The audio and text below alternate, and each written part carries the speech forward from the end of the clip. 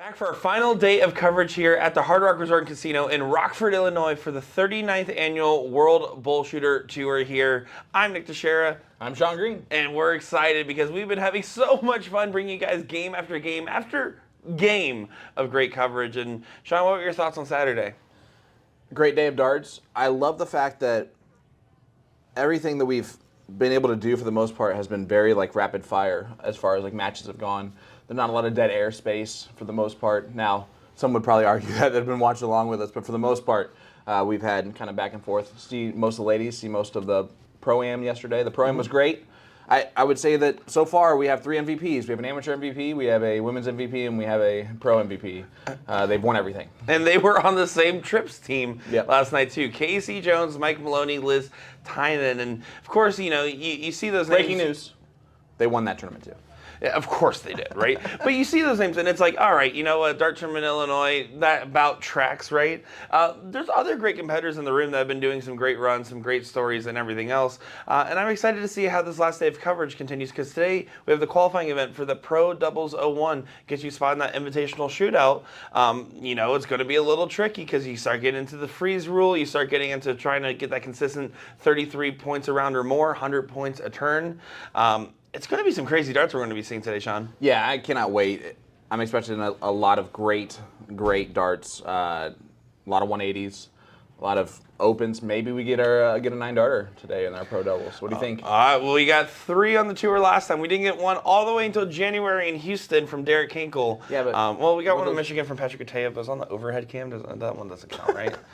Anyway, so we're hoping that we have 0.5 for the tour on streamed 9-darters. So it's a tough line. I hope we hit it today.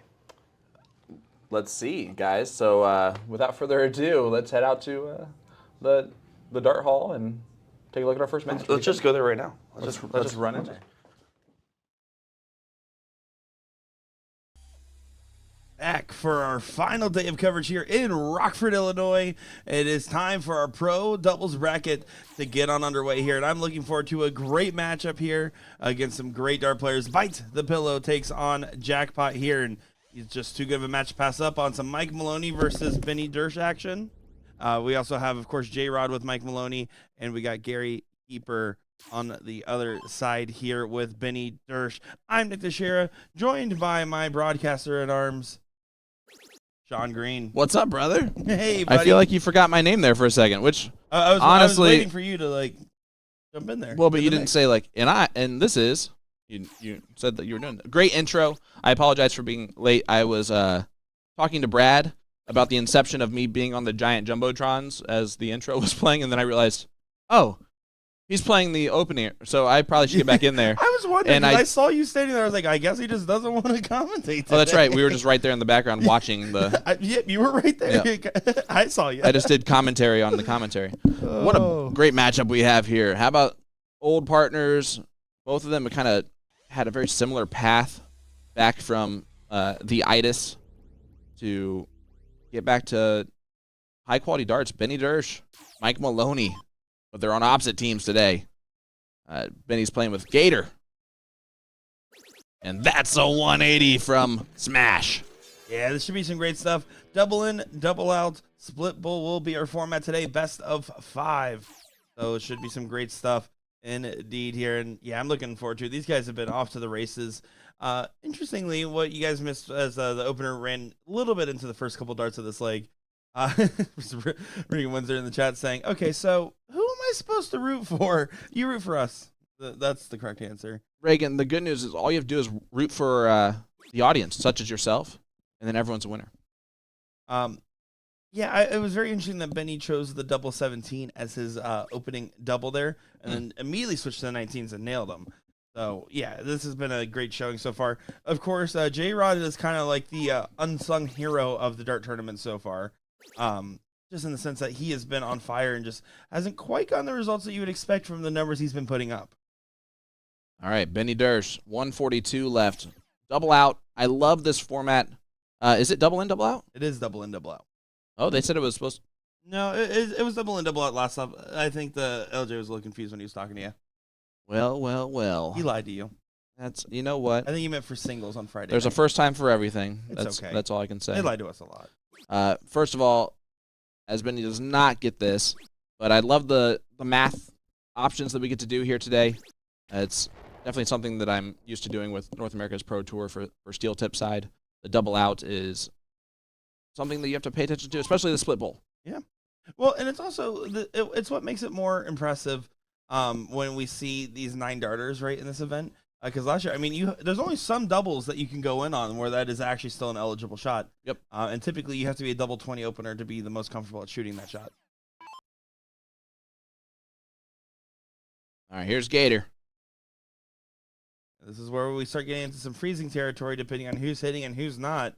Gary Eeper making his appearance on the stream. He said, "I'm due for it. I'm going to get on there," and starts off our stream today. LDC, that was a huge last start. And So J-Rod here with 216 needs to try to make sure he does not freeze Maloney in case Benny doesn't hit the 42. oh no, and it's not going to happen. And not going to be enough there, Sean. No, it's not. J-Rod's been phenomenal all weekend long up until this point. Got to sit down for a chat with him last night, and it was a good conversation. It's Benny the Jet. Takes out leg number 1. Double in, double out. It's so good to see him playing darts. And listen, I'm a dart fan from Indiana that started playing darts back 13 years ago or whatever. Mm-hmm. And when I first started playing, I'm watching Benny Dersch. I'm watching Mike Maloney play on streams, BullShooter streams, right? And the surrealness of being here and doing commentary on those on these players as a BullShooter commentator, it's surreal. Yeah, and it's also full circle, right? Because 13 years ago, these guys were on top, and then there was a period for a couple of years in the middle there where they either backtracked from playing or just kind of stepped back. And now to see them back on the other end, getting back up to top form, Benny has improved year in, year out since in the last year and a half, 2 years that I've been closely watching this game, although I have been well aware of him for a lot longer than that, and played in leagues against him before that. Mike Maloney, of course, famously, I think in 2021, he was just barely getting on the other end of his hitch, and now, at this point, his hitch is more of an afterthought. Yeah, we're definitely not seeing the walk really at all. Definitely not this weekend. We have not. And it's just good to see these players not only performing at a top level, but getting back and better than they were before is really awesome. Mike Maloney has really raised his game. He continues to be challenged in events like the CSC Challenger Series and continues to have the highest average going into it, no matter if it's a PDC Pro that's qualified or not. Yeah, and it's just one of those things where it's when you inevitably have your case. Everyone usually gets some case of the yips or the itis at some point in their darting career, whether it be for a couple weeks, couple months, or a couple years. It just shows that you have to have that never give up mentality, because anything really is possible when it's just you, the board, and your mental. That is all the separation there. That's the biggest reasons why you see these players come out of nowhere. We talked with Billy the Goat. You had an interview with him, and he just said, I was a 3-2 shooter up until, a little bit ago, and all of a sudden something clicked, and I just felt like I was starting to get to untouchable territory. Yeah, you're absolutely correct. And shout out real quick to Paul Rogers, who, first of all, the entire tournament staff that's here would like to thank you for the cookies last night. They would. You gave me 12 of them, and I can't have 12 cookies. So he can. It's just a strong word line between can and should. Well, with me on the Jumbotron every once in a while, I need to make sure to watch my weight for this weekend. So can't tell you how much we appreciate it. I also had to bribe the security staff with a few cookies to get them to let me to bring them in. But that worked out great. So appreciate you. You're awesome. I just want you to know, Paul, everyone started saying Sean Green for president when he showed up with crumble cookies to give to them. Which I told them that I'd be the vice president and you were the presidential candidate. That's and then they said, never mind. Yeah. I don't know why. Here we go, J-Rod. Try to punch. And honestly, right now, I mean, Mike Maloney got in on his first turn, granted with just a double 20. Benny took, I believe, 5 darts before he got in. And yet the score lines are pretty close here, so not really getting capitalized at all by Team Bite the Pillow. Bite the pillow. Only the best of team names here in Rockford, Illinois, Sean. Yeah. Gotta tell you, the team name aspect of things for the birds. Just gotta switch. Agreed. Well, not like that, Mike. You can't hit the single or the trip 7. You gotta hit the single 19 or the trip 19. Everybody knows that. You silly goose. If you aimed at a double 19, it was going, though.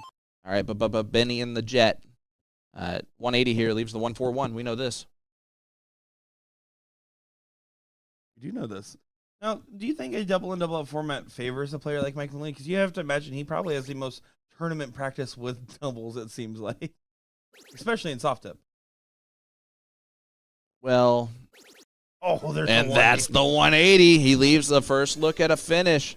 Big darts from Benny, the Jet, Dersh, and Mike. Look at that. That is not a friendly conversation they're having. Benny is talking trash.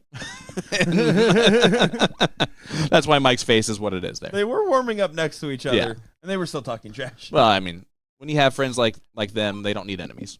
Now, they have them. We found that out for sure. But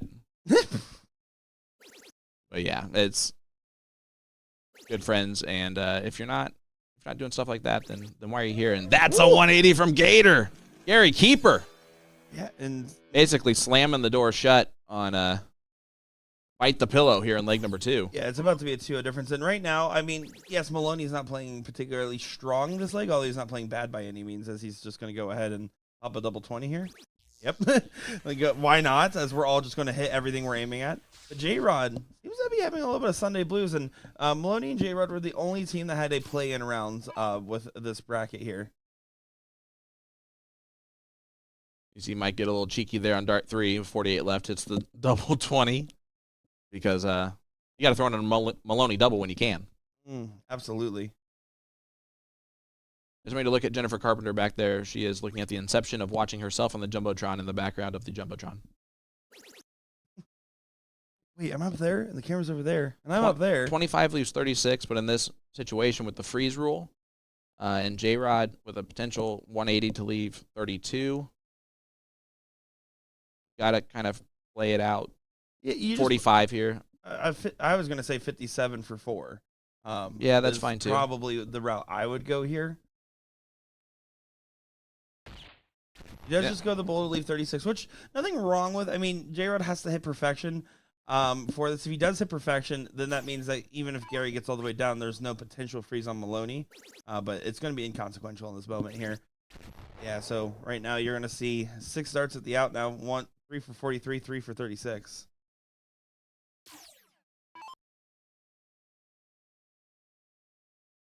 All right, keeper. 3 for tops. He was going 11 for 16. Now he's made a little bit of a mess of it, but nothing that he can't clean up. 5 for double 8. Or is it double 8? That's a block double 8, though, isn't it? It is. Yeah, and I almost would have made a different choice there. That being said, no harm, no foul. I would agree with you there, Sean. Smash. Can't smash in the double 4 here.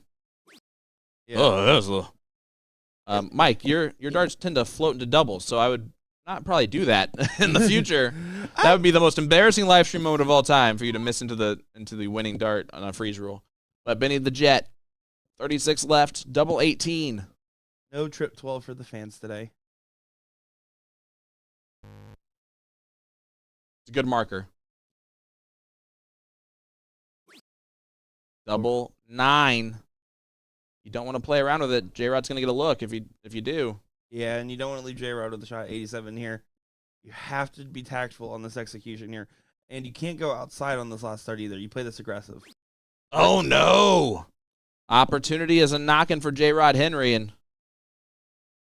a lot of times he comes up clutch because he's kind of just like, all right, cool, let's play darts. Yeah, 20 for bowl. You got to go 20 for bull. You need the guaranteed dart here. Yep. Maloney just said 20 for bull. If you hit the trip 20, hit a single 5, you're also going to be okay because you want to make sure Maloney doesn't get froze if that happens. That bull's a little choppy. You need to get low. Yeah, you won't try to get down to 2 there. Yeah, a little bit dicey game, and Maloney's going to be frozen again, so they're going to be taking a 2-0 position here more than likely. I am speechless on the decision-making there by J-Rod and Mike, because Mike told him to do that, and I don't understand that at all. Madhouse goes for keeper. And, well, sometimes you just gifted a leg by your opponents, and you just gotta accept that gift. Listen, it's I would say it's first round blues, but again, Maloney and J-Rod were the only play-in match in this bracket here, so they've gotten an extra 4 legs on the board getting up to this point. You would expect them to be a little bit looser than how they're throwing right now, and Maloney, no Maloney double. He's about to run in here and grab his old set of darts, I think. Sean, can I get the ones that are broken in back, please? By the way, Mike Maloney, I don't know why you did it, but thank you for the OG 1-of-1 set of darts that are the BullShooter MVP barrels that he threw in order to do that. They're a bit faded. Oh, look at that. Benny Dersch starting off with a 1-5-1 in. And that is one of those doubles that you can go out in 9, and that would be a immaculate 9. Oh, it would be incredible. The 180 to leave the 170 and hit the big fish. But Mike, you're the best, bud. Thank you. Yeah, heck of a shot there. Mike Orr saying, you think at this level guys will know their outs? They do. I'm telling you right now, they do. You know how it is sometimes when you approach the Aki. If you do not have it just completely memorized to where you're not thinking through any of it, it's very difficult to bring it out when you need to in moments of necessity. So while I don't understand at all why he did that, or why they shot that shot, or why they did not know what to do there, at the same time, it happens. Listen, different tricks for different folks, right? And probably doesn't. He might not hit the double bowl. But there's also there's a lot of arguments for and against their shot selection there as well. I don't think that situation was as clear cut. I could see where their perspective was there. In either case, right now they're going to be kind of on the outside looking in this leg. You can see Benny's just off to the races again, and J-Rod sitting back at 440, not really contesting his guy. You have to be thinking, if I'm the B player, keep up with the other B. If I'm the A, push the lead. At the same time, J-Rod Henry is more than capable, and I mean more than capable, of carrying his team to some victories and throwing the best out of anyone. Oh, agreed. At the Aki. He's been a bit off today so far of what we've seen. This is just clearly not the same level as what we saw on Friday and Saturday out of him. And that doesn't mean that he can't get to that level. As you can see, Maloney struggles to get it from that chair. Jeez, that looked painful there, guys. I'm not going to lie. I felt that one. Listen. He's got 17 kids at home. And the weight of the world. And he's old. Right now, though, I mean, Vinny Dersch making his first appearance on the live stream, playing really solid darts. Gary Keeper doing a great job of the supporting role here. Yep. He has not really left any question of what he's going to do and the situation he's going to leave his partner in. There's been 0 situations where he has done anything wrong as the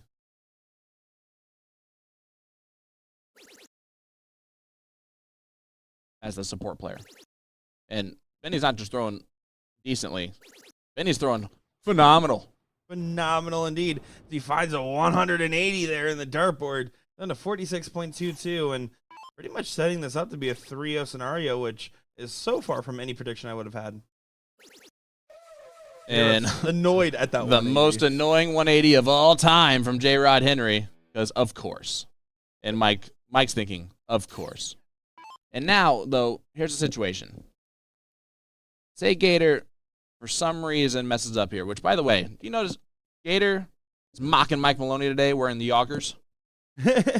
Yeah, I wonder how intentional that is because I It's feel like not it at is. all. I feel like it is. I feel like it's a statement. I hope that it is, but man, what an ultimate trolling job that would be, especially to beat him 3-0 with those joggers on too.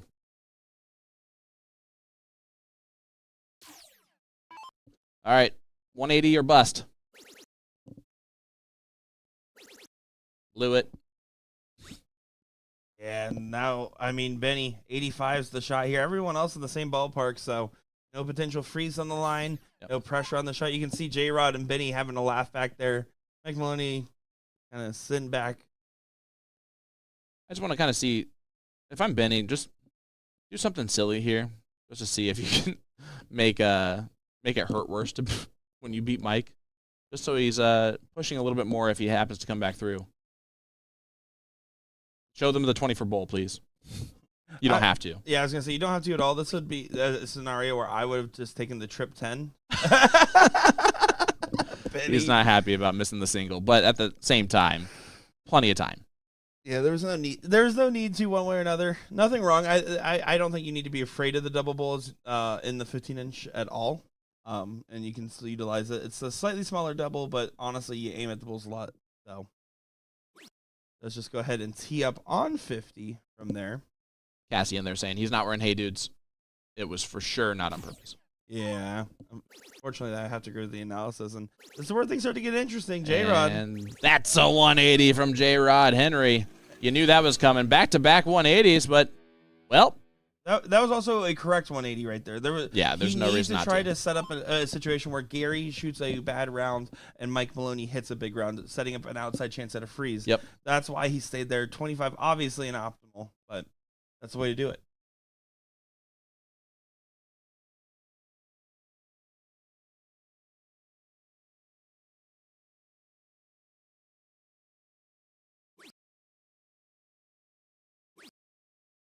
And Gary gives them the opening that they needed. Mike Maloney should be able to freeze Ben's here. Benny.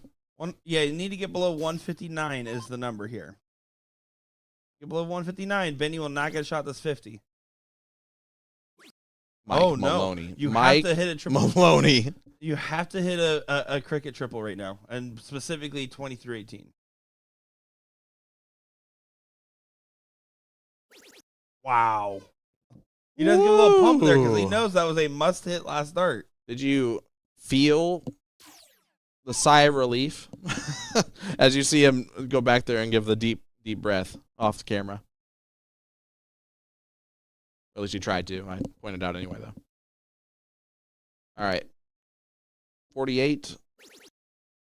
Yeah, get down to 8. That's probably okay in this scenario. That's safe. I'm okay with that leave, honestly. He's going to try and get a little bit more out of it. Yeah, if you did the work to step on 8, you're going to bring it down to 4, right? Yep. And he's playing it extra safe. He's like, might as well. Yeah. Yep. I don't have a problem with the way he did that there. If you're going to do it, that's not a bad way. All right, J-Rod, back-to-back 180s. We just literally teed it up that he was more than capable of being the best player of anyone, and he shows it off right there. Completely snapped out of it there like a fever dream waking up in a cold sweat. And it is a 2-1 lead now for Jackpot over Bite the Pillow. This is where Benny, every other leg, he has just had a great end. By that logic, this is going to be the one where he struggles to get in, right? He's had perfect in, 3-dart miss. Perfect in. What's going to happen here? By the way, I don't think you've noticed, but Reagan definitely has a favorite. For sure. We all know. Great darts, Benny Dersh. Come on, Benny. Notice there's not any. I went up to Dersh and Maloney when they were warming up next to each other, and I said, Reagan needs which one of you is her favorite? And then Benny says, we all know. And then he went back to throwing, and Mike just laughed and shrugged his shoulders. So they both agreed, actually, Reagan. I think they did. Okay, everyone has favorites.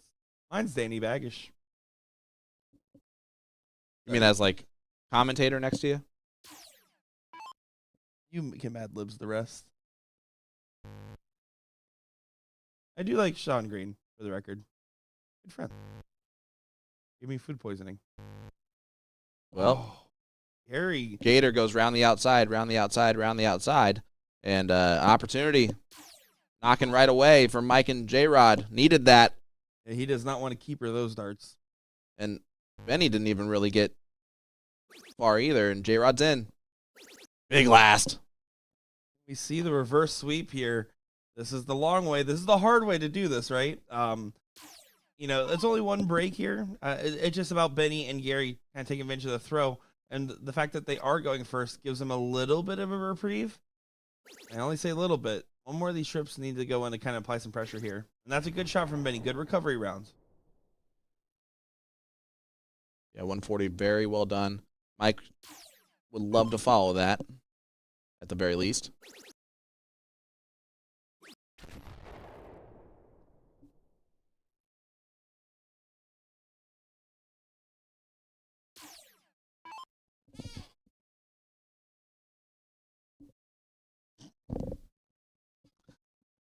Murphy Dart saying the 815 is alive. Let's go, J-Rod and Gator. To be fair. To be fair. I've known Benny longer, and Mike wasn't throwing too hot last game. So she only likes the guy that's doing good. Yeah, I heard it here. You know folks. what? That's fair. That's a fair assessment. That's why she's my favorite Windsor for sure. Oh, absolutely. You remember to say your favorite Reagan, which also probably is fair. Yeah. Sorry, Ronald. A little bit of a misstep there from J-Rod. Only 38 points on the turn, meaning that his no real separation from Gator. So it's really up to the A versus A right now. Benny versus Maloney. Chalk up score. Advantage to the man throwing first. I still have a feeling it's going to come down to the two-player on each team. Benny cannot leave a finish. The 180 cannot go. Julius, good morning. It was a pleasure to meet you the other day. Absolutely. Hey, Sarah. Hope you're doing well. Jacob Worthy in the chat. You want to talk about an OG viewer of ours. He was there from day one of season 1 of the CSE. Absolutely. He's one of those guys that just has been around, being a loyal friend and supporter. I always love seeing him in the comments, and it's nice when we see some of these people that we saw from like day one, right? Yep. When we know the few, because those first couple streams, I mean, it was only like 100 or 150 people watching, and nowadays we're well past that, especially with the CSE. Good last start from J-Rod. Advantage right now favoring Jackpot. They're up 2-1. Benny would love a 140 here to leave tops. It is double in, double out. Split bull. Freeze is in effect. We haven't really explained that format of the game yet. So if you're confused when we get to it, just let us know. And freeze And definitely. there's that 140 he was looking for. Right now, Mike Maloney, J-Rod look at each other and say, you know what, let's just hit a big max score. Let's not worry about setup. We need to drill in a big one. Not going to be enough. 177 there means that as long as Gary finds at least 100 on this turn, he should be okay.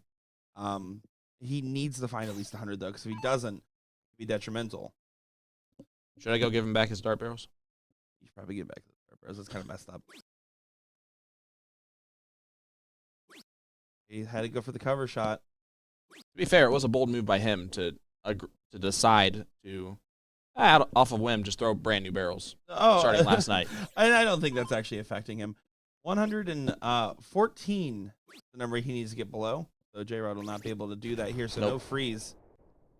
So this for the match. And a 3-1 victory for Jackpot. Mike's trying his best right now to be like, you want to put some money on this? Just first start, see what happens? Just know if you miss all 3 of these, you know.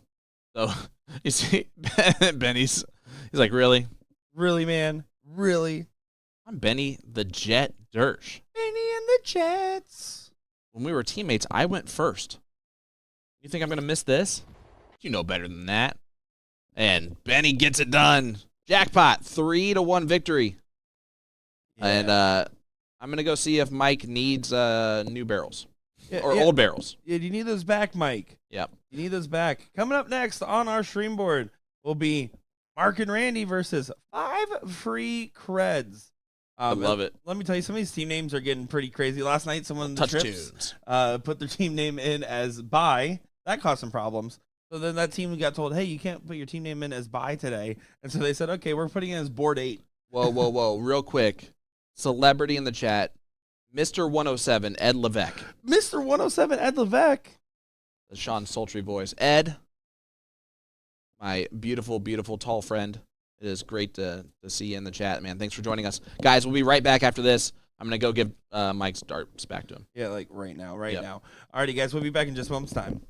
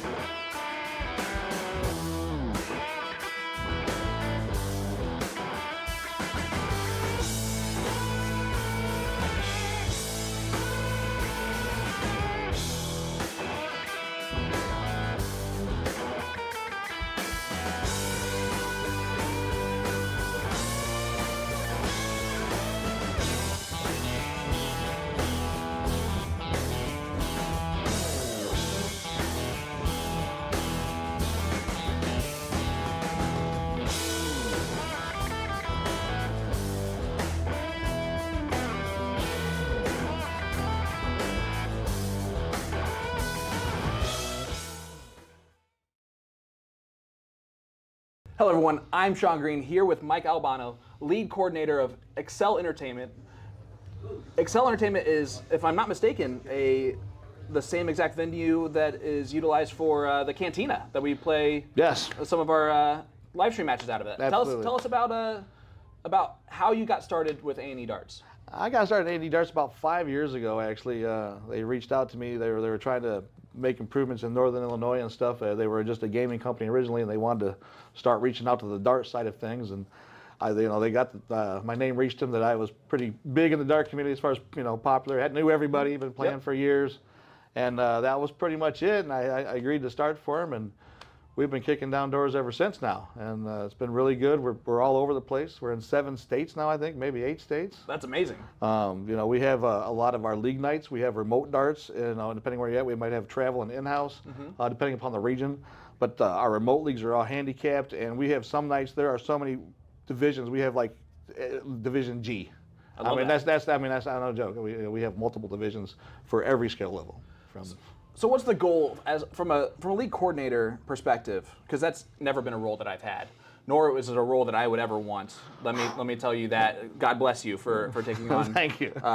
Because every positive is expected and every negative is called out. All the upon. blame and never the credit. Absolutely. Yeah. So what are you guys focused on to grow the game of darts? Really making it cost effective. We don't want to make it too expensive for people. We want to be able to go out, for $10, $15 and have a good night, just for the dart aspect of it. Go out and have some drinks with your wife or your buddies, and make it competitive.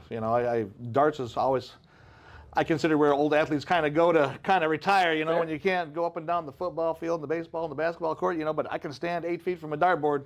And shoot a dart, and that's kind of I feel like it's just a lot of just competitive juices that you can't necessarily work out when you were younger, So some of the old people can still be competitive and beat up on the youngsters still. So when we first talked back in the '90s, you talked about how darts was big, it was fun. Yep. There were so many people at a blind draw, it was insane. Would you say that darts is starting to kind of get back? We are getting back there. I mean, there besides league, a lot of tournaments have came in, a lot of monthly tournaments or weekly tournaments, and you're seeing 30, 40, 50 people, sometimes 60. I've had at my monthly blind draw at the local bar called My Place in Rockford, and we do it the third Saturday of the month, and we have over 60 multiple times. We've had over 60 people there, and I usually run Max the Kitty So that makes it a $1,200 dart tournament. You know, Right. if you get 60 people to show up, you know, that's pretty good for $10. For a nice little, Nice little night out. easygoing Yes. night out Yes. blind draw. Yeah. Yeah, you get who you get, you know. So, you know, it might be the best, it might be the worst, you know, who knows. So Tell me a little bit about this Rockford dart community. You've been in it for a long time. Oh, yes, since I was a wee lad, yes. And that's really, I call it the dart family. A lot of these people, we will support each other, you know, when there's hard times and bad times, you know, people have some stuff going on in their lives that, you know, are out of their control. You know, we just had a poor guy lost his, 15-year-old son to cancer. You know, it's like, darts is just something that we can, nobody does it for a job. You know, Right. This is a hobby. Right. Unless you're really good like Mike Maloney or somebody really good, that can actually make some money at it, through consistent finishes, Right. But it's just a good natured time. I think it's a family, without, being blood related, but we all have each other from the crazy cousin to the weird uncle, there's something for everybody out there, everybody can have their niche. Absolutely. So So tell me about what you guys have upcoming with Excel Entertainment. I know we're trying to get some blind draws going in Chicago. We're going to some money added in some Chicago region. Me in the Rockford and Freeport area, I have something called a King Queen and Mixer, where we have handicapped tournaments based on your league stats. Okay, that's great. And that really, I've been averaging 50 players an event for that. And that's been really good. I mean, last year I think we averaged 36 guys and 16 girls That's awesome. at the events. Handicap is $25, but when you're handicapped, I Everyone's won't got the take same Mike time. Maloney on straight up, but if you're going to give me X down to 16, I'll give him a crack then. So Still beat me. Yeah, yeah. That'd be a good little battle, though. yeah, I mean it's fun to have. It's like it's just. That's why I always say if you can't draw the best, you want to beat the best. If I can't draw him in a blind draw, I want to beat him in a blind draw. Absolutely. And I think that's all our competitive juices really want that as dart players. Like if I can't draw you, then I want to beat you. absolutely. Well, so we're here in Rockford for the first time, the inaugural BullShooter. Tell me about the partnership between BullShooter being in Rockford with how it helps Excel Entertainment. We've been dealing with pretty much over here. We've been dealing with Arachnid and BullShooter for since the beginning, and they pretty much I've been playing on their board since I was 21 years old, and Yeah. that was a while ago. And it's just really just a good partnership. I mean, I think I'm biased, but the BullShooter board is the best board around. I mean, I could be biased, but I go to Vegas and play on other boards. I feel the BullShooter, and everybody says the BullShooter board is the best board. Oh, right now, it's definitely the best. It's got my picture on all 43,000. Well, there you go. That's a win already. That's a win already. But that's where at my local establishment back in Indiana, where I live and where I'm from, I only know those BullShooter boards. So yeah, you're right. When you go to a tournament that has those different style boards, of it feels like it's not home. Yeah, no. I mean, there's just and not that the boards are bad. It's just you have a certain standard, and it's like this, the lighting, the folk, everything, I don't have to look up, and it's not dim, on some of the other boards. It's just, it's biased, but I believe it's right. I mean, I think it's the best board around. All right, now let's end with this. You're playing in the mixed triples tonight, correct? No, actually, I didn't want to curse no women. I decided I would do the blind draw instead. Okay. I'm gonna do the blind draw instead. How are you gonna do? How are you feeling about that? All right. I feel all right. I'm one of them guys. I'm kind of up and down, but when I'm on, I'm on, and when I'm off, I'm off. Yeah. And that pretty much goes for everybody. That goes for everybody. So. Well, thank you so much for No problem, man. meeting Pleasure. with us and Absolutely. taking the time to talk with us, and love what Excel Entertainment's doing. Thank you. I know you guys are rooting for Mike Maloney. We are on Monday, we so are. we'll see what happens. We are. We absolutely are, man. We like him. He's a good shooter, man. I mean, a great shooter. I mean, for God's sake. Thanks a lot. Hey everybody, Sean Green here with last night's champion of the pro singles combo, Mike Maloney. Mike, what's up, brother? How you doing, man? I'm good. Is it better to wake up this morning, know you got the victory last night, and you don't have to worry about any more tour stops? You're now qualified for the BullShooter Invitational? Yes. Relying on Chicago 2 years in a row, even though I got it done, it's always weighing in the back of your mind. Yeah. Because it's a much harder in the AA when that's all you have to play, them guys. So it's nice to get it done. I'm not normally the regional guy lately with the lack of travel, but yeah, it's very nice to get it done and dusted now. Let's talk about this great venue. We're in Rockford, Illinois for the first time ever. We're at this Hard Rock Casino that's been open up a week and a half. Is this one of the best setups you've ever been in? It's pretty awesome. I found out that this is, I believe they said Akon was here last weekend. Yeah. I didn't know it was a concert venue, Yeah. and the bass was rocking yesterday. I think they turned it down at one point, but you could feel it. I'm throwing, my whole body's vibrating. Yeah. But the huge screens, the space that's in here, it's pretty awesome. Yeah, it's a really cool setup. And to go to your point, we actually went to our camera on the stage for just a wide shot, and you could see the camera Oh, shaking yeah, I'm sure. profusely. It was awesome. We can hear the. Sorry, Mike, you didn't win your last match. You don't get a full interview here. I'm Nick DeShare, joined by Sean Green for a top 4 winners aside matchup here in our Pro 501 doubles to try to see who books their spot in that invitational shootout. This is Mark and Randy versus 5 free creds. Sean, we should be in for a great one. Yeah, absolutely. How about this? Tom Evans, legendary dart player, getting back into the game. And talked to him after we saw him on the stream on Friday night. And, yep, he mentioned the exact same thing that we talked about, little roller coaster, is kind of how he's been dealing with his game. But here is Randy Lee. I got to meet Randy last night and talk to him for a couple minutes.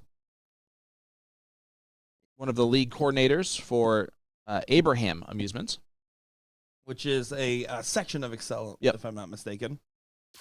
Which, thank you so much again for the interview. With Mike Albano. Yep. And right here, this is Brett Davis. Got a chance to play mixed trips with him at the Tennessee BullShooter last year. I was like, you know what? I'll just randomly go on the orphans list and try to find some partners. And I saw, oh, well, here's a CSC participant, yoink. And then I said, any lady will do, yoink. And we got like, I think it was a top 16. We got about halfway through our bracket. So not a bad little run there. He's the laziest pro dart player is how he describes himself. And that is, you'll see in his demeanor, just how he throws. It looks like he's just not even trying. He has one of the most relaxed looking dart strokes there is. I like the switch here. So they're playing 501, double in, double out, split bowl. It is a race to 3, best 3 out of 5. Love that format for this pro division. Randy's got a nice, easy stroke.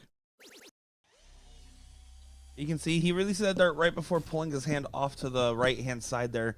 His father. Look at Brett here. He's just such a very casual, relaxed thrower. So he's actually, and it's funny I say that, his throw is actually even more relaxed than that. Normally, he's definitely doing a more of an intentional set. Normally, he doesn't have that 90-degree set. He just pulls right back and goes, almost like a gunslinger style. So to see him do a little extra set there means that he must be trying to focus a little bit. Of course, custom we did see on the stream before. Rocking his custom apparel, Illinois shirt and hat company. Love it. That's Mark Taylor.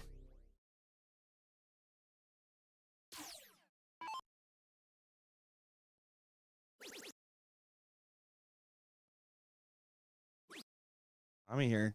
Not finding the right side of that trouble yet. Does get it on the last there, but this is a moment here for Randy, right? I mean, obviously a 140 isn't enough. You need to find a 150 or more, but could still be a very interesting moment, especially if he finds perfection. Not going to find perfection.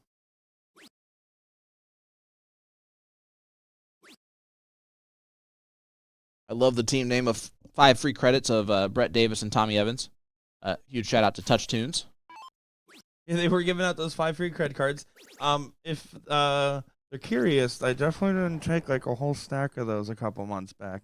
Definitely didn't do that, and definitely haven't had unlimited free music. Yeah, $2 a piece. $2 a piece. Touch Tunes, the best in the music jukebox industry. I don't have an ad read for them, but I'll do one. You guys want? You just sell each one of those cards for $1. They get an extra credit for free. Ooh, that is morally gray. No, I don't think that's morally gray. I think that's worse than that. Jennifer Locke in the chat.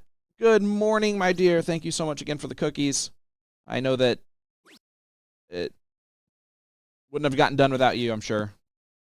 Even though I'm sure Paul would have probably. And Jen and Paul, I just want you guys to know when I finish losing you're the 100 best. pounds, I will eat a dozen of those cookies straight up. Here is Randy Lee. I like starting on the 19s here on 265. No, I mean, obviously the 19s, there's a couple mathematically, that's a great way to go. As a player, Sean, Yep. do you ever find yourself struggling and be like, well, I've been throwing 20s the whole game, like trying to expecting yourself to go off of them even when you've been throwing at them the whole time? No, it's the right shot. Right there after Randy threw his first 2 darts. Last dart, even if it hit a treble of any kind, he would not have left to finish. It just, at the top level, which these gentlemen are, you have got to give yourself that potential extra dart. Triple 19 would have left 32. So options on what he wants to do based on the freeze, which is very much in play. He tried to go for the treble 20, I believe. But yeah, so for me, definitely have to just pattern right. 95 there leaves the 170. It's a simple, you get to stay on the same exact number the whole time. It just kind of makes sense as the right shot. That's why a lot of top pros all around the world at 265, when it's double out, shoot that shot. Certainly the case, and that is the evolution, right? You can be a great 20 shooter, but feel very uncomfortable on the board, and you're not shooting optimal shots. You need to find that balance somewhere in the middle there. I know for a fact I'm very much a fan of just hanging and banging, as Will has aptly named the term. But yeah, you're absolutely right. You need to be considering the most optimal routes that get you guaranteed darts. And I'll admit, when I'm in the 300s range, I think about that more than I do when I'm in the 200s range. Which I have no business doing. You're going to find that out, guys, later on as the tease you guys as Brett takes out leg number 1. 1-0 lead for 5 free credits. And to tease you guys, Nick and I played a little race to 3, best 3 out of 5 that we'll be bringing you some coverage of later on that I'll have to deal with. But the most mediocre darts match that's probably been on the stream board. It's impressive, yes, as we were on the Jumbotron with a packed venue last night, so that was just wonderful. But you weren't stressed. Well, I get stressed anyway, so that didn't. It was fine. That didn't change nothing. No, I was going to be terrible no matter what. As per the results of every other match that we played, where I still lost. So Tom Evans gets in. So it's basically as if Tom and Brett are going first, as Randy decided not to. Decided or wasn't able to. There's a little bit of a difference maker there, but yeah, no, it's going to be up to the point now where Custom's going to have to dictate the pace for his team in this given leg here. He does do a good job of doing so. And your target line for ends, somewhere between the 80 plus to 100, 110 range is a good open there. You're looking for basically 1 double, 1 major triple. If you're hitting that, you're going to be happy.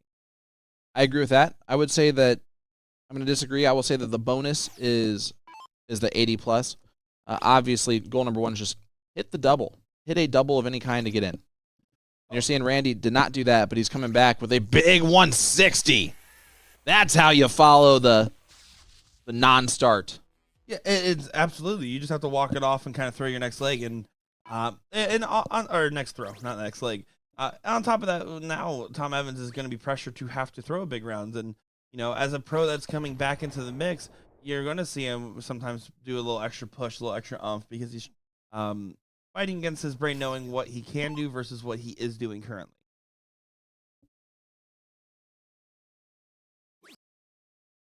Tommy did win the amateur doubles on Sunday last week in Florida there with Steve McDowell. So shout out, yeah, Steve. Yeah, there you go. He's been in the Facebook news as of recently. Yeah, he has never gotten more Facebook friend requests. He's not a man for the spotlight, but he's not afraid to tackle on that whole deal. Yep. We'll leave that one there. There you go. I wonder if have you talked to your dad yet about the trade that he? Not acceptance? yet. He in fact does not call me anymore. I'm just kidding. Like ever. Well, if you remember at TOC, I did say that he was ashamed of you. Well, looking at Rick and Tyler Hensey. No. He's actually today, funnily enough, I do know he's moving. So it was a 2-part move. I went up to help him move a couple weekends ago. And they were having problems with the closing of the other house, so they're like Airbnb in it for a little bit. Yep. He's like, "Hey, can you help me on this weekend to finish out this move?" And I was like, "Oh no, I'm at a dart tournament. Oh no." Which nursing home is he moving into? Somewhere near the Daytona Beach, Ormond Beach area. We'll say Daytona Beach because Ormond Beach is the best non-tourist beach in Florida. There you go. Well, at least he has a good view from his venue. That's a 180 from Custom. Great darts indeed there, and big find. Get himself to the first look at a finish here to continue to try to defend the throw, as Randy and Tommy have been in the same ballpark, and Brett have been just a little bit behind, but not necessarily in any immediate danger of freeze. It depends on what Randy does here. Paul asking, how long are you guys going to be streaming today?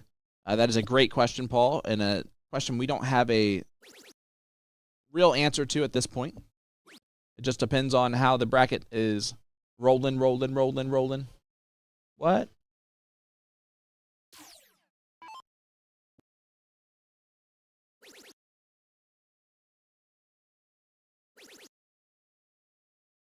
Tommy here does find a 180 of his own, getting to the 106. He says, I can do it too, Mr. Custom. Leaving himself at 157. Can he take this finish here? Try to get a leg on the board. I'm going to start triple 20, triple 19. Oh, this would be huge. Tops What a shot. for the 180, 157. Oh, just drags it low. Go. Brett needs at least a 140. Yeah, and he needs to also be careful about any potential freezes here. You can see he's starting to throw a little bit faster than he was before. The 146 might not be enough. Randy, pretty much one triple away from freezing. Needs to get below 126 here. That's going to be the target line. So you need a treble and 2 singles will be just fine. Trip 20 guarantees this freeze.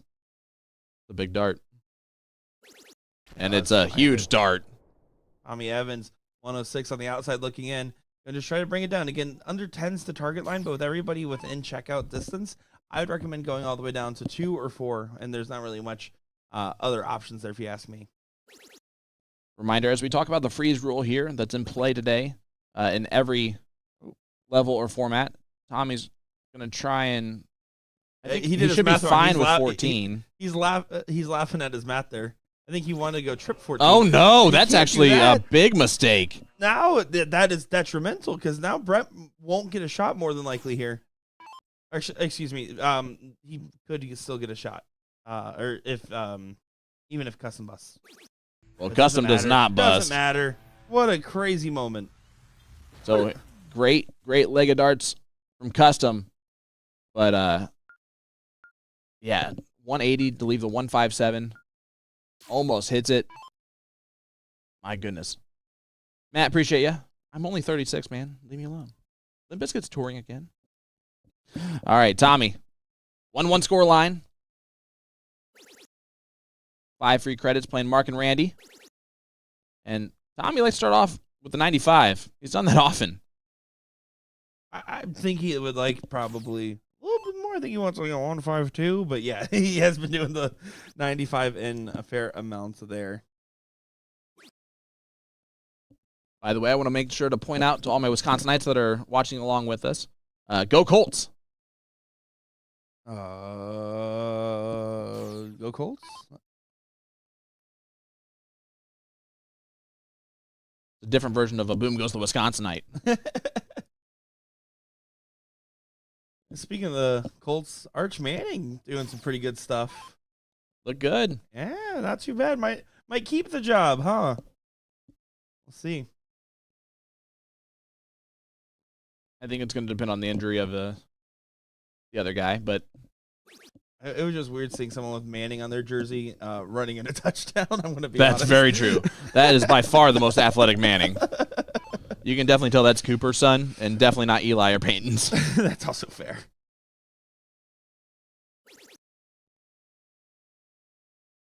Tommy's looking pretty sharp in this leg. Oh, look at that. The best. The Stewart of them all. Gordon Stewart tuning in saying, what's up, boys? Looking good and sounds good. Thank you so much for tuning in, sir. Appreciate you, Dad. And do appreciate Will Stewart live over there for the Witch City Open on USA Darts' Facebook page and also as well on the YouTube page that we're live on as well. So do appreciate that. Listen, we understand that we are acquaintances of Will Stewart, but we do not condone his Jiminy Cricket videos. We don't condone him kidnapping a cricket or Debatably animal abuse.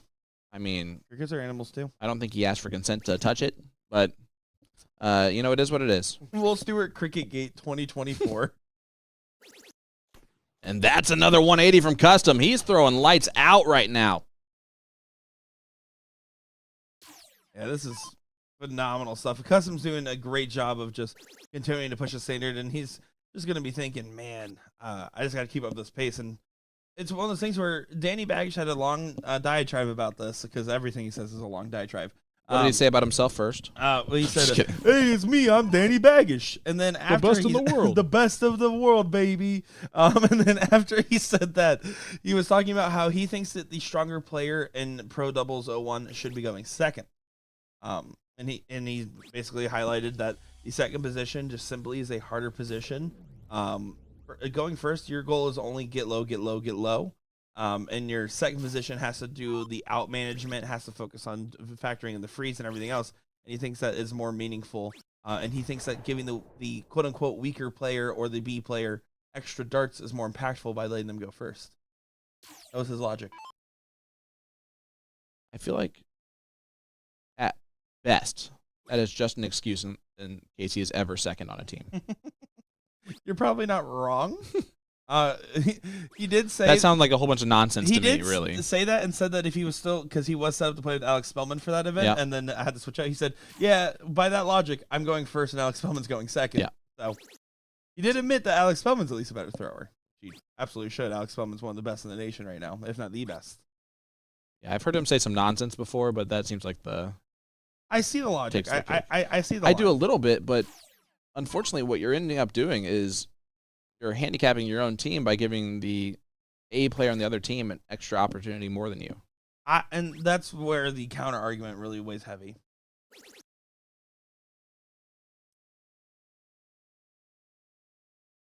Alex got first in the youth event at Witch City. I would assume it's I didn't know he could qualify for that adult still. youth shoot.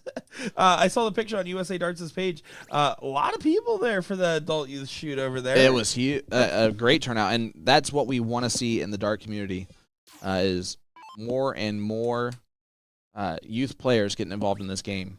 Well, even then, like if you looked at the AKA Porky page, Zyla played her first draw. Yeah. And everything. Loved to see that. Shout out to Zyla for doing that. And this is why it's so important, no matter who your partner is, what you do or don't know about them, to show them with the utmost respect, utmost love, and just try to ignite passion in the game, whether they're a kid, a brand new player, whatever else it may be.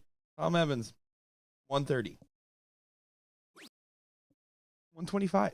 Brian McConnell of Knox Amusement says it's easy for him to say when he shoots with Leonard Cates. Gotta love it. All right, Randy, 98 left. This to break the throw and take a 2-1 lead.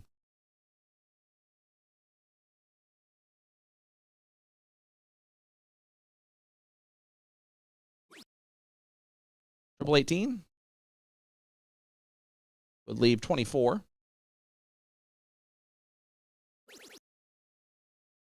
All right. We're not gonna say anything.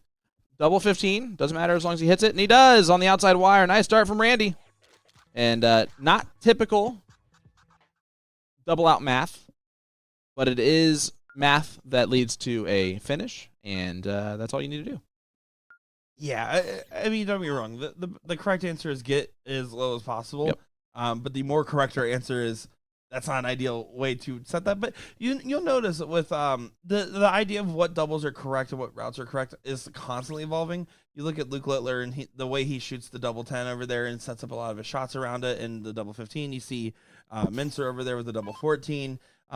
You see all these top shots start to use it, and the correct answer always comes back to there's an optimal route. There's your GTO, your game theory optimal. Yep. But then on the other end of things, there is what you're most comfortable with, and comfortability usually overrides.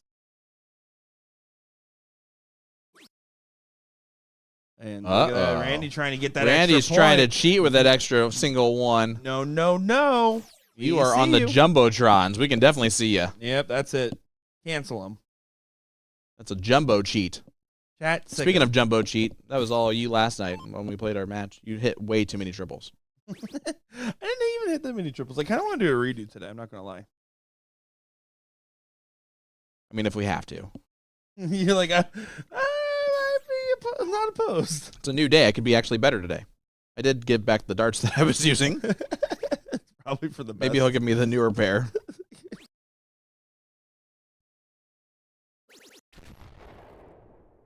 Some there 105 does do the job, and so far I would say he's probably been the most consistent player on the board. As the second player and the arguably most unknown player as far as like playing goes. Obviously his custom apparel is he's known for all of that. And that's what I've known him for, but he's also impressing me on the dartboard.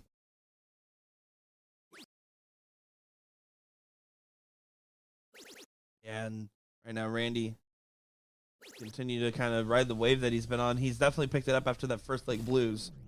Winner of this match will play either Jackpot, the Benny Durst team, or the SS Minnow, which we're going to figure out. I'm curious, who is the SS Minnow? That's going to be Bob McCoy and Scott Miller.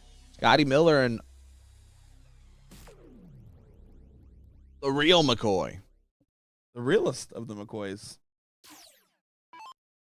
Actually, I don't know. I found this dart bag the other day that's I thought I could just start going by McCoy. It said McCoy on it. He did get that back. Congratulations to you for finding it in the security. I was going to say, it was really checkpoint. Security handing it to us. You were there. I did try to charge McCoy $100 for his case back. Which was fair. 180 would have left to finish for Tom. They are under the cosh, as they say. The Kosh? Yep. I'm not familiar. Means like they're up against the wall. I know Oshkosh Bagosh. Oh my gosh.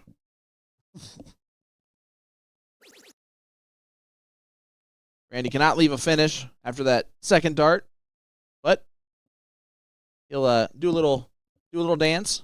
Yeah, I think he expected that last dart to be in the 20 and kind of got a little shocked that it wasn't. See Brett's pace of play. He didn't even throw a little bit faster than he was in the beginning.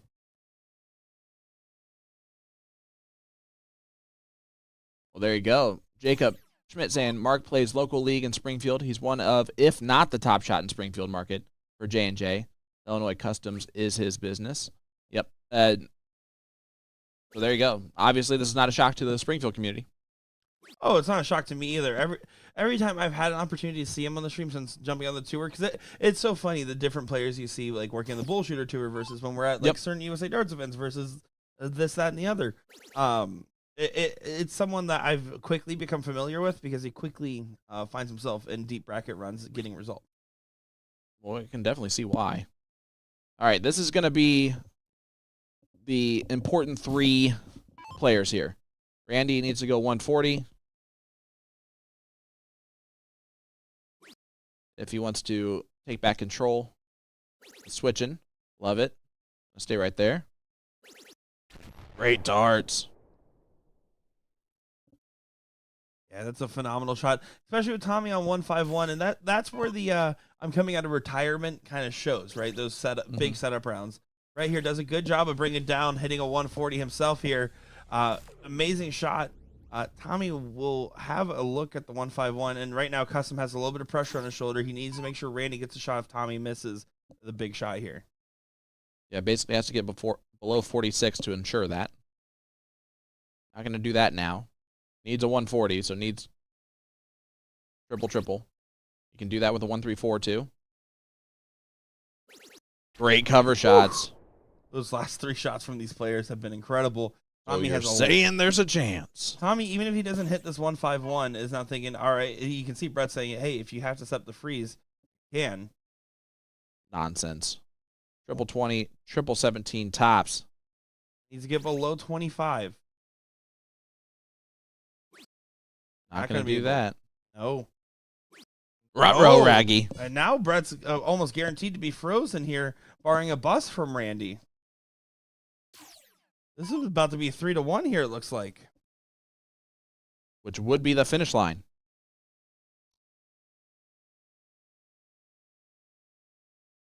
See how Randy's feeling.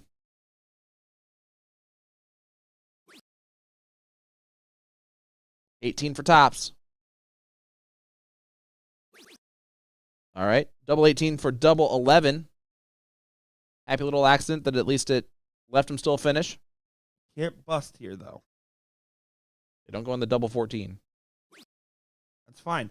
You go inside, you're not happy about it. You're also not mad because 82 combined score here means Brett Davis will not get a look at this 46. Trip 14. Yeah. Oh, yeah. Double 14. Yep. You're like, where was that one? Here we He go. did it so quickly. It was great. Then that's the quickness that he Yep. normally throws at, too. Treble 17, treble 13 are the two options here. Treble 13 leaves double 16. 18 for tops. If he does not hit this, Tom will get a look at the 111, and Tom more than capable of taking that out. Ooh. All right, tops for the match. And He said, let me try again real quick. Tom's going to get a look here. Oh. Yeah, they just realized it. They said, hey, look at the giant screen. Look at it. I see that.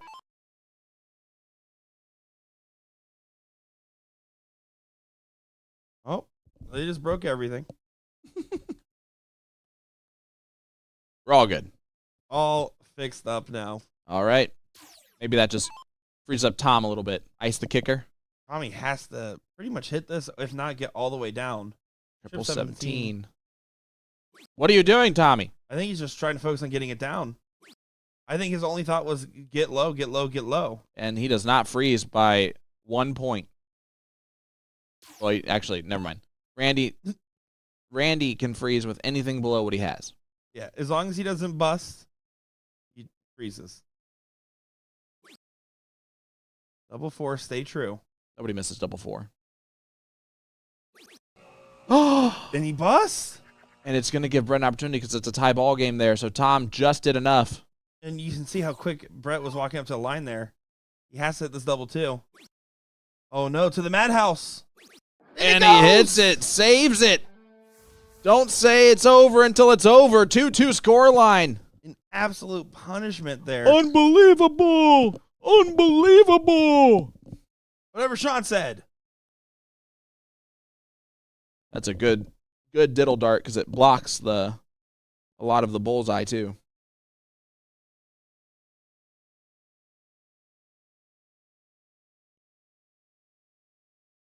Yeah, and Just Tommy like that. dropped Tommy's going to say, use take 2.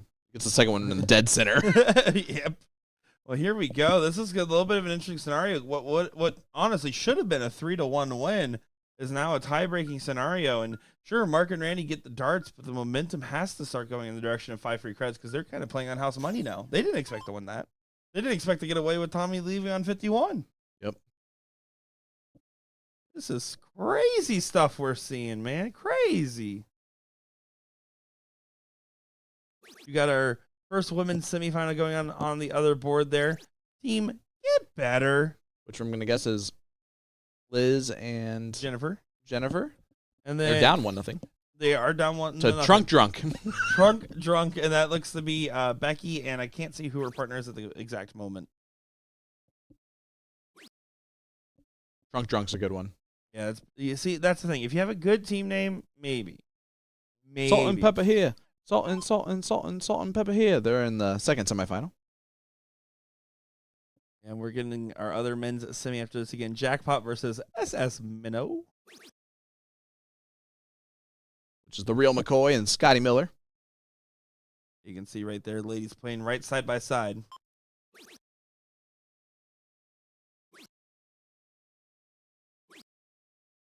Pretty solid openings for everybody. No one really on a breakaway yet, but everyone's off to the races. Who's going to hit that big win as it's 1-1 now in our other women's semifinal there. Get Better said, getting better all the time. Steve Lorena saying, Trunk Drunk. Is Mark Mears there? No, he's not. He's hanging out with his friend Jose in Cuervo.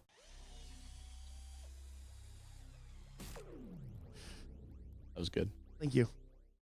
You're welcome. Randy, 135.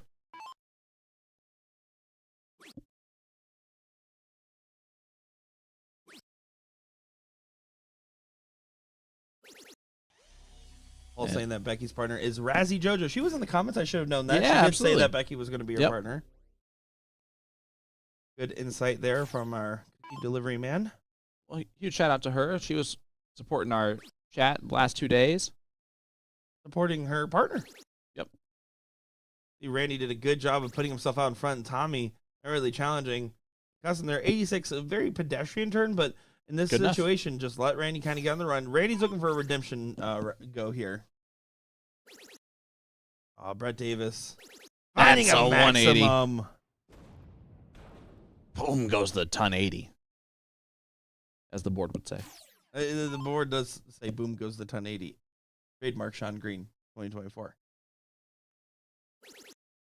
Randy, get yourself to a finish here. Just absolutely put massive amounts of pressure. He is. How good of a finish will it be? It's going to be a decent one.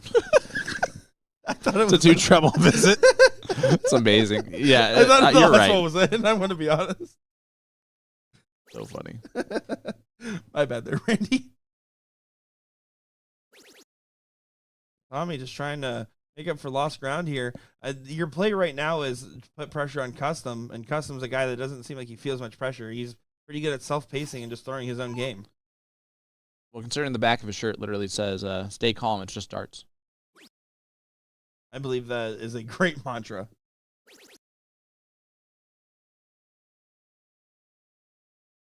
And he stays calm and hits that treble 20 on dart 3. Says, don't overthink it, it just starts. That's what I meant. You get the general idea. I think the stay calm or keep calm branding has been taken. Brett Davis trying to follow it up with Keep calm another. and chive on. Yeah, that's the one I'm thinking of. And this is interesting because Brett got himself to a finish as well. If Randy doesn't pop this 146, there's an opportunity here.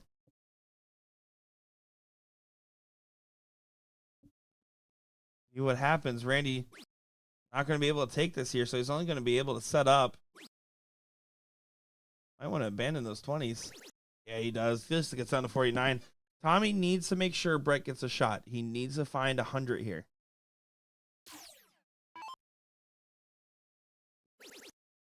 And he's pulling his darts a little bit. He's definitely not as in form as we did see him last weekend right now, and he's fighting himself a little bit. One trip. Ruh-roh, Raggy. Yeah, this is going to be a little dicey here. Custom, if he finds a big round in here, needs to get below that 165-ish range, give or take. I didn't do the math on that one. Can still do that. 2 trips. Not going to happen. So Brett Davis will get a look at 116 to save the match. If not, Randy Lee, that to get a look at 49. Brett Davis could actually freeze now. Custom only at 254. Gonna get a dart. Tops.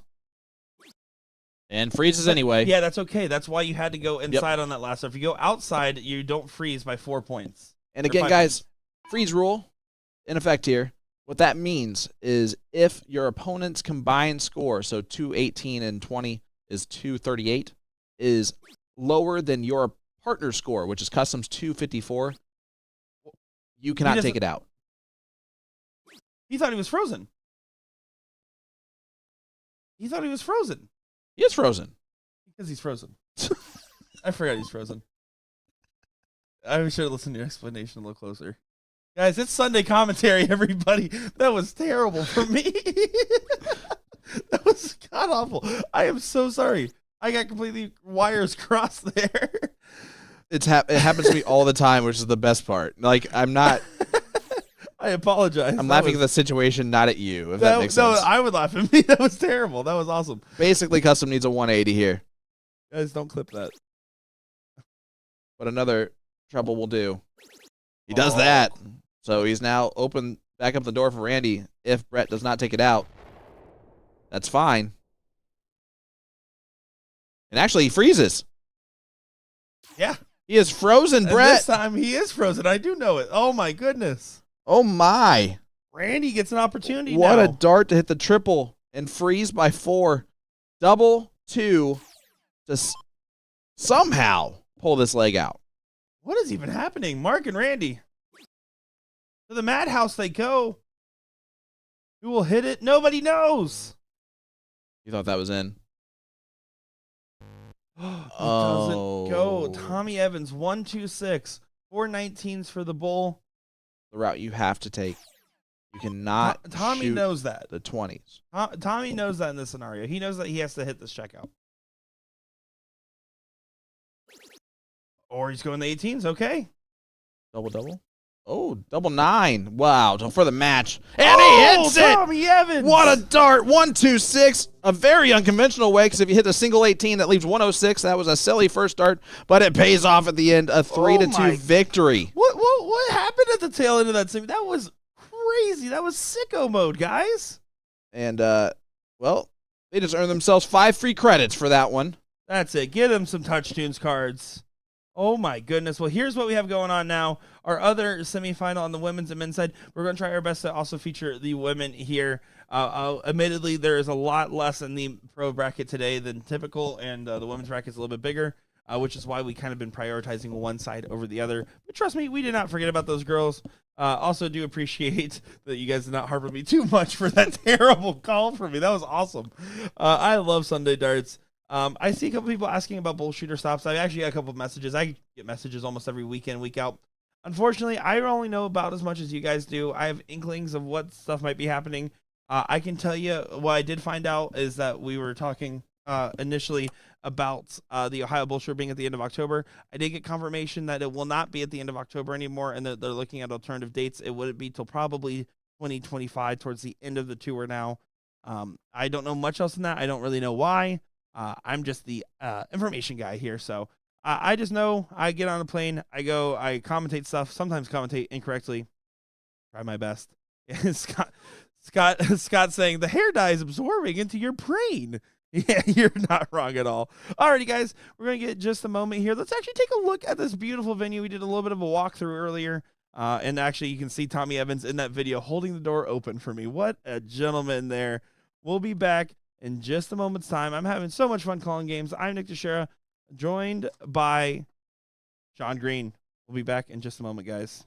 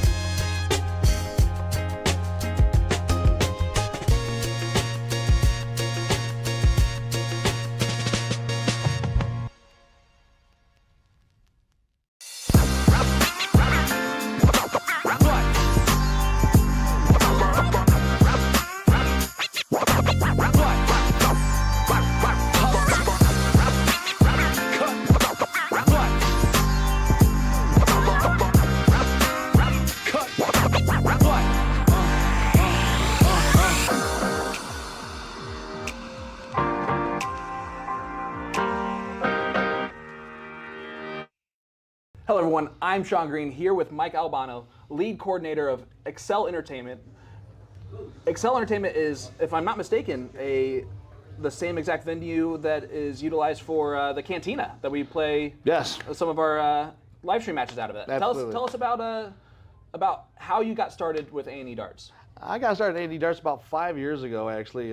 They reached out to me. They were trying to make improvements in Northern Illinois and stuff. They were just a gaming company originally, and they wanted to start reaching out to the dart side of things. And they got my name reached them that I was pretty big in the dart community as far as popular. I knew everybody, been playing for years, and that was pretty much it. And I agreed to start for them, and we've been kicking down doors ever since now, and it's been really good. We're all over the place. We're in 7 states now, I think, maybe 8 states. That's amazing. We have a lot of our league nights. We have remote darts, depending where you're at, we might have travel and in-house, depending upon the region.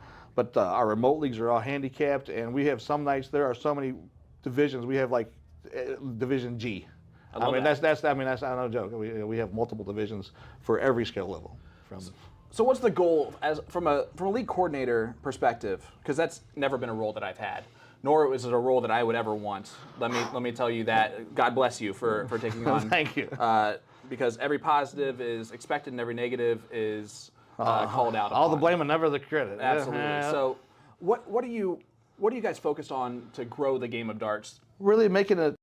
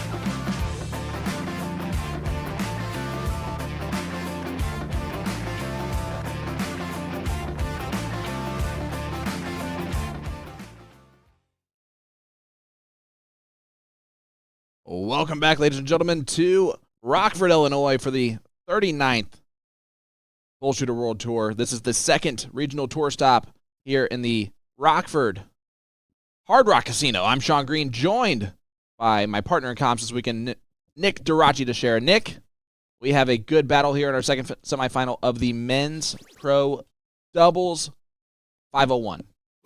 Yeah, I'm looking forward to this. Man, everybody's struggling to. They're all trying to cheat, man. I'm telling you what. Yeah, no, I'm looking forward to it. After my excellent calls in this last game, I'm really excited to call this one. Bob McCoy making his first appearance on the stream since Friday. We saw him early on, and he was pretty much near perfection, making one clerical error. And now just getting back into the mix. I think he's looking for a little bit of a redemption arc. And right now, if you're the runner-up in singles, run up in pro singles, you're cheering for Mike Maloney's team to do the run today, right? Yep. Mike Maloney's team's on the losers bracket. Whoever wins singles, you usually want to cheer for them to win doubles. So the invitation spot gets put down. And right now, Bite the Pillow did win 3 over Rob and Kyle, currently playing the Mark and Randy team that we just saw on the stream there, as they're starting to move into that 5th, 6th matches. Yeah, so let's give you some insider information real quick on this gentleman here. Scotty Miller is an absolute legend. Certifiable legend. Yep. Wisconsin darts. Sorry,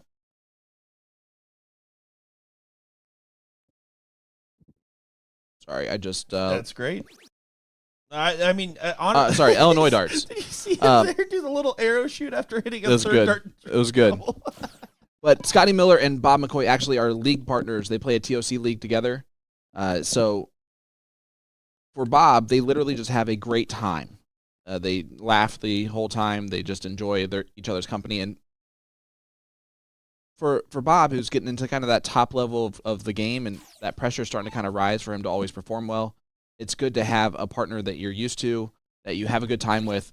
So that's probably why they're shooting so well together, is because they're great league partners. That's a 180 from Bob McCoy. Kenny Windsor nails it right on the head, right? Scotty versus Benny is bringing me back to the old days. It's definitely a little bit of a match of the OGs there, and you mentioned Bob McCoy getting to that top level. I would argue say he's already there and is now just trying to figure out how comfortable he can be in it. And the answer is pretty comfortable. He performs pretty well. Yep. But he also is just always going against amazing darts as well. And it's fun to see the transition period of your first big win versus trying to consistently get big places in those big events with the big names. Yep. You look at these guys, and honestly, the person that to sleep on a little bit is Gary Keeper, and it's not because of his own ability, because he is also a guy that can play at this level. He was not happy with his performance in the match where they almost 3-0'd the Mike Maloney-led team with J-Rod. And I told him, I was like, right now, you're doing exactly what you need to do in this format, which is hit just enough to make sure that Benny always gets a shot, and the one time you do freeze him, oopsie. In the words of Gary Keeper, Dersh blew the last leg for them to win 3-0. They're missing 3 darts at 36. That is pretty much how he said that. Yeah. Let's find a 2 treble round here. And that target line, right? I mean, obviously, the 12 to 15 darter is the range. If you're hitting 12 to 15, you're winning more legs than not. And that translates to somewhere between 100 points a turn to averaging around 150 points a turn, right? Somewhere between 33 to 41 points per dart. Great 140 again from Bob McCoy. I mean, you can see just how dominant he is so far in this leg. None of the rest of the group is out of the 300s yet, and he's sitting at 130.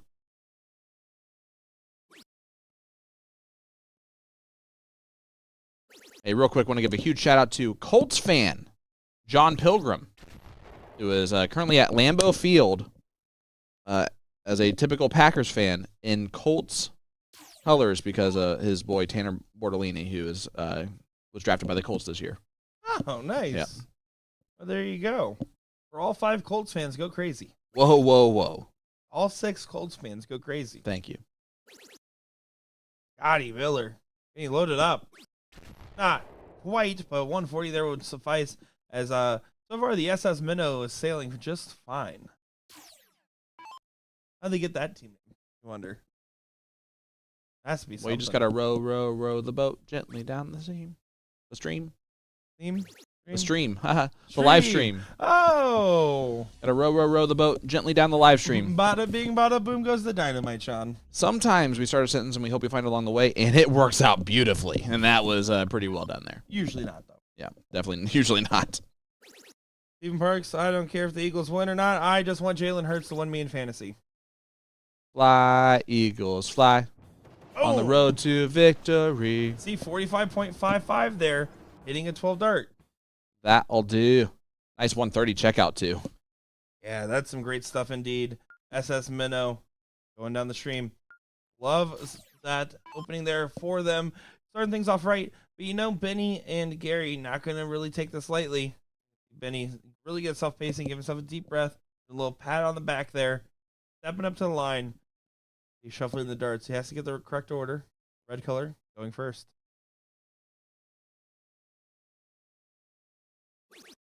Double 17 in.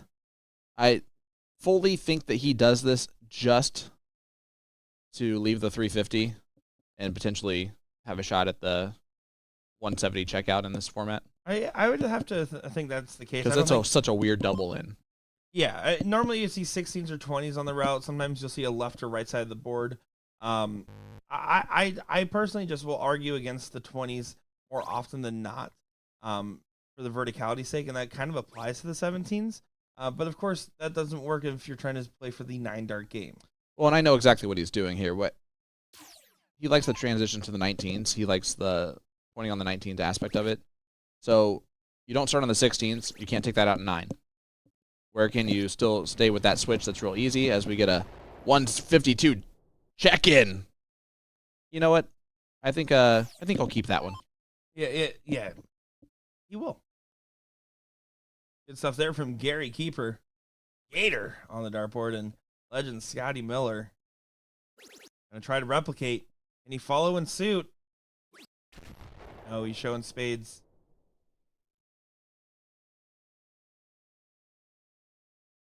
Joseph Bednarski with the Colts logo on YouTube says, "Let's go Colts." I love that. That's a win-win. I didn't know you had an alt account. I didn't even post that one. So that'd be a really good made-up name. That would be. I'd assume it's real, because it is. Exactly. And he does find the trip 20 on the last dart there. Bob McCoy going to try to challenge, and honestly, Scotty with his big open here. Bob doesn't need to do anything too crazy. He's just going to continue to try to check away here. He'll do just fine there, getting himself now in front of Benny. Scotty and Gary now fighting in the B position with their both massive ends. 152 was the shot for Gator in the previous turn. Did he follow with the same momentum? He gets kind of up on his tippy toe as he shoots, and he talked about that a little bit, the movement in his throw, and he was wondering if he's been moving, and so I will tell you that right now he is starting to kind of get back up on that tippy toe. He's been working for a while on trying to keep his feet down.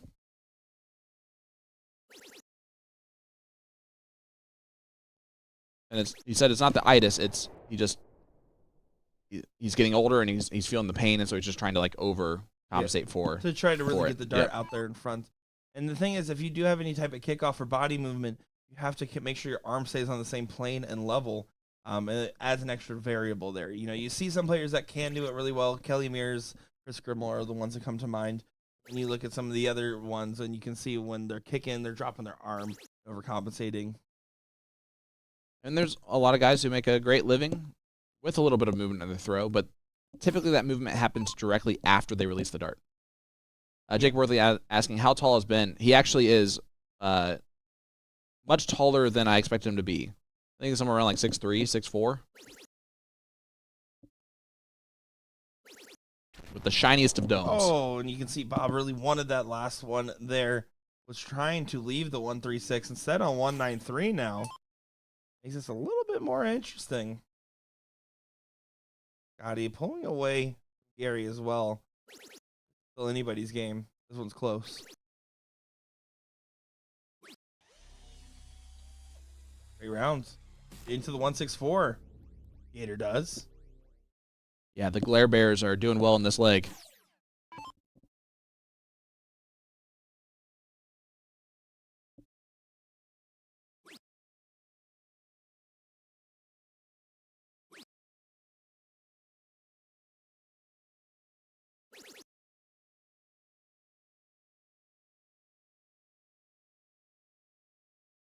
Right there.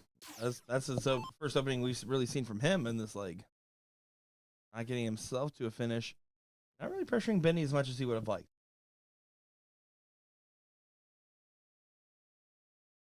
If you can let those darts shine as brightly as his dome. Jacob Worley saying, how tall is Ben? I already did that one. It was like a minute and a half ago.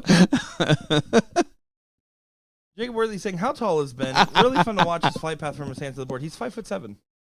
Yes. Give or take a lot.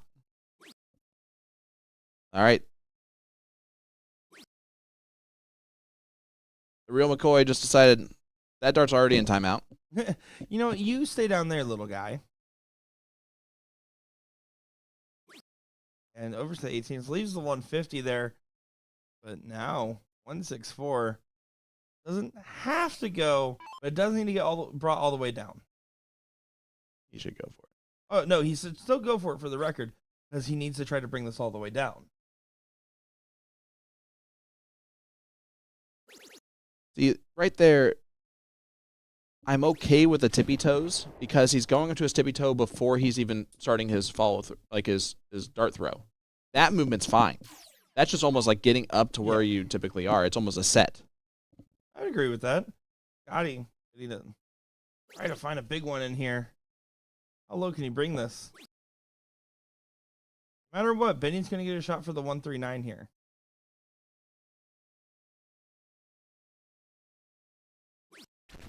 I have to stay there, no cover, trying to bring it all the way down. I think he would have left 3 if given the option, it seems. Yeah, this one's one of those awkward kind of finishes, the 139. With Benny and how he likes the 19s on the start, I think you go ahead and just do the 19s first approach there. Focus on bringing the shot down as low as possible. Starts at the 20.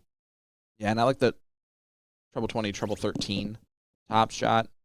But I would not have been opposed to what you said with the 19s. 83 is their combined score, so he just needs to not bust. So basically, don't do a trip 20. You can just shoot at the 19. You can shoot the 19s. You can also shoot the 17s here to leave 8 in this scenario, and that's fine. 38 is also okay. Good miss. I think he was actually going for the triple 19. I think he asked Gator, he goes, are you going to hit the 24? So Okay, can I I'll leave leave 2? I think that's exactly what he did there.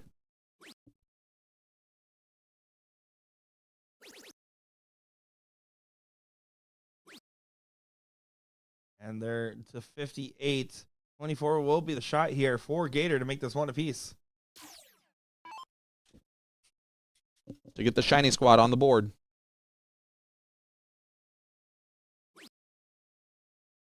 Team Golden Dome. Double 6. The Notre Dame Fighting Irish. And he goes round the outside, round the outside, round the outside. But combined 50 means that Bob McCoy at 58 rose. Johnny Miller doesn't even get a look at 83.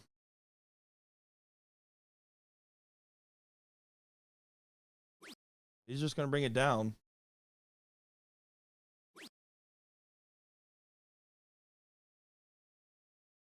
Probably double 20 on this last start. Yeah, makes sense. Reagan, you have to admit, they all work. And the double 19 work here. It's like the double 17, but a little bit to the left. He likes the bottom of the board, so Glare Bears trying to tie it up. And he gets it. It's a big sigh of relief there. Is that one that was a little scrappy towards the end for all involved? Glare Bear and Gary is actually a great team name, though. That's crazy. That is crazy. Well, no, they both are Glare Bears. The Glare Bears. Oh man, you should see Bob McCoy without the hat. Well, but he put on the hat, so he's not a part of Team Glare Bear. Actually, I don't think I've ever seen Scotty Miller take off his hat. I'm not sure about him. No, he's got some hair down there. See it? The real McCoy, looking for perfection. That'll do. Yeah, that's gonna be fine. Starting with the darts there. Nothing wrong with that one right there. So now Benny and the Jets going to try to do his best to follow suit and challenge the throw. 17 for 19 to 20s. Leaves 350.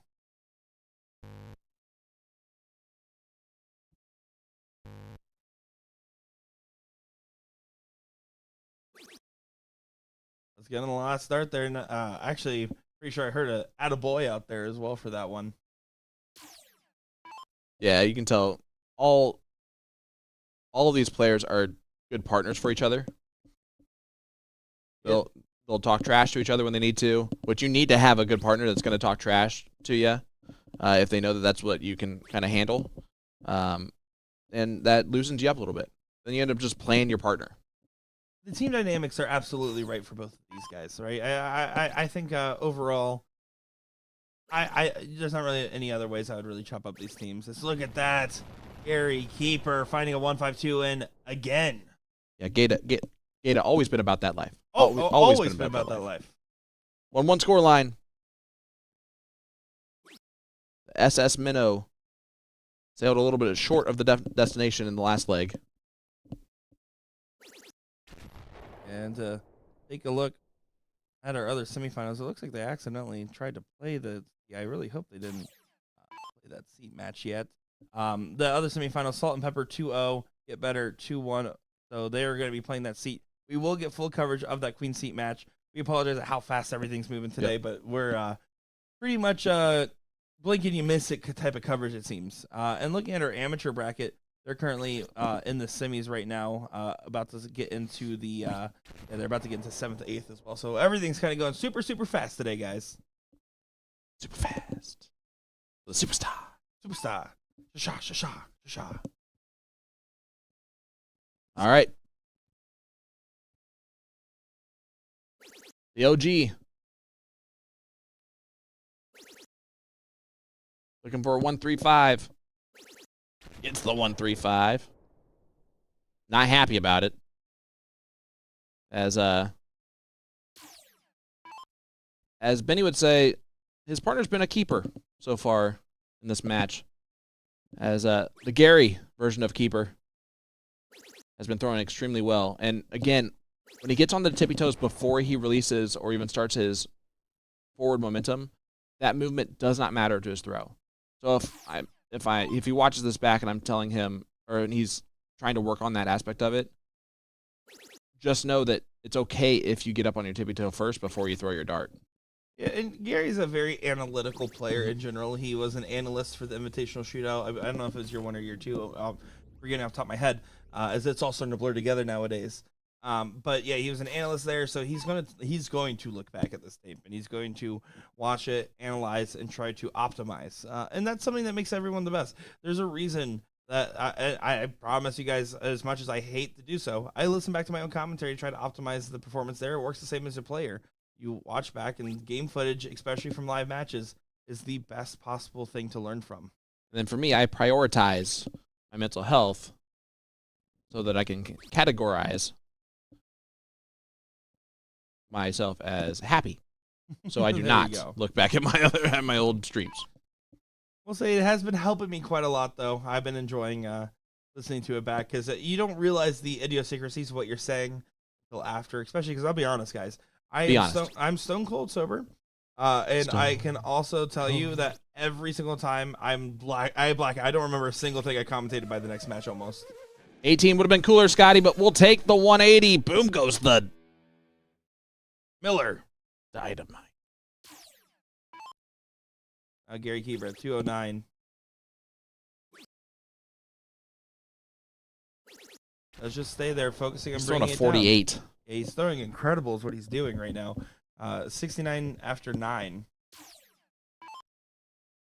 That's the funny number. What's funny about it? What's funny is Bob McCoy really wanted to take that shot. Great darts from Bob, and you can see it. He does know his math on the right shots of everything. He shot the trip 18 to leave 12 or double 12. Of course, talking about Friday evening's little weird fiasco moment. Yeah, and again, happens to the best of us. He said his brain turned to mush when he was at the line there for a minute. and he knows 10 times out of 10 what to say to somebody else if they were throwing it. And like, even if Benny hit a 180 there, the freeze is almost guaranteed. Scotty Miller at 128 doesn't even have to go, but whatever he hits here, Gary's already frozen. 9 darts, leaves at 69, is frozen. Gonna be a little frustrating.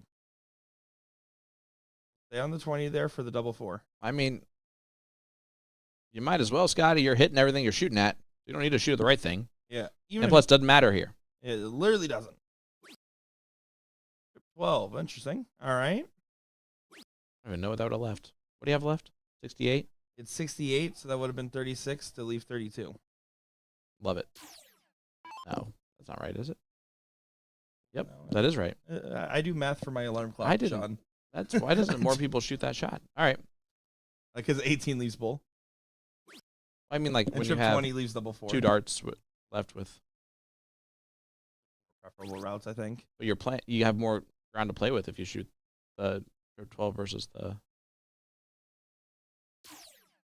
trip 20 there. Anyway, double 12, and there you go. The real McCoy takes the SS Minnow, trying to sail it around the icebergs. Yeah, great stuff there indeed. Benny Dersh going to want to try to course correct here. He's going to feel the weight on his shoulders. He's going to be putting that heavily.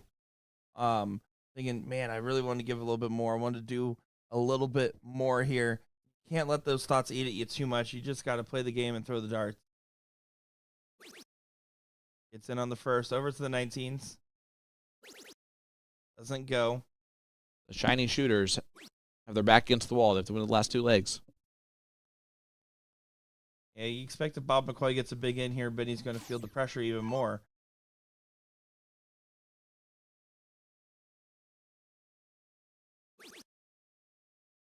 Gets the double 20 over the trip. Finds it. One more of those would do him pretty kindly. Well, that's perfect. 160 in for Bob McCoy. The realest of the McCoys. Tim McCoy's tuning in. You're not the real McCoy. Gator's been getting in on the first start every time. That last start, he did walk a little bit as he shot. But otherwise doing well. You can see Bob back there with his better half. Happy for 38th birthday. I'm going to call it that. He actually put her actual age in there. She does not look her age, that's for sure. Deceiving. She is actually just right behind the board cam over there. Yep, there she is. Of course, they're matching because that's adorable. Why not? Love And it. Huge shout out to Bob for matching the shoes to the jersey as perfectly as he is. Well, you got to look good to throw good.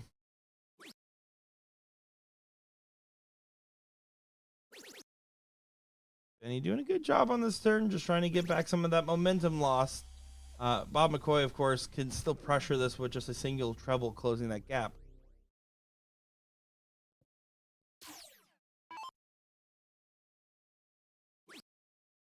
Under the wire. Just going to try to move up on that dart.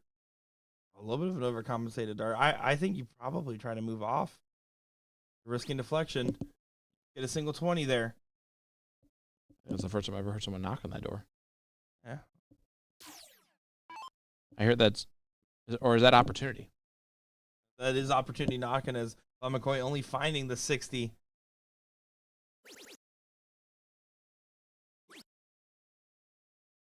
Paul, it's just a saying. I always look good. I still don't shoot well. I can't say shoot good. As an English teacher, it just gives me the ick, you know? When I'm actually playing tournaments, it's black slacks. I used to also throw in dress shoes a lot of the times as well. Mhm. Nowadays, it's hey dudes because of how often I fly. I just need a slip-on shoe. I'm telling you. Can someone start working for Hey Dudes and just let them know that the dart community, all these streams were just sponsored by Hey Dudes, I'm telling you what, it seems like a made for heaven little partnership. Steven, Or if they just want to sponsor me, that's fine too. Steven said, is that why Jen wins? No, Jen cheats. Yeah, by being too talented. Yeah, it's so annoying. Benny, I'm going to be able to get to a finish here, kind of handing the opportunity back over to McCoy. But Scotty back at 402 is a little concerning here. Not quite yet, but it absolutely can be. Yeah, Gator's only on 389. That's why so far no harm, but let's see how real Bob can be. Really, really real. Leaves the 141. He started perfect. And now after 9, he's left the 141. Let's see if he ends the perfect. Exactly. He was saving it for later. It's actually what I've learned to be the best quality of having a beard. Easier to save sausage for later. And Gary finds a 180 there in the board, putting a lot of pressure now on Scotty, needing to find a ton plus. If not, Bob McCoy might not even get a chance to shoot this. Good first start. One more of those. Gonna look down. Oh, and just 303 on the leave there.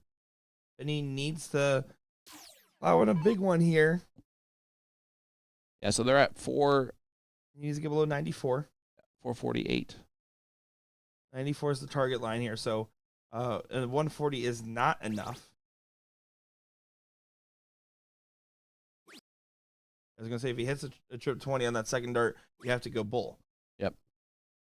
In that case, does give Bob McCoy an opportunity at 141, and Bob McCoy knows that this Match-winning darts. He is only opportunity as well, though, knowing that Gary is sitting over there at 209 and can potentially bring lower. 19s. Double 12.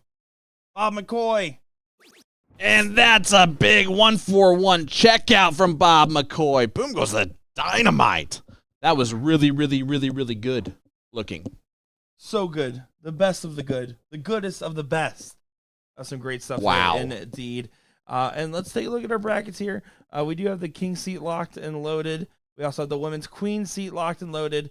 I do believe we're going to go ahead and give those guys a quick break on the board. We've been kind of going quick on the pro side there. We'll make them sit down for a second because I think it's time to properly feature our ladies on the live stream, get full coverage of their queen seat, and then we'll get full coverage of the king seat, and then on to the third place and finals. Amateur bracket currently getting into about the 10th through 12th, 7th through 8th place, so we'll be switching over there after. So we'll be back in just a moment, guys. It is going to be Salt and Pepper versus Get Better. Looking forward to it. It's great coverage over here in Rockford, Illinois. I'm Nick Teixeira. I'm Sean Green. I'll be right back.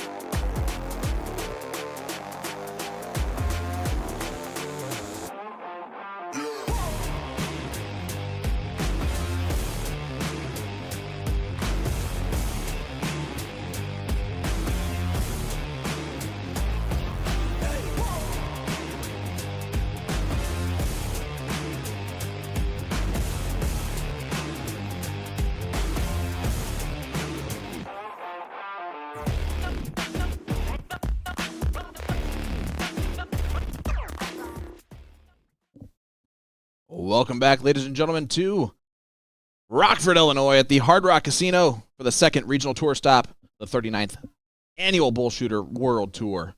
This is the ladies 301 doubles, open and open out freeze, queen seat match. And it features, well, if you don't know her by now, you have not watched her stream the entire weekend, and that's just rude. But it's Liz Tynan, the Dark Queen of Chicago, starting off with a low ton.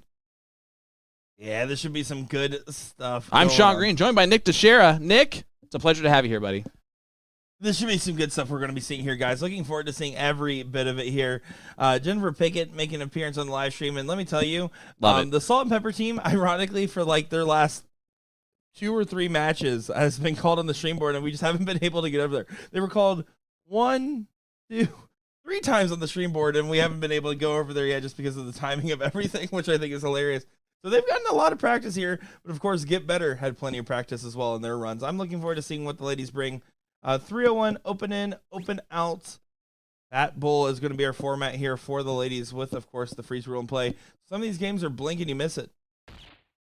Yeah, the 301 freeze is going to come in handy, and it's going to come in often. So let's talk about the freeze rule real quick. It's a way to make it a partner game completely. You have to shoot well, but your partner also has to shoot well enough to where it's not just one person dominating the whole game. And when we get to the potential freeze opportunities, we'll talk about it at that point. Until then, that's a hat trick start and a perfect start for Jennifer Carpenter. We've seen it before. We've seen her go 5 into the perfect 301. And here is Mary Brand, a.k.a. Salt. I'm going to guess.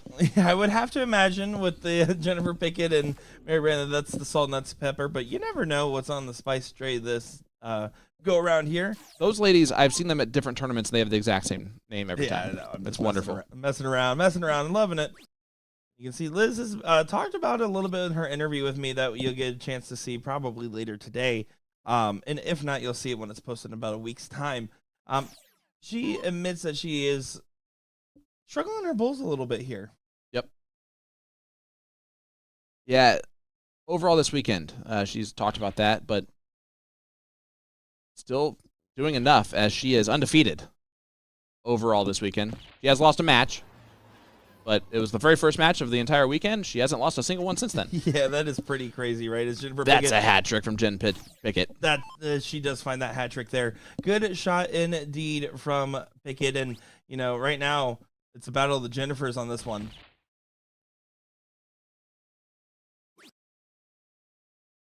There's also a battle of Mary versus Liz, and Mary can really put a lot of pressure here on Liz, but the 165 is a checkout in this format. It's a 3 treble checkout, but it is a checkout. And just going to try to bring her score in line here because you expect Liz to try to bring it down. Mary does find that bull in the last start, so a great find and putting some pressure here on Liz to really find a hat trick to leave the 15. You could also go for this checkout here. 1 dart at it. There's an argument for both. She did not go for it, which is understandable with the freeze. I think that is so. I think she has full Uh-oh. trust in his partner, her partner hitting 89. Well, right now, she's making it an opportunity to not freeze. She got below the 121 of Mary.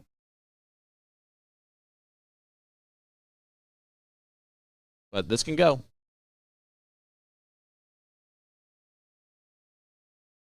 $85 is the look on the shot here. That'll work. That's a happy little accident. Triple 17. That would have been the coolest way to check out 85 I've ever seen in my life. Still cool. Oh. The double, single, double would have been pretty sicko mode. smexy. Well, Liz did get low enough to make sure that there's no freeze in play here for Miss Carpenter. Yep. I actually like the bullseye for trip 13 there. I do too, especially with the freestyle. Bullseye. And a Ideally. bull. Oh, no. Yeah, 53 there. So now Mary, 1-2-1's the shot. You can also just bring this down. Now you don't go bull trip 7 on this shot. No. You No, go for the no, you bull don't. 19-7 wire probably is the shot. She goes down to the 17s there. Bullseye? In the first. One more bull to leave 4. Trip 18. Oh, duh. Sorry. We were just commentating a Yep. lot of split bull You're double not outs. wrong. And listen, I have been trained in just making my brain switch to whatever format it really is. I'm normally pretty good about it. I know you are. Today, he's frozen. He doesn't know. He doesn't know. Oh, my gosh. Liz can take this out. I'm all over the Triple place. 17 was the look, and she's like, what is happening right now? Why are my darts like this? I talked to her just a couple minutes ago while you were, spending your sweet time talking to Mike Maloney, whispering sweet nothings in each other's ears. And she said that she's throwing well today overall. So Yeah. far, it's been a bit of a struggle. Leg number 1, race to 2. This is the queen seat. And Jen, 17. 14. Rutro Raggy. And 53 left for Jen. Yeah, going to be able to just pop it 3 for the bull here.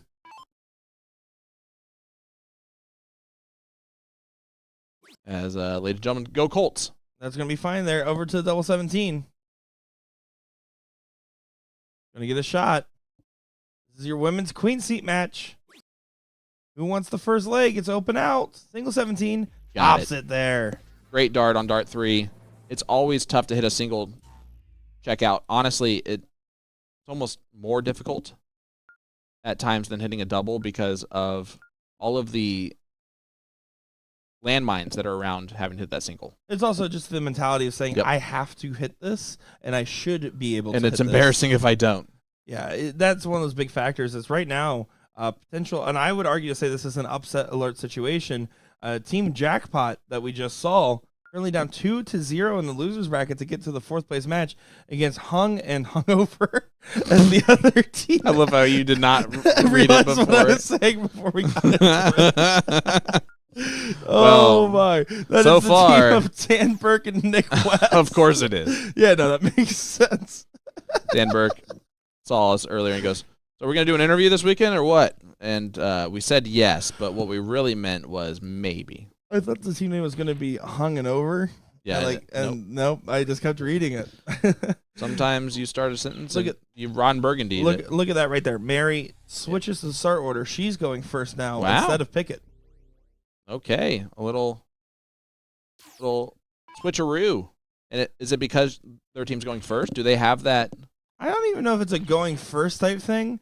I do think, if Well, anything, well, Liz just well. throws up her hands of the hat trick perfection. I think Jennifer said, "Hey, I'm not feeling so. You're hitting pretty good. Why don't you go ahead and lead us off?" And the only time you would ever switch something in the middle of a match like that is if the other person says, "I'm not feeling comfortable. Go ahead and switch." You never ask that person to switch. And these people have been playing together for a long time. I'm sure that they have that dichotomy pretty much set in stone for them. Jenny chime in. Dan Whalen. Bruce. Okay. Jenny saying, fantastic name. Single checkout silly for this high level of throwers.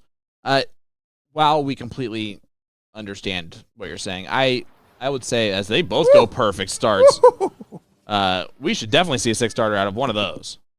You would think, but we haven't seen one yet. I did just knock on wood. Mary is going to just try to get herself to a checkout here and hope that Pickett hits a big one. Does leave a checkout, but that's not an easy one by any means. Question for you: is the 4th place match of the pro side going to be featured on the stream? More likely not. It's going to be 3rd place because we're going to the king seat after this. Okay. And just tease it all the way down to 35, not worrying about the setup. Yep. That's all you gotta do to get the win. Jennifer Pickett going to try to continue to bring it down.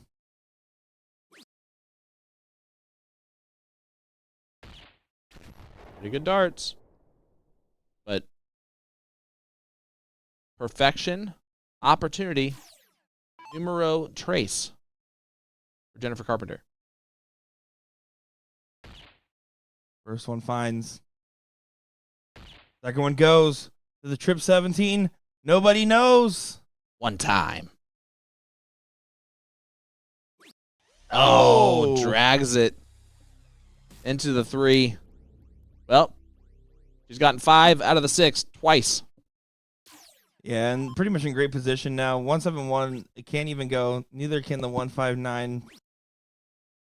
Yeah, and this is looking like Get Better is maybe making that team name to tell their opponents that for the run through this bracket. It's a taunt. It's an impressive taunt. Although it would have been way Double funnier if they 16. were hung and hung over. Double 8. Single 16. Single 16 would have worked too. Sorry, I did the exact same thing there real quick, and that'll do it. I did throw you off with what I just said to me. Liz Tynan and Jennifer Carpenter are your queen seat holders against, and Mary Brand and Jennifer Pickett will move over to the third place match.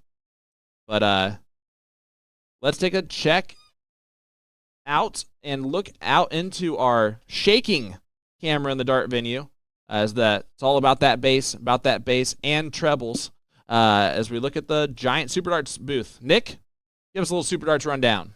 Yeah, superdarts.us is where you can find their website. They have a beautiful setup here in person, and you can see right under that Hard Rock banner all the different shenanigans going on at that booth. If you need supplies, they will be here until pretty much the end of the event. So just a quick shout out to support the vendors as they've been out here having a good time. And look at that 3-0 win. Benny Dersch and Gary Keeper get eliminated in a dramatic fashion there.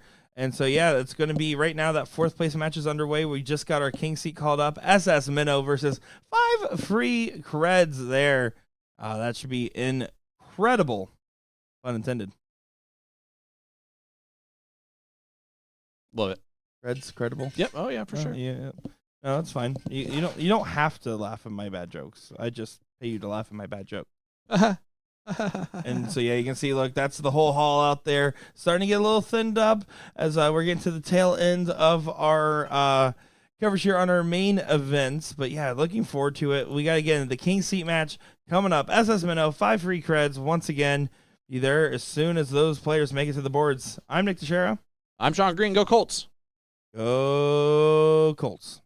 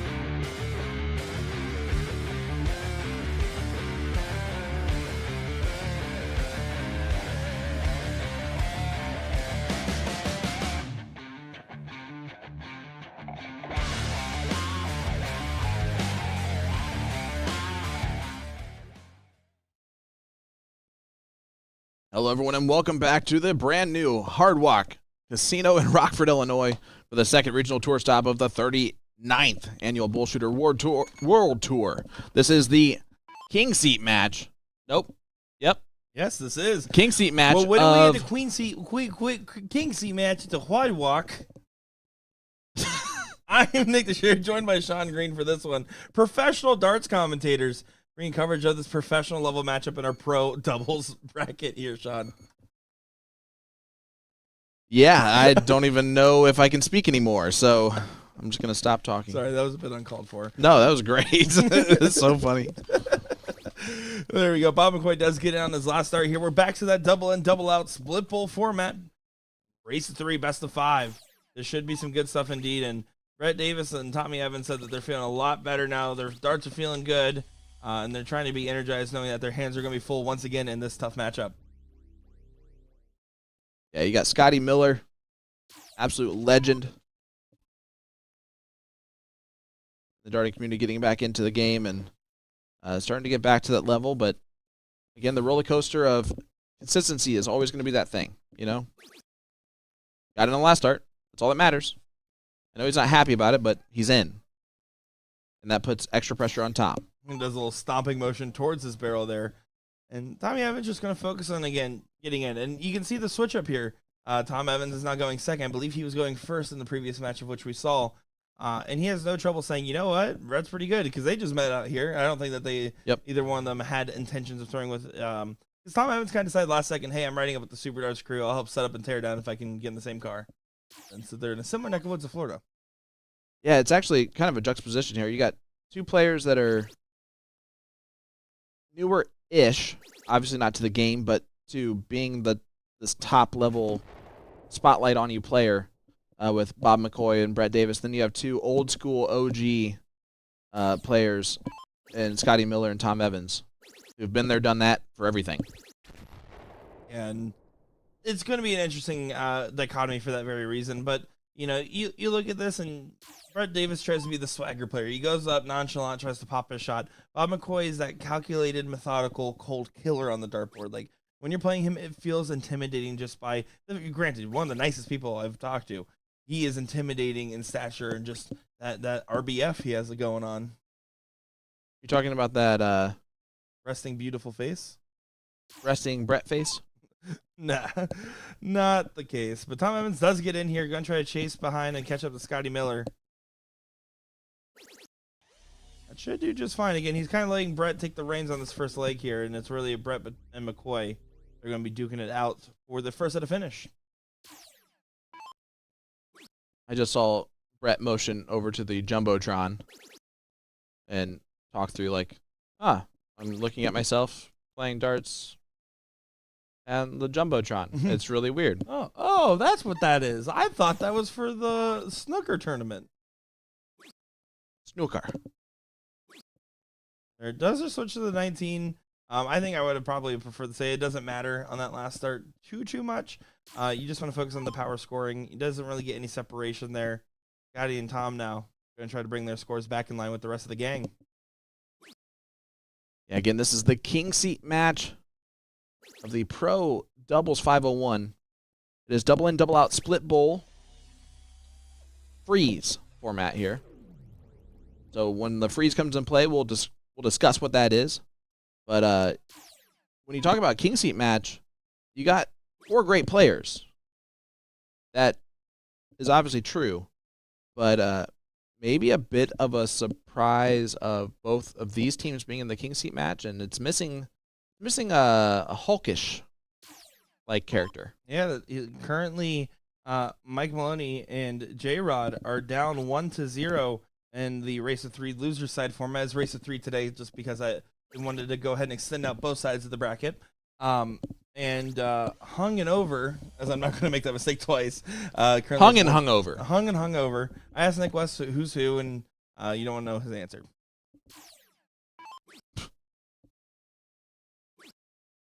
Now I do.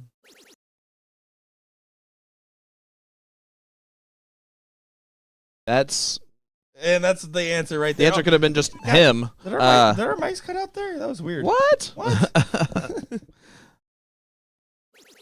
All right, Scotty Miller.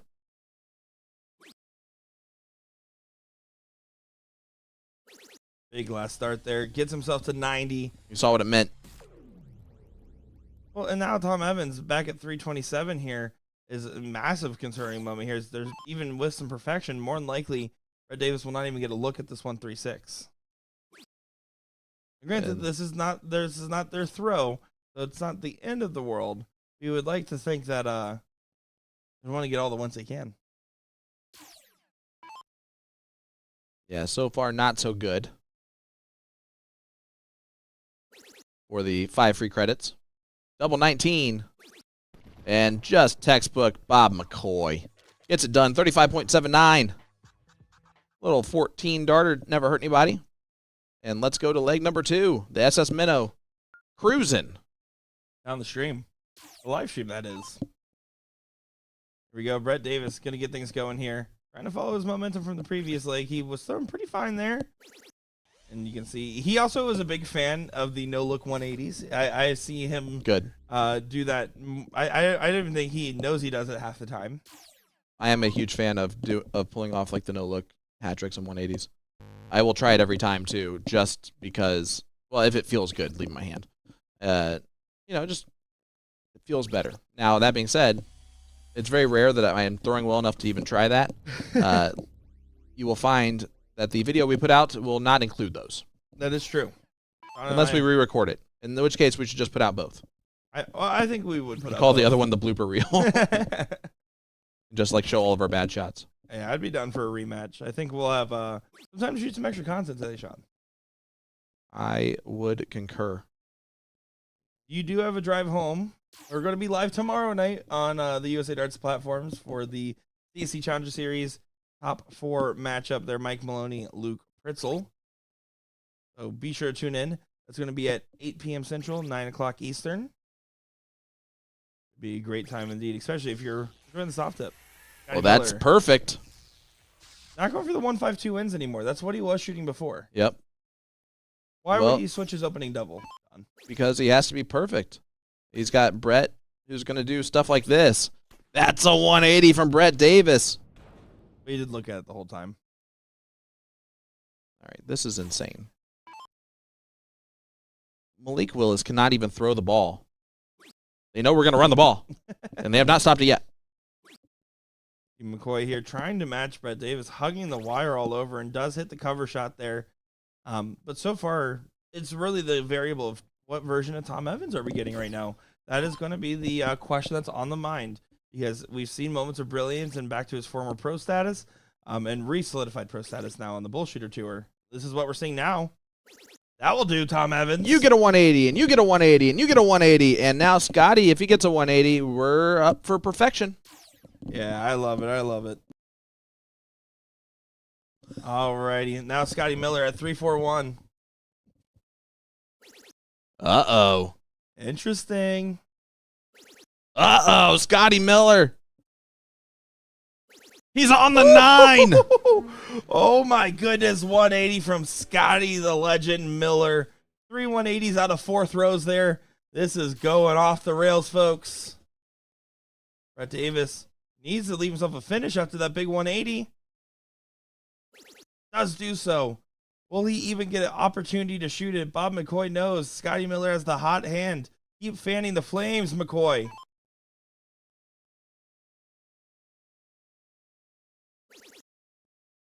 Beautiful. Over to the 19s. Where he stays up. 167's fine too. Colts suck. Oh, there's a flag. 258. Losers. Needs to get brought down.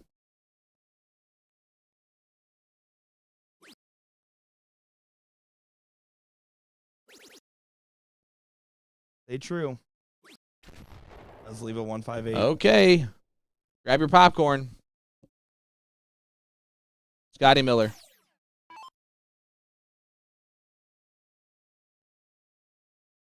Big moments in this match, folks.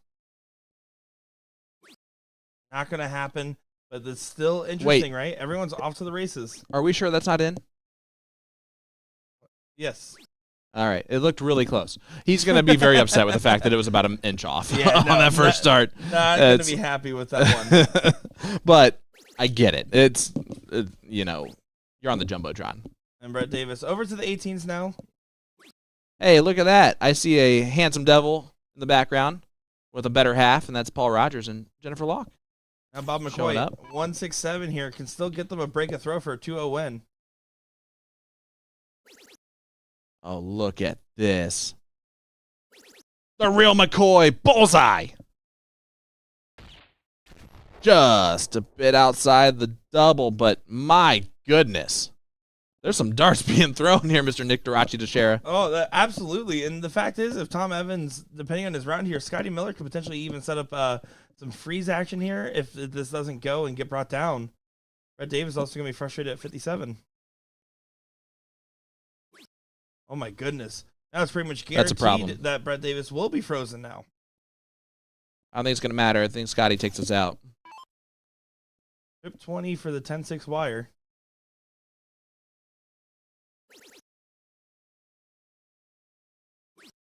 Over to double 16. Not going to go, but that's going to be fine. Brett Davis can't even take out 57. He's got his jacket on. He's frozen. Ugh. I thought Brett was going to look at it. And there we go. Gets brought down to 2. McCoy, 9 for double 8 will be the shot here. 2-0 lead in the king seat potentially. And right now, Mike Maloney's team 2-0 down in their current match.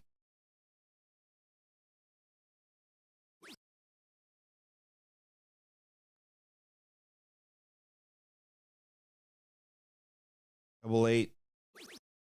And there it is. The real McCoy makes it a 2-0 lead. The SS Minnow is cruising to the king seat right now. It's going to take more than 5 free credits to stop that motor.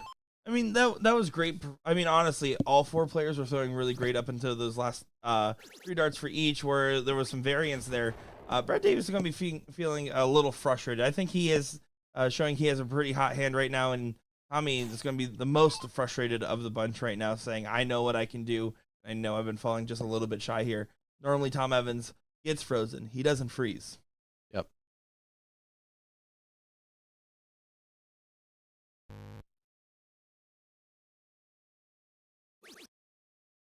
And Bob gets in on dart number 3.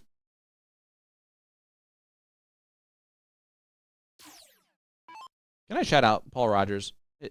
I gave him that hat 2 years ago at Booyah Cup. The to-the-point streaming hat that he's wearing right there, right? Yep. It is so worn out.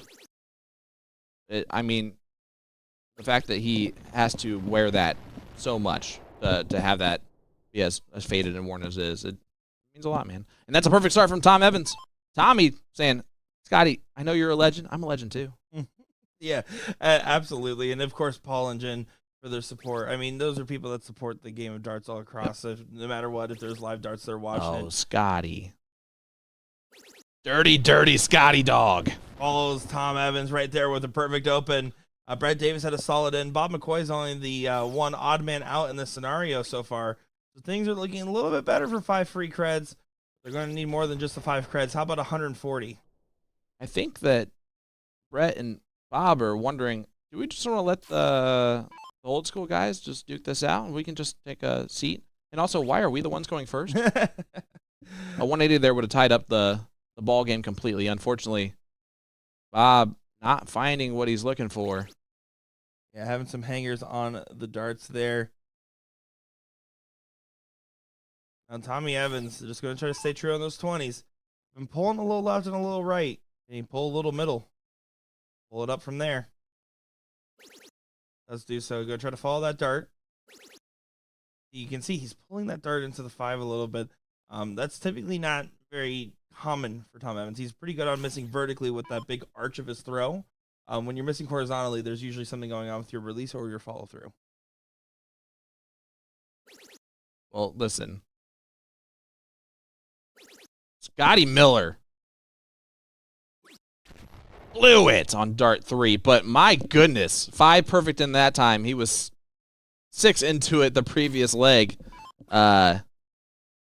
If we could turn back time, You can see Brett Scotty Davis. would be worse off. He's throwing way better than He's throwing amazing right now, and you have to give him credit, right? I mean, Scotty is just doing what he needs to do, pretty much leg in, leg out. Bob McCoy has, for the most part, been too. This has been his slacker leg, and he's going to try to amend that on this visit. 140's all right.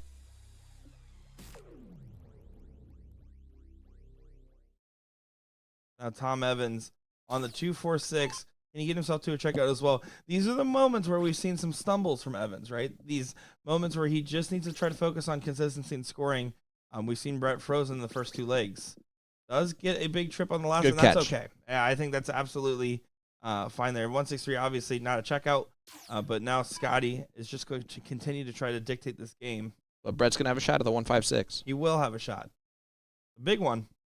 It's doable. Guy's going to just try to bring this all the way down. Stay on the 20s to leave 76. Does exactly that. You know, it's so upset because he got a 125 that round. We're on a 47.22. I'm telling you right now, you can high five him, but do it with the other hand. But Brett Davis, save it. And this is the actual shot right here, right? And It's Bob. you see Brett broke his own focus there. That 5 could hurt. Yeah, that could absolutely be costly.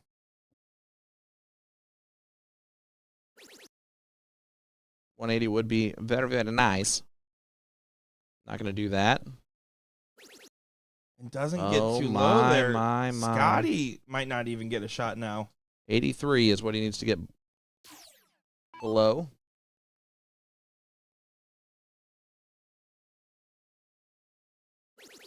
I mean, Evans should be able to get below from this point on. Should be. That'll Does. work.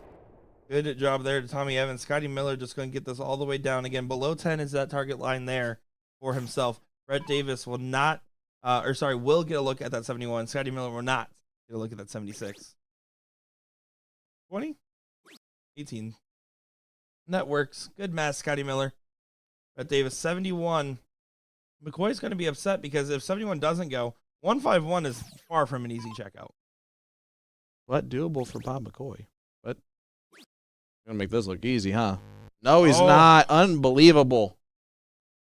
Yeah, Brett Davis not going to be happy with that one. Bob's gonna hit this, isn't he? Bob's gonna hit this. It's gonna be a 3-0 victory. This would be a huge one. Does it go? First one's in. The 17s. Oh, That goes down on him. but that freezes. No, it doesn't. No, it does not. No, it does not. I was looking at Tom's score. It's Tom going to have a shot at double 19. Started perfect. Ends with double 19, and it's not over with yet. 5 free credits. Yeah, using those touch units cards to their advantage. 2-1. Is currently in the 4th place match of the wonderful team names Hung and Hungover versus Bite the Pillow. 2-1 in favor of the Nick West led team there.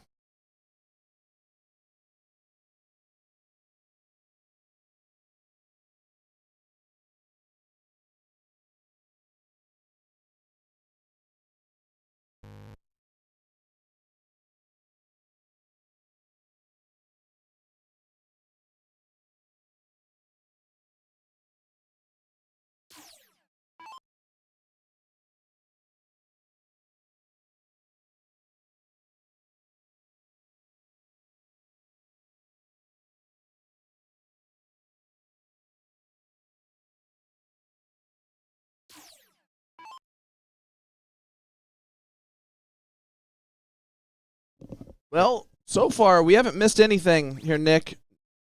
Scotty's the first one to get in. They were waiting for us to start talking before hitting doubles. How kind of them. Yep. I almost expected Scotty to hit the 160 in there. We've seen him do it a couple times now. His 160 ends, his 152 ends. He's just been doing a good job of getting himself set on the right foot. Turn in, turn out here.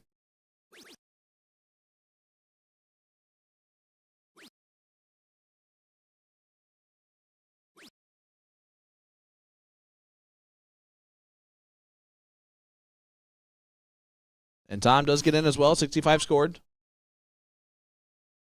Yeah, the player ones on both teams just really did decide, I think, just to go ahead and let the OGs go first on their teams. Chris Martz, I realized right away my math was wrong, but I decided not to say anything, and I actually appreciate Nick for just going with me here because I know he knew that the math was wrong there too, so thank you.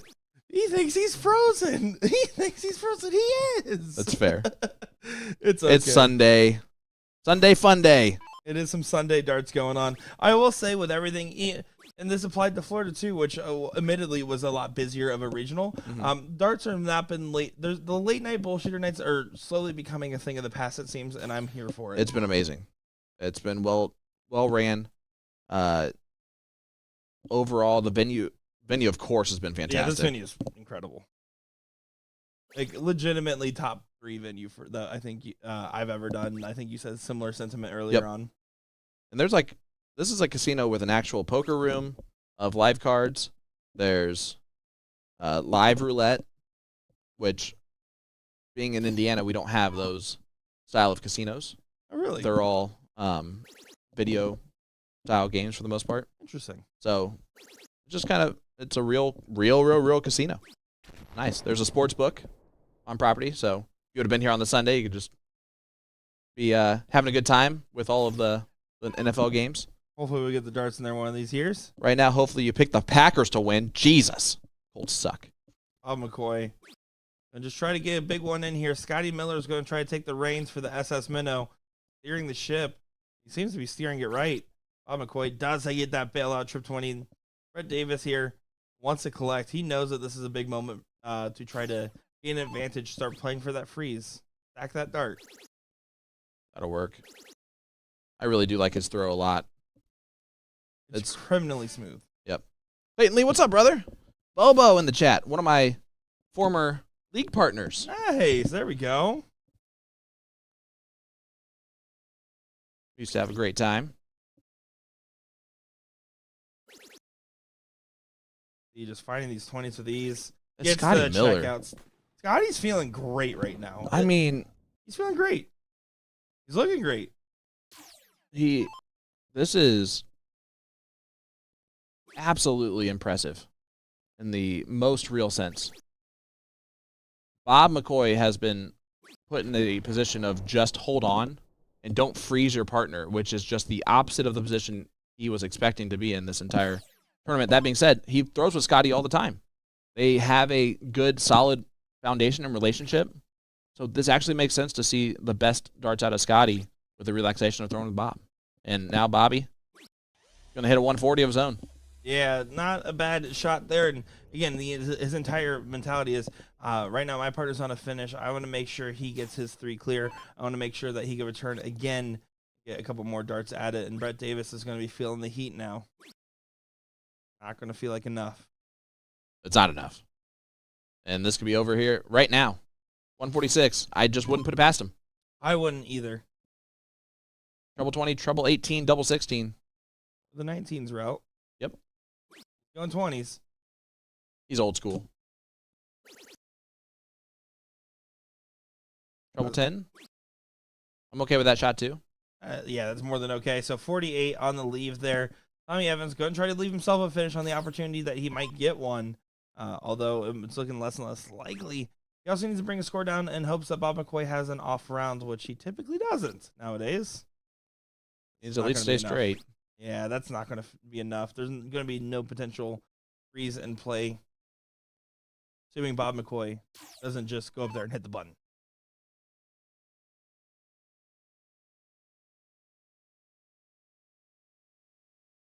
Yeah, that being said, Brett will have an opportunity to get his score down too. But, 123 would be good enough. Brett's going to get an opportunity here to ensure that he cannot freeze his partner. That being said, Scotty's automatically going to get a shot at 48, and with how he's been throwing, might go. You don't put it past him. Yeah, and that's really the scenario. That's a good shot from Brett Davis on the potential bailout. So just in case. It is just in case, but just in case Scotty doesn't nail this to get their spot into the seats. 8-16 wire. Ooh, Double that was almost a 16 bust. For the match. And the king seat goes to the SS Minnow. Yeah, ship is sailing smooth there. So some good stuff indeed, as we are now getting our third place match in the women's over and a third place match in the men's. Mike Maloney bids adieu. Wow. J Rod are knocked out. And 5 Free Creds takes on Hung and Hungover on that one. Gotta love the team names. Gotta love them. We should be back in it just a moment here, guys, with some more action. Don't go far, folks. I'm Nick Teixeira. I'm Sean Green. We miss you already.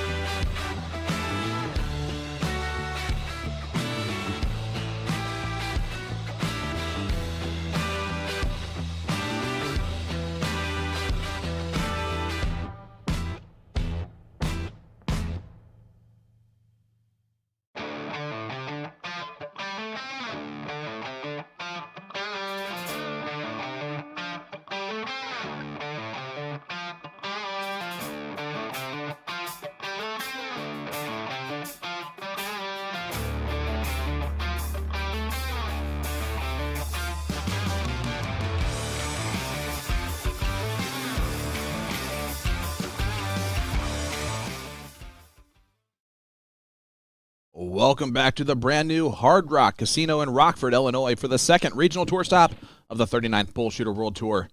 This is the women's doubles 301. Open and open up. Open and open out.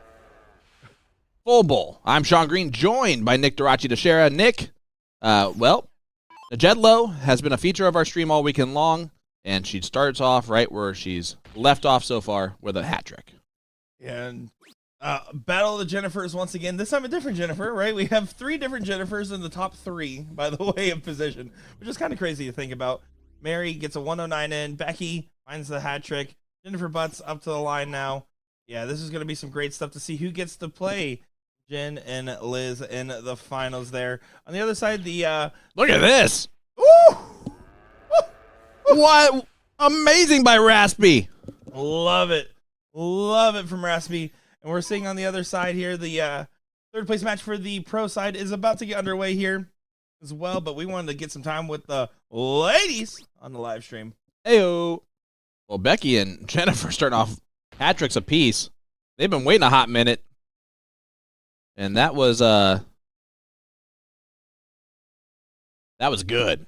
Yeah. Well, Phenomenal. 2 opportunities at the 6th starter. If you haven't seen it yet, today, do we see it right here? Every time we say that, it's no. Well, but there's a first time for everything. I would love it. Becky's due for one. First one finds it. Oh, and you can see that one kind of got pulled a little bit. Triple 19? Triple 20 is fine for the freeze aspect of it. Although in this case, I wouldn't have worried about it there. Yeah, it also leaves the triple 11, so it's like, it's fine. I don't think it's optimal, but you're right. With 192 and 234 being on the other side of things, it is totally okay scenario to kind of just shoot at whatever you want there. Sorry, I distracted Nick with my psychotic reaction as I'm trying not to talk about anything but darts right now. But, well, this would be awesome if this went. It's not going to, but listen, I don't even care. These are the most amazing darts I've ever seen. You okay, Sean? Oh, yeah, that sounded crazy on the microphone. Did it? By the way. Oh, I actually did make sounds? Okay. Yeah, you did make sounds. All right, we're good. So Jennifer Big here, 234. Going to try to leave herself on a finish, and Mary's going to try her best to bring it all the way down here. Is more than likely she will be frozen here. She is going to be frozen here. The 125, but that means that they have to survive 6 darts. First 3 coming for 73 from Becky.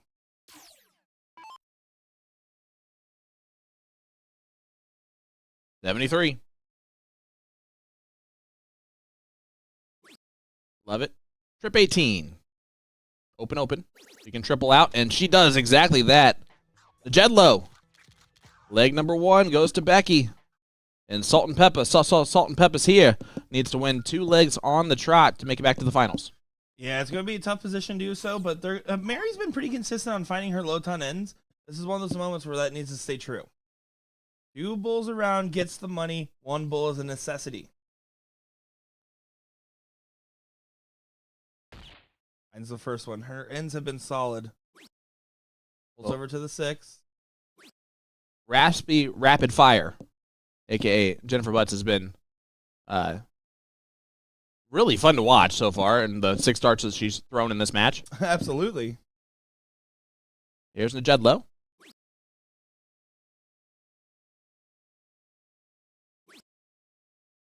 Falling into some unlucky numbers. Does find on dart 3. Yeah, good recovery there. Again, getting that 1 bull means that Mary's not getting too far out in front and they can challenge the throw here. It's about the collective effort when it comes to the freeze rule, not the individual.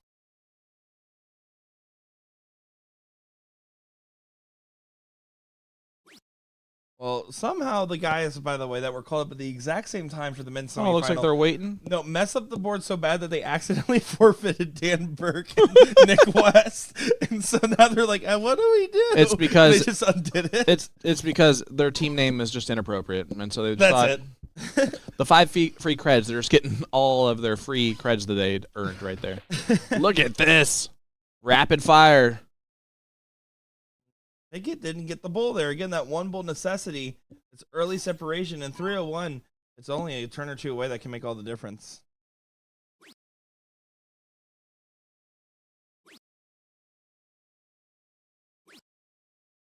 Doesn't leave herself a finish there for Mary.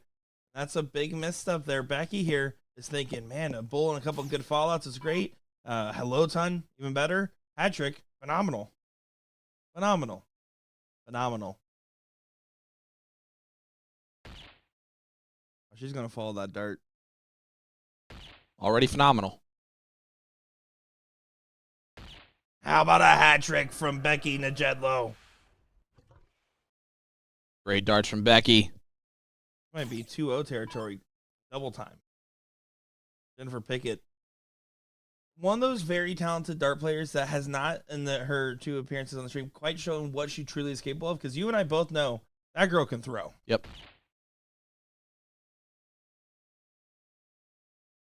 All these girls can, of course. Right now, the battle of the Jennifers. No matter what, there'll be a Jennifer in 3rd, 2nd, and 1st in this women's bracket, by the way.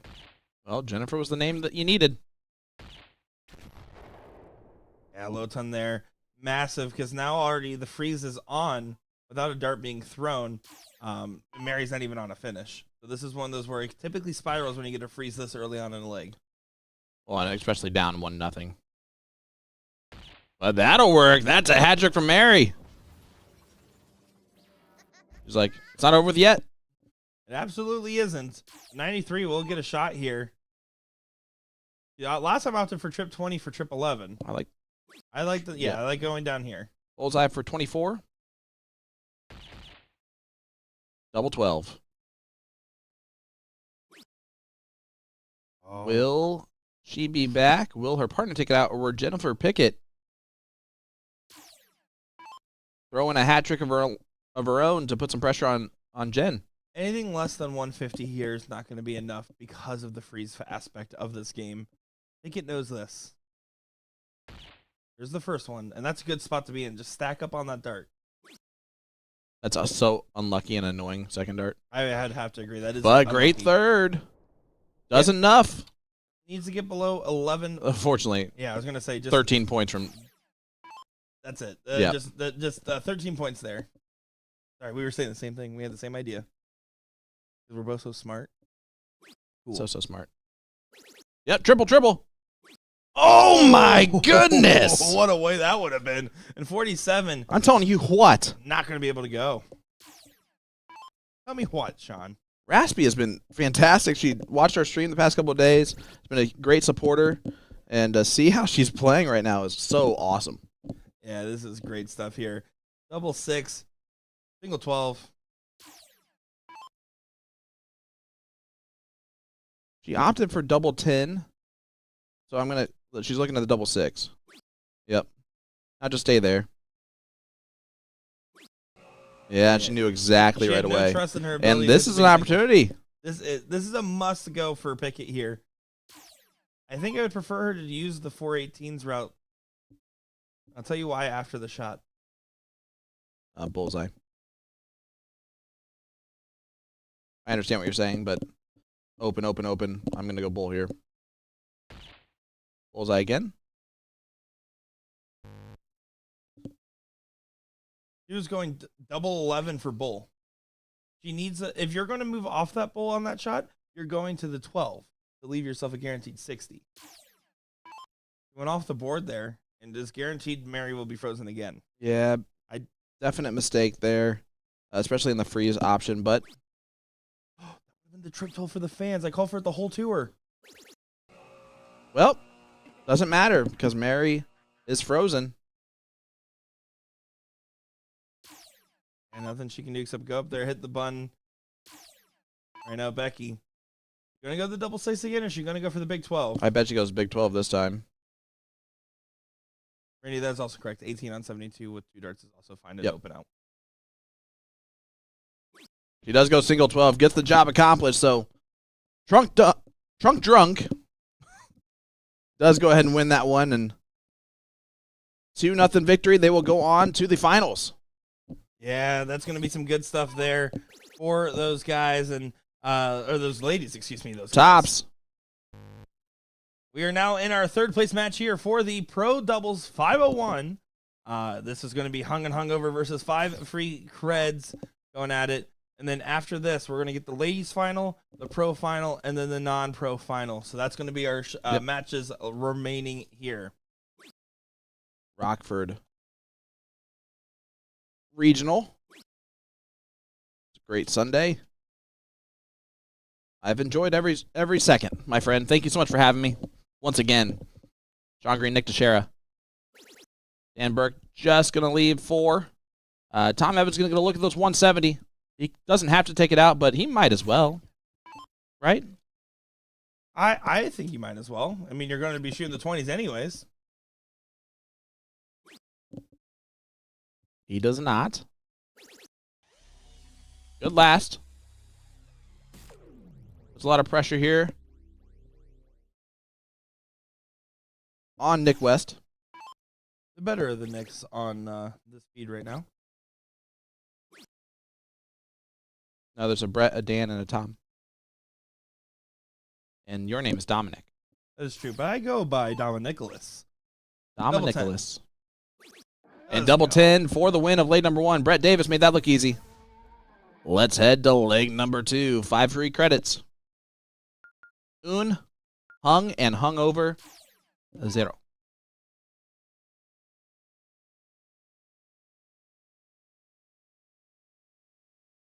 Reagan's rooting for you in this one. Yeah, see, I appreciate that. That is the type of friend that you keep near and dear to the heart. And Burke does go ahead and get in here immediately. And Dan Burke making his first proper appearance on our live stream here this weekend. Yeah, how about them apples? Yeah, one of those real likable guys. Every time I see him, it's always just we light up, see each other, give a good hug. Last time, caught it. He gets to throw it again. That's awesome. And he's in that time. Just throw it. He should have tried. He should have tried to throw it. Like that was a phantom dart.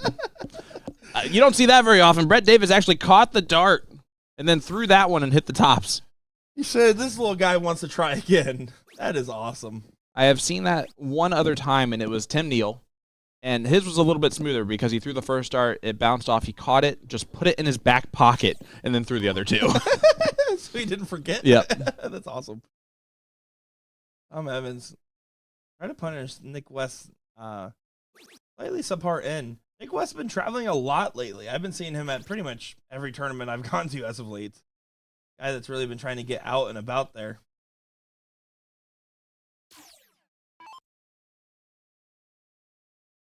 All right, here's Dan Burke.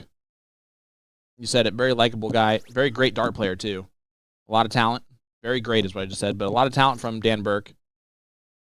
You're seeing it here.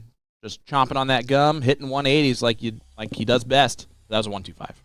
Yeah, I mean, if they beat out the Maloney J-Rod team to get to this point, and now I understand J-Rod and Maloney weren't quite on their top form today, but it's one of those things where, man, they have to be having something go right. A little bit of a sleeper team. I think both of these teams right now are just kind of like really, these are the teams getting back into the final right now. You know, they're interesting, not because of their inability. They are both very talented teams, but just because it's just interesting pairings.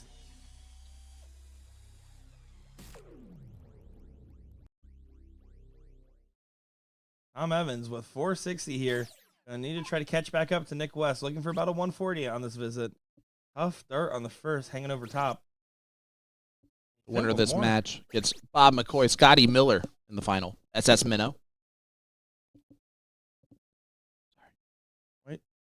Okay.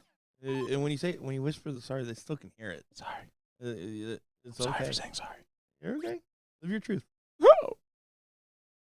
I'm not sorry anymore. Dan Burke. Uh-oh. Does not leave a finish, but he is miles ahead right now. Brett needs at least a 140 to leave a finish. Might do that. Should do that. Did at least that. 180 from Brett Davis. Leaves the 1-2-1. Yeah, that's a phenomenal shot there from Davis, and really helping give a bailout opportunity, but it's going to be hinged on Tommy Evans hitting a big one, especially because Nick West is about to hit that. Great darts from West. He has a little rapid-fire action to his game, doesn't he? Yeah, he absolutely does. His finals match at NDA Team Dart this last year against Frank Zuniga was just absolutely incredible. and put him on the radar for me. And I've seen him at every tournament stop since. I'm like, man, were you just one of those guys that is at every tournament? I just didn't process that till now. He's been on my radar ever since. Very talented shot. Great first name. I love how you basically said, man, do you go to every tournament? And I'm just now noticing that you're not a nobody anymore. Oh, it's not even like that, but there's certain people that you get a chance to either talk with them, meet them, or in our case, sometimes commentate them. And then the ones that play so incredible where you never forget them again, that's usually the standout. You're not wrong. Trouble 17. Tried to just get low.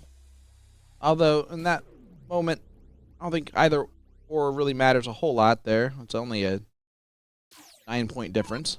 Yeah, but the 9 points might come into play here. 25 for 36. Oh. Well, that's all right. Right now. But now it comes down to player twos. I was going to say, it's probably not all right, because I at this point, you'd expect that there's a great chance of a freeze here, even if Tom Evans does hit a perfect turn. I say great chance. This is the opening. This is a huge opening now. Good last start, though. Needed it, and I'm happy they took a little pause.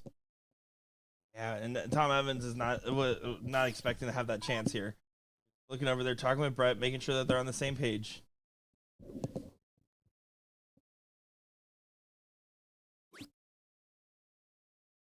Find one. Oh, no.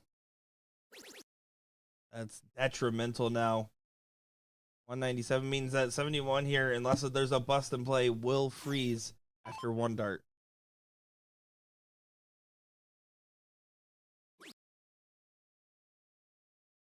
See what the route he decides to take. B14 for tops for Dan Burke. And he misses it high. But Davis can't shoot the 36 here. No, he can't. Let's go 16-16 to lead 4. And now 130 is the shot. 420s for bullseye. Nick's like, I guess I'll just do this. That guy just walked straight through, holding a laptop. I don't even know who that is. That's actually the guy that has the power to control this TV. I do know that, and he's coming right back here.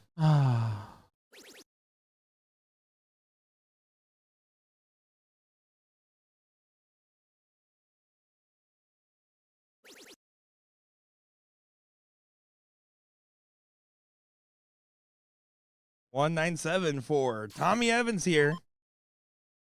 Needs to get brought down. 180 would be awesome here. 17 might not be the ideal leave, but you need to be able to try to get Brett a shot here on the chance that Dan Burke misses. And now, yeah, this is going to be leg one going hung over here.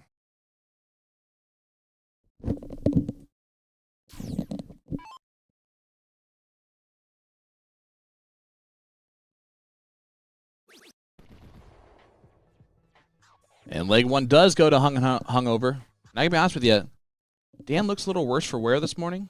I think that tells you who's whom. He said otherwise. They've both said otherwise. Actually. I'm sure they have. They've been pointing a lot of fingers back and forth. I said, I don't know. Dan's a little too chipper to be the hungover one. Pretty sure they're both just hungover. That might be the truth. 120 start for Brett Davis.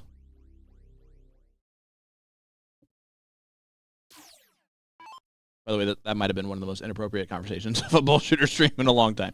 You would be surprised. Yes, I would.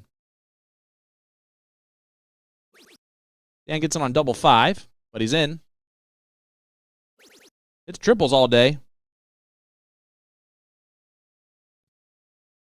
It does get to the end there. I'm Evans again, the big variable, and I'm not gonna lie. I did give some stuff to Tom when I was out there. I said, Tom, what you doing, man? You letting the young gun do all the work around here? And he just laughed. He said, that's kind of brutal, huh? And I was like, hey, listen, you just got to pick your head up. You just got to play your game. Obviously, I kind of like both these teams quite a lot here. And Tommy just knows. I think he is starting to get a little hyper-conscious of how he's throwing at the moment.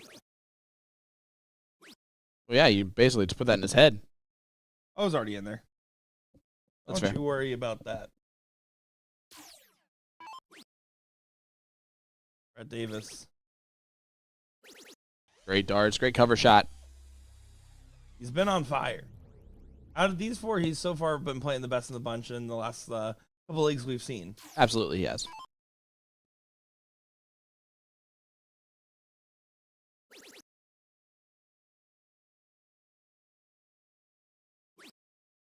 Dan just marching along, little left, little right, little left, little right. Does find in the middle, but a little bit too much of the walking left and right. Yeah, it's definitely looked uncomfortable the entire time at the board there. I'm kind of jumping a little bit more than normal. He don't get me wrong, he has that lean forward towards the end, and you can see the last one was a little bit more akin to what you would expect. Well, he played a lot of darts last weekend. He's playing a lot of darts this weekend. Is he used to doing that much recently? Recently I couldn't tell you. Back in the day, absolutely. Well, that's a 171 from Nick West. The better of the Knicks right now. Thank you, Windsor.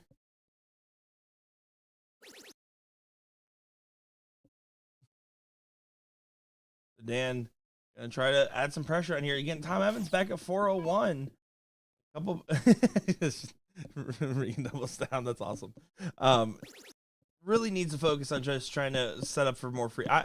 Every single game that Tom Evans is struggling like this, I'm thinking put the pressure on him again. I'm just trying to score. I'm just trying to get points. And Dan Burke's struggling a little bit. He is definitely struggling a little bit. He's definitely not on fire. It's because Sir Mix-a-Lot is finished in his headphones and he's now listening to the Barbie movie soundtrack. I thought it was Frozen. No, he does not want to build a snowman. He does not want to freeze.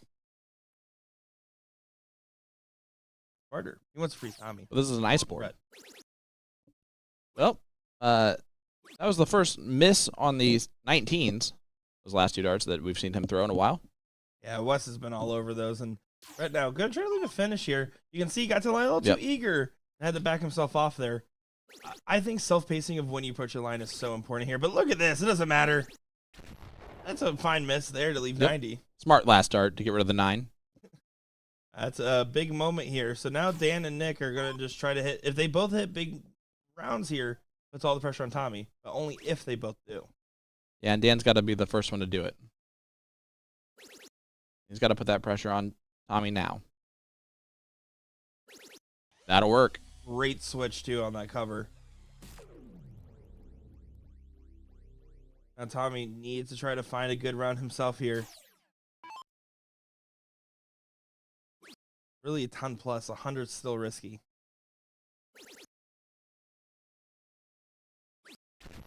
Well, there's the 100. Yeah, and going to be he's going to need a lot. It's doable, but it's a lot needed. Well, that's a lot. Yeah. He does freeze, and that's why he's excited about it. What a time for that. 178 combined means Brett Davis doesn't even get the look at 90. Look at his smile on his face. He knows, like, oh, man, I'm just not even going to get the look here. Slowing himself down so he doesn't accidentally bust. Gets down to 4. Frustrating moments for Davis. Yeah, that's laugh so you don't cry. Yeah, but this is also reprieve right now. Dan Burke gets a little bit of pressure off his shoulder now. He needs to focus on just getting another solid turn in here. Don't want to accidentally unfreeze. Going 19s. Double 10. Smooth. Wow, good shot there. And oh my goodness, we got a great one going on. 2 to 1. Hung and hung over. We got to stop doing that. We keep just thinking the same things. It's because we're both so smart. Something like that. Or maybe both in the same category of lack of IQ. That is true. And Brett Davis continues to have the hot hand of the bunch right now. And again, Tommy shouldn't. You can see he did the big walk off there. He's trying to regroup. He's a great supportive partner. He's not going to go up and say, "Oh, I'm sorry. Oh, down in the dumps." He's going to try to keep that positive energy. And when he's not feeling, he's going to take that walk around. But just again, a little bit of the heat of the moment right now. This is a lot of pressure. Yep. It's worse when you're struggling and your partner isn't. If you're both struggling, it's like, oh, you know, ship sinks together. As I was struggling to get through that one. The ship sinks together? Is that an actual saying? It is. I've never heard of that one. Because I made it up. I was about to say, I have a whole book of Proverbs that I bought, and that's not on there. Doesn't mean that it was missed, but it has been now. To be fair. To be fair. To be fair. I make of everything I say, Sean. And also, anything's a saying if I said it. It's been said. And actively being saying. What? Brett Davis. Gonna try to find. You can get it 140. How about a 100? Hundo's not bad. Dan Burke sitting on 421. Brett, again, continuing to be the hot hand. And still, they're down. Gonna switch. Good cover shots here from Dan Burke.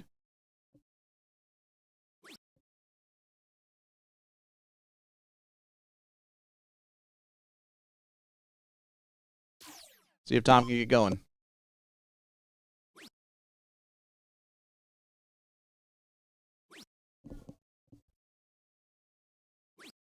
Only 60. Yeah, that's not going to feel like enough from Tommy there. We'll see, though. Right now, it's a little bit of a strugglesome leg number 4 across the board. Great darts from Nick West. Again, he just continues to be smooth with his pacing. It's a rapid fire, and if someone did not know him, they'd say, "Man, sometimes he's throwing it too fast." But that's not a case. That's not the case. Yeah, that's just how he is. Again, the laziest pro is how he self-describes himself. Skittles in the chat. What's up, Gary? And needs to find at least one trip. Doesn't get that, so Tom Evans gets to take a little bit of a breath here and just focus on getting that big moment. Getting that, really, he doesn't even have to get the big moment. He just has to make sure that Brett has as much time in the limelight and keeps going with the momentum he has right now. That'll work. Because it's below what Dan has. He just needs to play that supporting role. So far, he's doing that in this leg.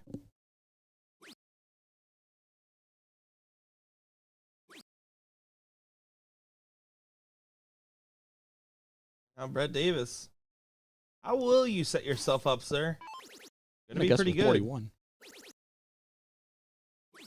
Oh, he tried to leave the 50.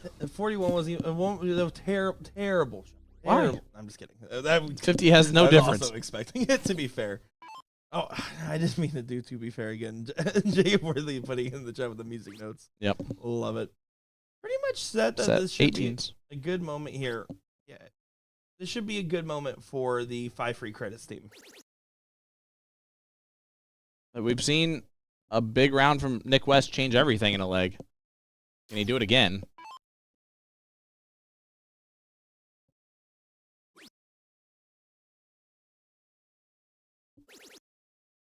Tommy, another one of those feels really good.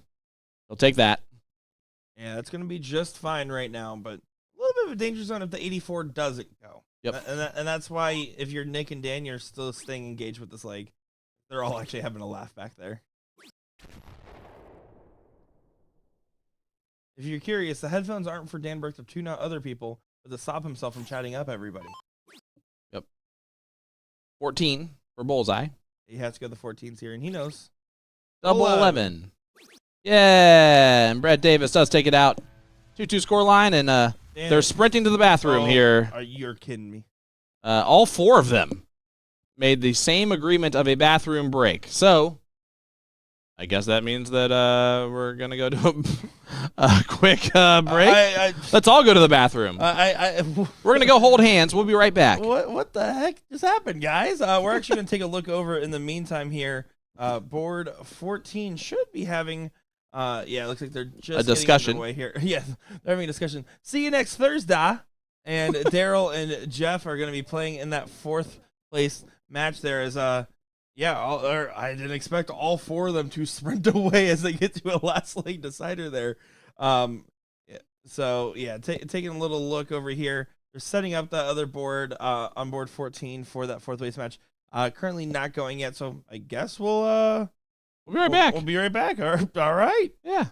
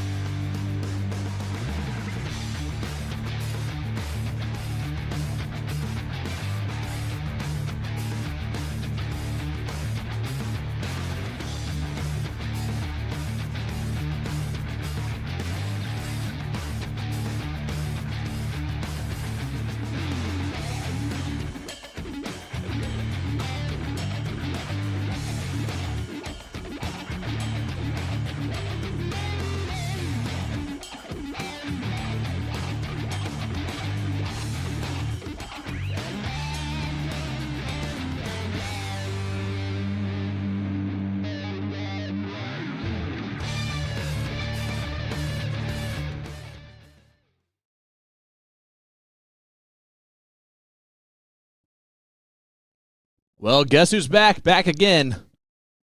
Little R&R. Yeah, you know, a good a break as any when you're the only match on the main live stream across those 3 different jumbotrons and hundreds of screens at home. And they have diddled for this start. Dan Burke looking to pounce at the very right time, going first. We did get confirmation they did not diddle in the bathroom to decide who starts first. I wouldn't am respond now to what I thinking about other things they could have done in the bathroom to determine who was going to go first. Thanks a lot, Nick. You're welcome, Sean. Yeah, looking forward to this one as Brett Davis, and he said this too in his last match. He said, "How did I not get in on that last leg decider?" Well, he didn't get in on this one either, so this is going to be a little hairy, and Tom Evans needs to step up to the plate on behalf of the team.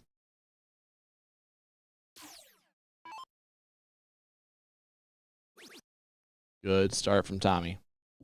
This will be a big moment for Tommy. Made him nervous. He heard ya. No, he didn't. It is always nice being in a area, in a dart hall that is as beautiful as this, first of all, but also to have no inkling whatsoever that anyone can hear us at all. Yeah, that's true. The only people that can hear us is the term stuff that is unfortunately subjugated to our sultry tones whenever they come in here to hang out.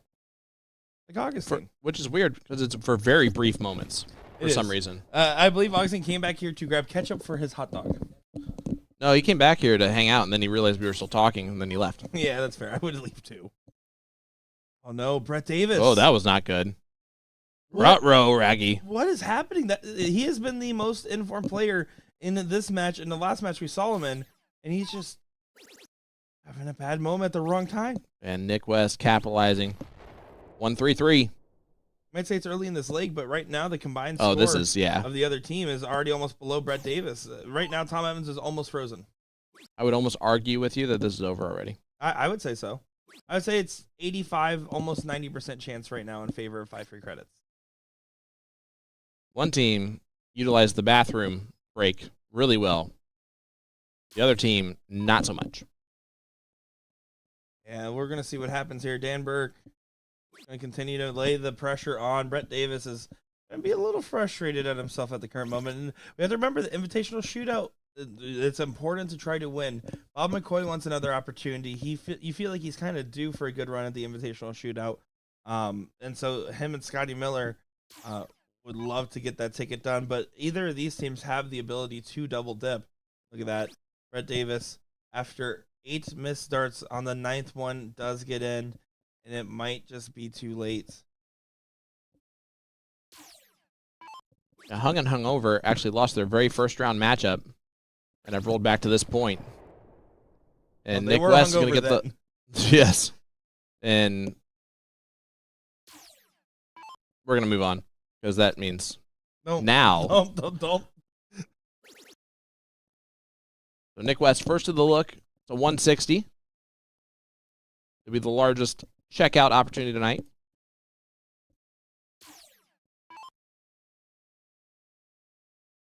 And 174. No immediate pressure. I mean, again, this leg's pretty much done and dusted here, you would have to imagine.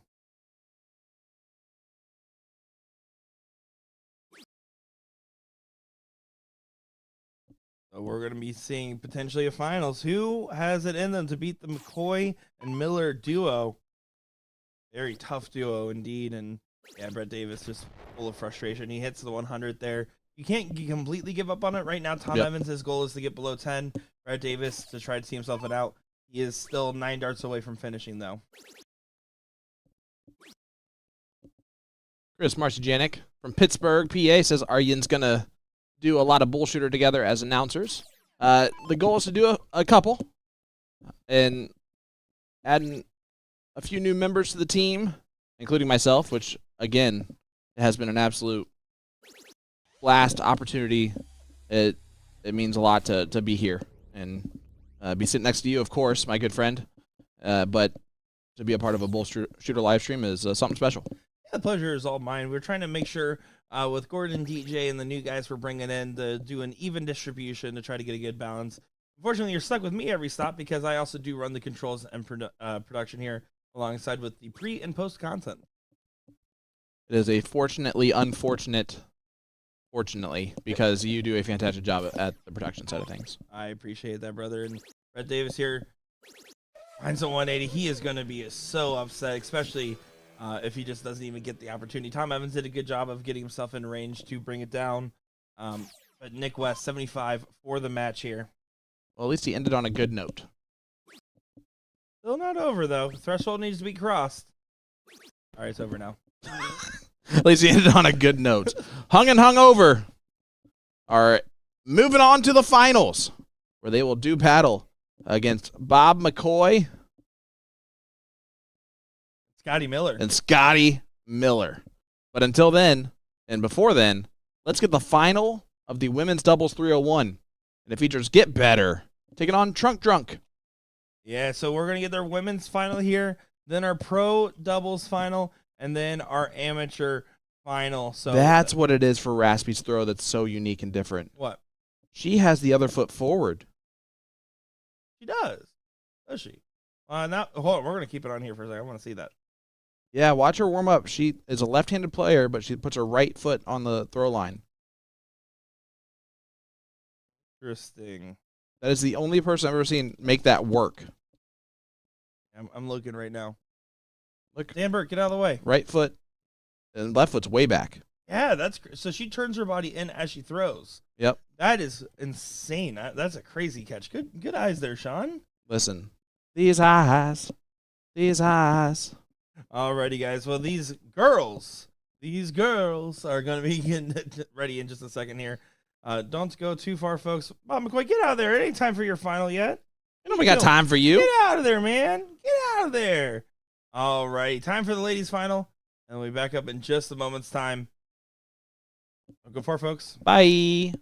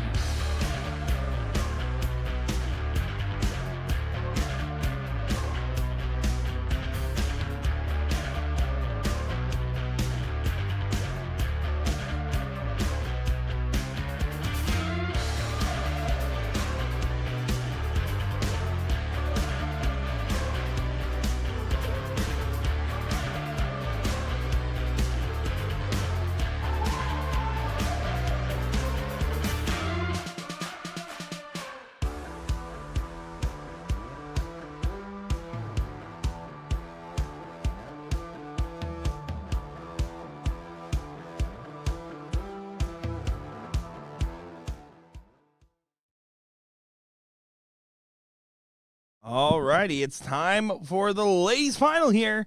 Trunk versus Get Better, and we're off to the races for leg number 1 here. Excited to see these ladies go at it head on, head on. Should be some great stuff.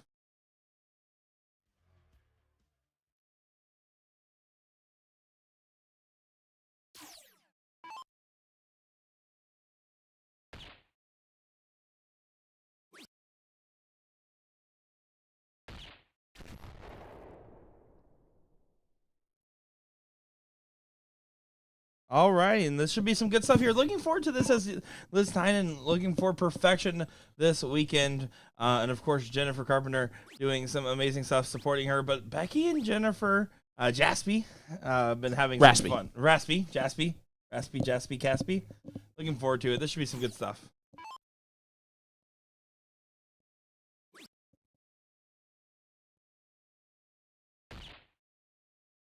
Jennifer Carpenter has been just as impressive as Liz Tynan, sometimes more impressive at times.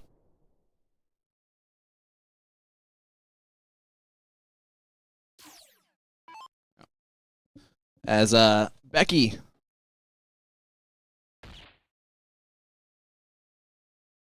gonna try and see what they can do here. Oh, leaves a bogey. 166, no good.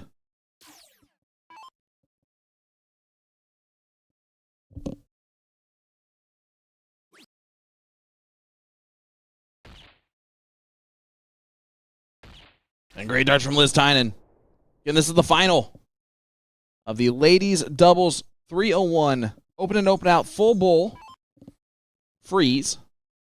This is Raspy. Raspy has the most unique throw of anyone who has a really good throw in darts. She puts her throwing foot back, or throwing arm back. Throwing leg back. That's what I'm going to say. Nick, save me. I left you alone for 5 seconds. Sorry, I got a phone call there from Mom asking me how I was doing. I said, Mom, I'm working right now. And then I said, I love you. I'll talk to you later. That was the whole conversation. Sounds like it was a good one. Oh, my God. As Becky steps up here.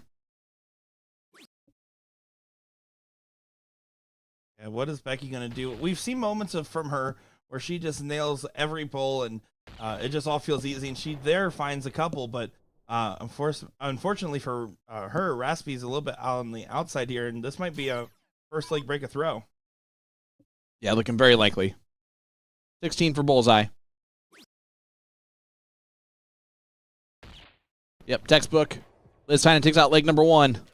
37.63 from Liz. And that's a 1-0 scoreline. Yeah, that should be some good stuff here. So Becky, gonna go ahead and get things started off here.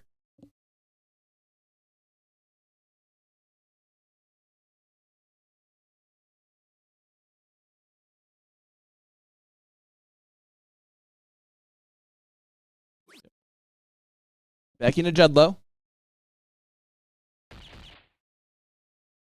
We've seen legs where Becky and Jennifer have both started off perfect. We've seen legs where Liz and Jennifer have both started off perfect. So both teams deserving to be in this final spot. That is for sure. Liz to sweep the weekend pretty much. You do have mixed doubles still left, correct? Yeah, there is mixed doubles. That's going to be our last event today. I believe that starts at 2 p.m. If I'm not mistaken there. Okay, so in 22 minutes.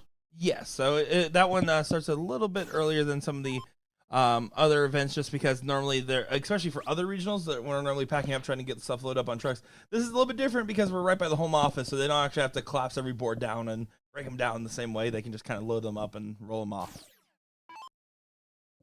And there's some pretty solid teams in there. Crystal Anderson, Shane Johnson. Is Sugar Shane here? Only Shane Johnson I know.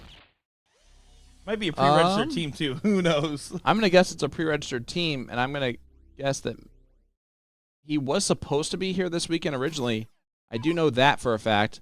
Maybe he's just here this evening, although I feel like I would feel a shift in the room if his presence was here. Yeah, or a smell.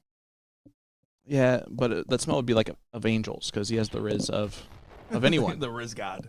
Clear Shane. Liz Tynan, 198 here. Pretty interesting dynamic. Becky's doing a good job of holding themselves out in front.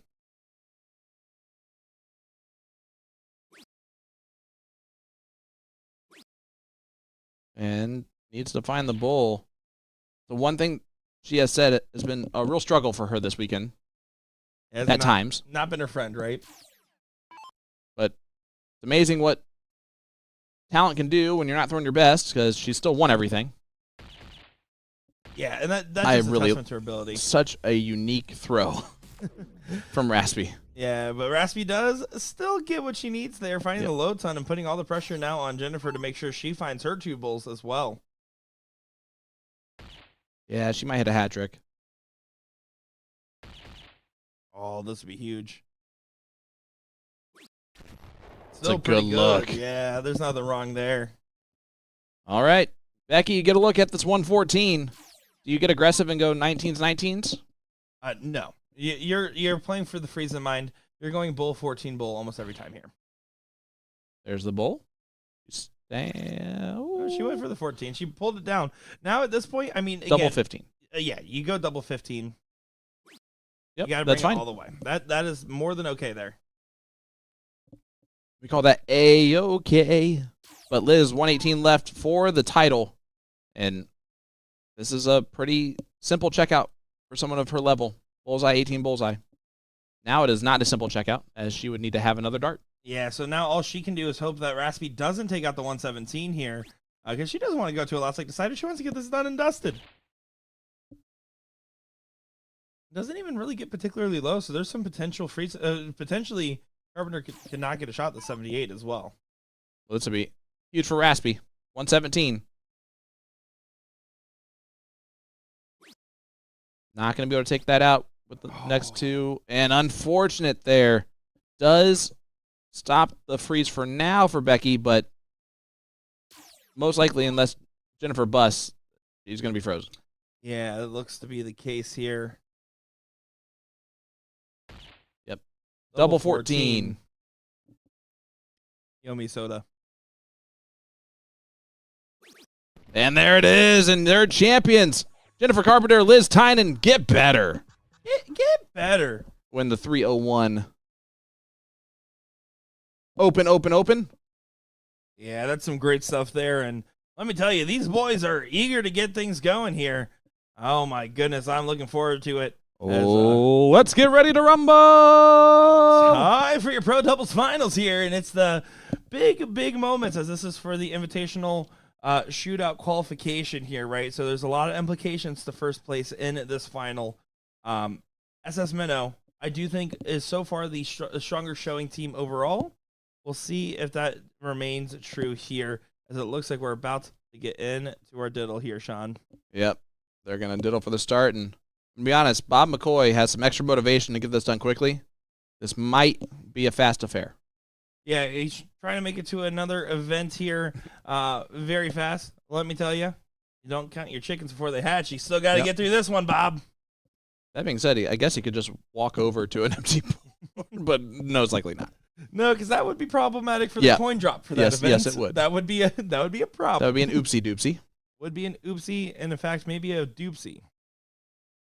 Well, it looks like the start's going to go to Somebody. Burke & Company. All that hubbub, and they weren't even ready to get going. Oh, they didn't even start yet? Nope. They have not. They're All right. They're doing some suspense here for us. Let us know who you're cheering for. Who you got in this one? Yeah, guys, hit that like button, hit that share button again. This is the Pro Doubles Finals. 501, double in, double out, split bowl. Race to 3. Regan. His name's Sean, not Dan. Her name's Reagan, not Regan. I've been doing that, haven't I? Yep. I can't believe it. You had my back, and then I completely just threw you. Yeah, under the no, bus. that's cool. Hashtag bring back baggish. Hashtag bring back baggish. Hashtag BBB. Here we go. Bob McCoy, not a bad diddle. See if Dan can use it to his advantage and kind of throw into that dart a little bit.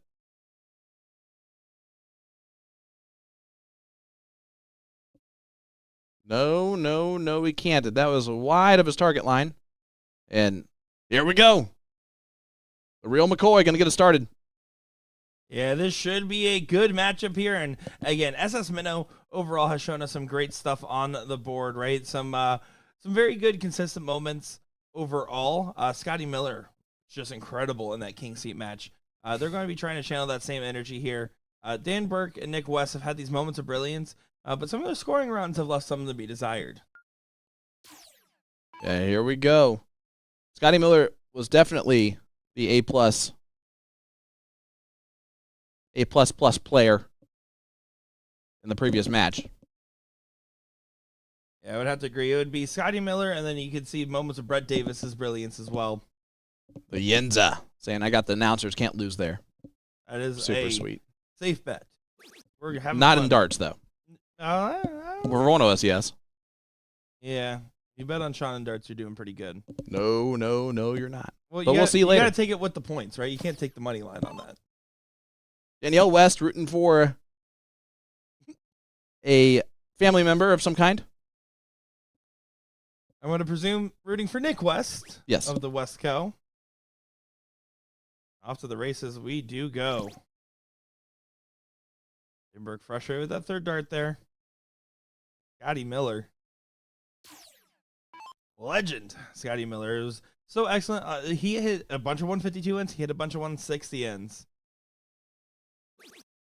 Yeah, has not missed a double 20. That is Nick's wife in the chat. The better half. You are a saint. I'm just kidding.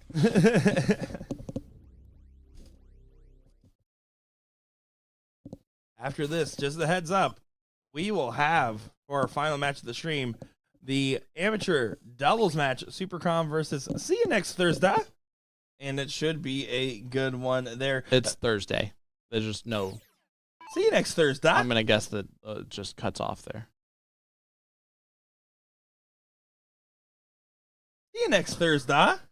Well, I hate to tell you, but I think that might have been a typo by maybe one of our fantastic, wonderful, never would make a mistake in their entire life, so you know it was definitely the players, tournament staff. Or they ran out of characters. That's actually probably what happened. There I'm you going to think is the case here. But yeah, no, we will be covering the amateur match after this. Just a heads up, go check out Which City Open live on USA Darts, brought to you by Will Stewart, another branch, the main branch of the USA Darts bundle there. So really appreciate them letting us use their YouTube platform and their Eagle Eye Sports platform today for our BullShooter live stream. Or in other words, you're welcome for America. for You're you welcome.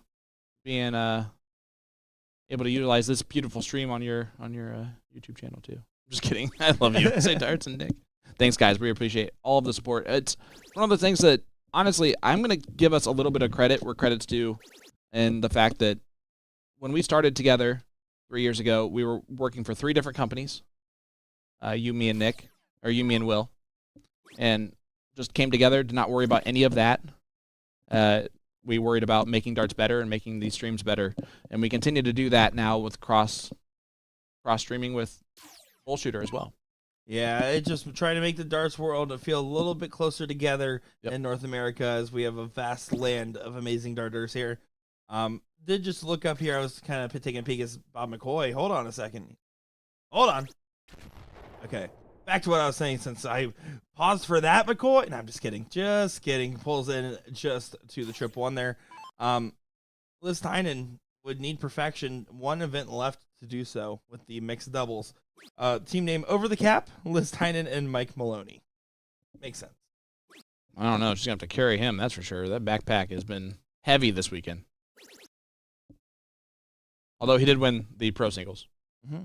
And Congratulations. the Pro-Am. Well, yeah, but really, Casey won Jones. the pro-am. At least we agree. I could have won the pro-am with Casey Jones. It's my partner. Yeah, about the same. Mike Maloney, Sean Green. Last night, maybe. You're not wrong. No, I am wrong. Very wrong. You are very Here wrong. is Scotty Miller. That's shocking. Only 60. And it's shocking because he's been shooting so darn well. Well, it's just not really pushing the double hung team. No, that doesn't work either. What? I was trying to think of a different way to Whoa. avoid saying that. That was worse. That was way worse. You picked the opposite of avoiding that. Arachnid HR, when you guys eventually review this and say, why is Nick in trouble, just know this is my argument for team names not being a thing. Yeah, go ahead and blame them. That's great. Oh, that was the real McCoy. Boom goes the dynamite. Yeah, great stuff there. Dan Burke at 301. Need to leave himself a finish here and then hope for a big shot for Nick. Don't really want to do vice versa. Scotty will leave himself a finish here. I'm betting $1 on it. Monopoly dollar. Dan has not been the most consistent version of himself on the stream today. Yeah, not yet. I mean, obviously consistent enough to get to the finals, but it's the scoring rounds that have left some to be desired. He seems like when he has a checkout, he's pretty comfortable on them. When he has an open, he seems to be doing pretty good on them. It's the stuff in the middle that has really been not doing works for him.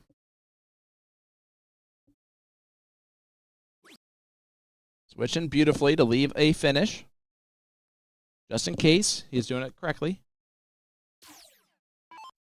Megan, I'm going to need you to not talk about that name. My beautiful wife in the chat, who I want to shout out real quick. Thank you for sacrificing time away from me to allow me to come here and do this. You can have him back. She did lie to me today and say that they missed me at home. So Oh, they do. No, you're a good family man, Sean, taking care of the kids. And I think that dart was not supposed to go to the 17. You can see by his reaction, he did not really want. I think he was trying to pull to the 3. I'd have to imagine. double 11. Don't matter if you hit it, Bob. Not going to be happy with it, but 1 point on the board for McCoy here. And they're 2 legs away from the title. They continue to row the boat gently down the live stream. Merrily go into the finish line. I ruined that at the end, but that's fine. Perfect. Like I just gave myself a pass. I loved it. I was here for every bit of that, Sean.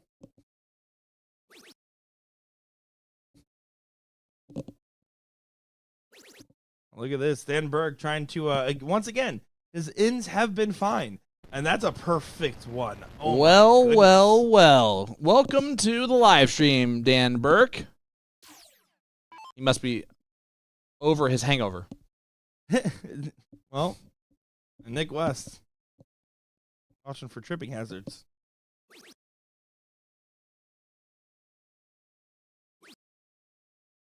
Frank, unfortunately, we don't know too much about any other regionals and anybody that's asked. As soon as the Arachnid announces, that's usually when we find out as well. I wish I had insider info, but unfortunately don't have much in that department. I do know more than likely if there is going to be one, which they're trying really hard to do one because it's a mainstay stop, and I personally really want one because that's always an excuse for me to go to my family's house for a couple days as well. I know for a fact that if it does happen, it wouldn't be till the start of the new year. Here we go, Scotty Miller trying to get in.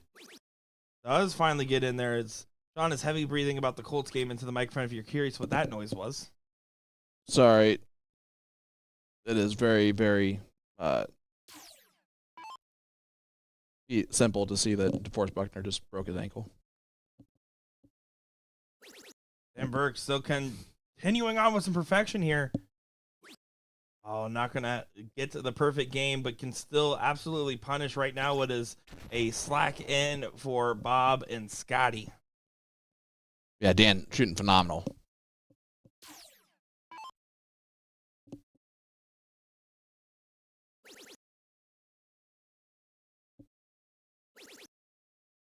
Look at this. Bob McCoy covering lost ground there. Finding the 140 in there. Nick West? Is he going to look down here? I think he does. Yeah. Yeah, good call there, Sean. It's where he's been hammering his points. That's his worst round shooting of the 19s. I'm surprised he does not do it every time. Yeah, it's one of those things where you're telling yourself, oh, well, the 20s are the better. It's the correct thing to shoot. Sometimes correct, it doesn't matter. It matters where you can collect the most. I will argue that it made Stowe Bunce a top CDC pro. Was when he decided that it was okay to point using the 19s instead. I think that's a very fair analysis there. And it's one of those things where, some people have made a career off doing such, like Paula Murphy. Yep. Paula Murphy, notorious for shooting 19s. One of the best North American women to ever have picked up the sticks. Emberg just continuing to lead the team here for the over and over team. That was better. Yeah, I learned my lesson from the last time I tried to do something like that, huh? Yep. Pick the other half of the word. Yeah. For the and team. All right. Bob McCoy looking for another treble. Does not get it there. I don't think there's any harm or foul in this leg. They're up 1-0. This one a bit of a slack round, but it'll go to hung and hung over most likely. Even with the bogey look from Nick West, it's enough. Megan, don't ask how I know, but it's definitely the former. Scotty Miller. Not going to be able to leave a finish, as you were just pointing out there. Right now, just kind of on the outside looking in on this leg. Even with the perfection here, only half his score. Does still help, though. And not bad. Not bad at all. And Megan, stop asking questions about it. That's a fair question. I don't know why she is curious. We all know why. 8.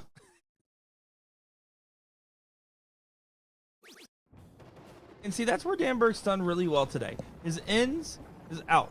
It's the stuff in the middle that has led to the questionable scenarios.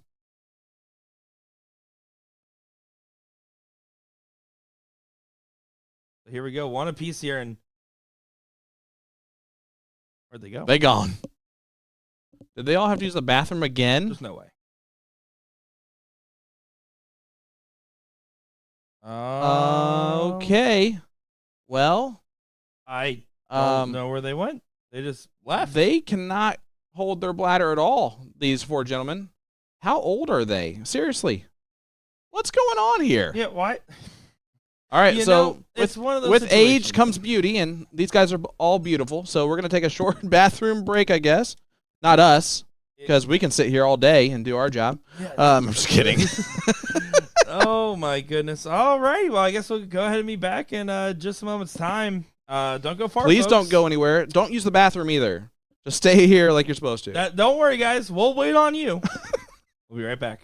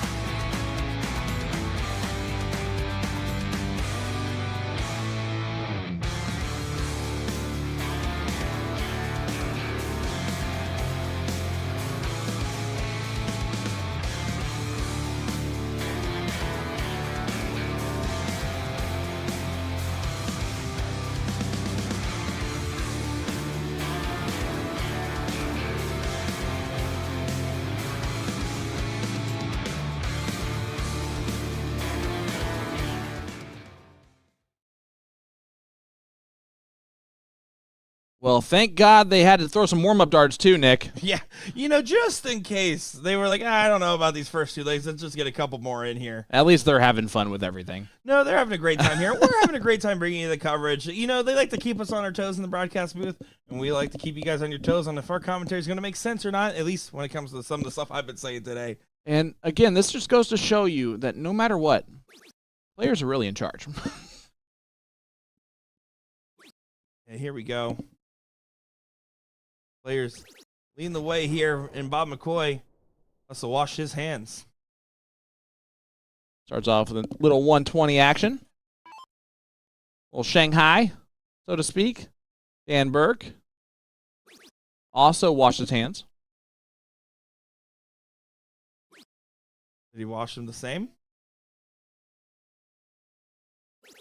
No soap. No, he did not. No soap. All goes, it was that or Puddles in the Pit. Well, yeah, listen. Great band. I've heard of Puddles the Clown. That's what I was thinking of. My father-in-law is obsessed with Puddles the Clown. It is the worst obsession to have. That's awesome, actually. You can see that there is a circle up happening in the background of a whole bunch of ladies that I'm going to guess are here to scout a different thing altogether in this in this main. Huge shout out to Jess, who's in the center of that circle. Exactly. That's exactly what I was going to say there. Jess has been phenomenal, getting us acquainted with the venue, making sure security doesn't tackle us on site, and getting us settled in the green room to put on the Colts game. Listen, let me ask you a question. How would you like to be Teddy Swims? Because you have to follow this, and that is just a really tough task. Yeah. You think Teddy Swims can fill the room as much as us? He might lose control. Who knows? And it's actually really flattering to be. It's really so cool. It is awesome. No, I'm absolutely looking forward to everything out here and how gracious our hosts have been with the tournament and the casino, and then of course Arachnid for bringing us on and having us do some fun stuff as always. About a couple minutes away here for our bracket. It looks like it. Oh, it looks like it might be starting a little bit later here for mixed doubles than I thought. Later. No, they just accidentally programmed it wrong. There we go. It is just now getting underway here. Pretty full looking bracket. Should be a good time there indeed. We will be getting our bonus coverage on twitch.tv/Arachnid360 more than likely. Got to confirm with the team. I was wrong in Florida about that, so I do want to double check with the team on what we're doing there. Yeah, and that's of course after Nick and I decide to just play around on the Jumbotron for a hot minute or two.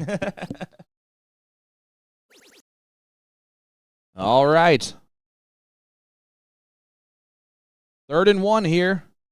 Fourth. Oh, I'm sorry. Wrong thing. Bob McCoy, 3:41 left. You're welcome. I had to do that for you. No, that was good. I like that one.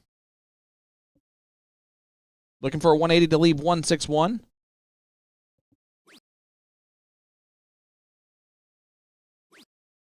Yeah, not going to be able to hit much this turn, it seems. He does find a trip on the last, but it hands an opportunity over to Dan Burke if he so chooses to capitalize. This could be a big moment here. 140 obviously not enough. A little bit extra could be great.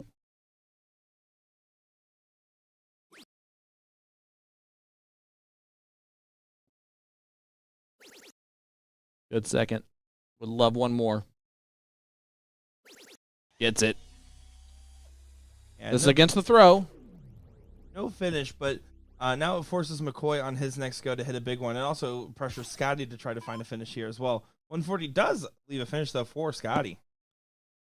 Well, Paul, we'll make sure to come out there and say hi to you after this match is over. Sorry, we've been just kind of rapid fire, match after match. Absolutely. Lincoln, you miss a kind of day. Guess we could have come out there during the bathroom break. I must have missed the TV guide on the schedule there. All around from Scotty. Nick West needs to get a score in line here to make sure that Dan Burke can continue to lead the pack. I do love the switch to the 19s. Yep. I just really wish that he would just do that earlier. And that's a Shanghai on the 19s, but that'll do. 114 scored. Yeah, that was a flight real bad. See Paul back there.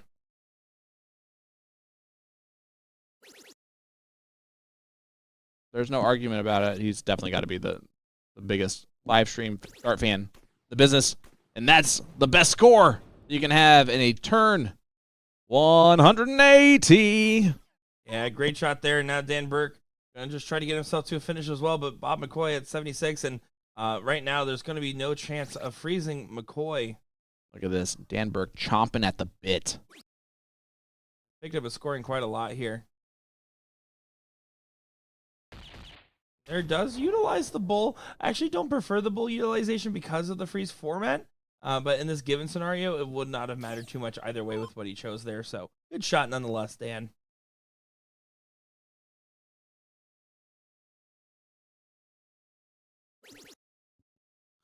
Thanks, Dan. I pride that on my being my strong point. That's a 180 from Scotty Miller. Getting all the way down there to 20. And yeah, Nick West, even if he hits perfection, will still be freezing Dan Burke here. 180 is not enough. Still going to have to shoot it. Leave yourself a finish. Now you're hoping for McCoy and Miller to miss, something they're not keen to do and don't typically do.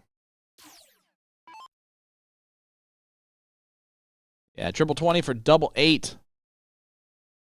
Did it in 2 darts in the last, or in leg 1. He's going to deja vu that right here, but it's going to take 3. Deja 2 that right here. No! Deja 3 that But next time. no real harm done. Dan cannot take this out. He is frozen. What that means is that his partner score, 157, is higher than the combined score of his opponent, which is 36, the 16 plus the 20. So Dan cannot take this out. It is what makes this a team game. Yeah, I personally, I feel like it's a mildly hot take.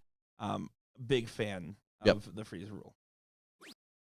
I think as a player, I like how much more engaging it typically leads to. And yeah, you can see Dan getting all the way down to 2. They're not afraid of having to play the Madhouse if given the opportunity. But Scotty Miller is going to say, nope, I'm going to go ahead and take this right here. Make it 2-1. Well, it makes it so it's not a 2-on-1 game in this format. I mean, how annoying would it be that if his partner's on 501 at the hole end and he's able to win without you? If there was no freeze, there's an argument that 5 free credits might have beat out the hung and hungover team. Well, the SS Minnow is 1 nautical mile away from the finish line. And the treasure map, which is a trophy. Yeah, or a plaque. This is one of those moments here. Pressure's on the back. Now, that being said, this is also for spots in the BullShooter Invitational. Yeah. Talk about it. Yeah, Invitational Shootout. I mean, we don't know the finalized details of what exactly that's looking like quite yet, but this will be going into year number 4 here for the Invitational Shootout. With that, of course, it takes these players that play in these different regionals, that play in Chicago, and play in a couple of online qualifiers on top of previous winners, and says, hey, I'm out here. Let's see who truly is the best. For over last year was $12,000 first place. Yeah, it's incredible. And, you know, you become an ESPN athlete. That you do. We are currently hanging out with 3-time ESPN athlete Randy Fern, who has been a part of every interview that we've done so far Just this hanging weekend. out. He's just hanging out with us. Yep. He's a quiet guy. God, he's just going to try to support McCoy on the fact that McCoy got a 120 in here. Nonsense. He's going to go for a perfect game. That's what he should do. What he was thinking about. But again, just right now, trying to play that support role, just saying, hey, you know what? Whoever has the hot hand, run away with it here. On the other side, Dan Burke going to look to try to get a little bit of redemption in on this turn, Nick West as well. He's got to throw his best right here if they want to have any big shot at potentially winning this match. We need the best. Yeah, finding a 140 in there. Bob McCoy at 381. Will he continue to lead the path?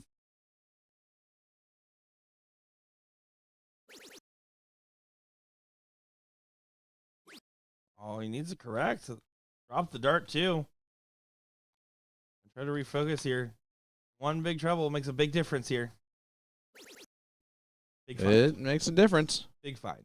Right now, this is player 1 versus player 2. Or this player 1 versus player 1, and then player 2 versus player 2.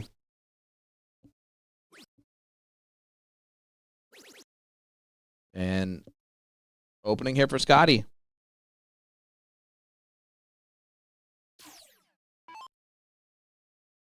See what Scotty's able to do with this. Nick West definitely having a wrong time for a little bit of a cold moment here, especially because he has been pretty stable as an influence across the board so far.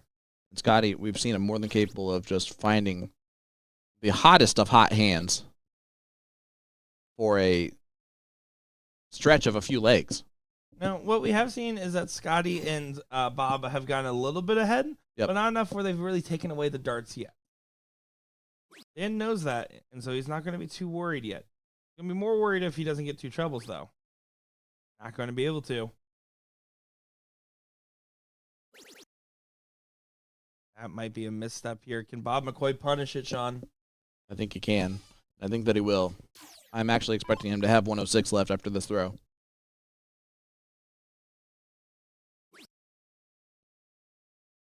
And I will be proven wrong once again. And this isn't really the punishment he had in mind. Again, No, it's not at all. I mean, he pushes out in front, but he's not the first one on the finish. No, it's back to advantage Dan. Yeah, exactly here.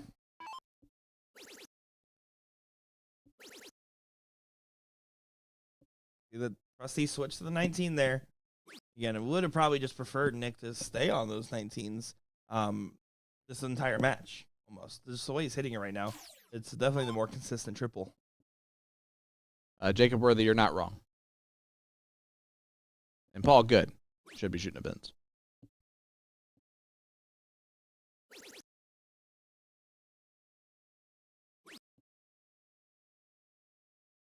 All right, Scotty, not able to do a whole lot either. This is where it becomes a moment. This is the round right here, Nick. I would have to agree with you there. All the marbles rely on this turn, and that's an unlucky first start. Can he use that dart to his advantage to slide into that trip? He does. Can't hit a single 20. Does do the switch. Great he does dart. find it, and that's a massive moment there. By the way, I don't want you to be thinking anything different. The viewers that are watching live in person right now are not shunning the players in the back there. They're just watching on the Jumbotron. That is kind of brutal looking, right? It does kind of look like that. The players are obviously understanding that because they're also looking at the Jumbotron. Dan Burke's looking at it right now. He's like, man, I look great.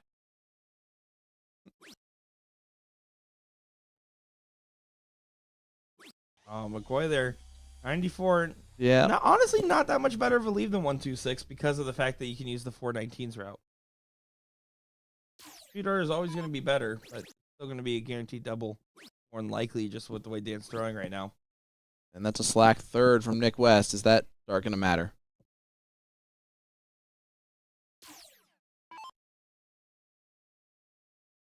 Paul, I can only assume it's the better view, my friend. It is. It is ginormous.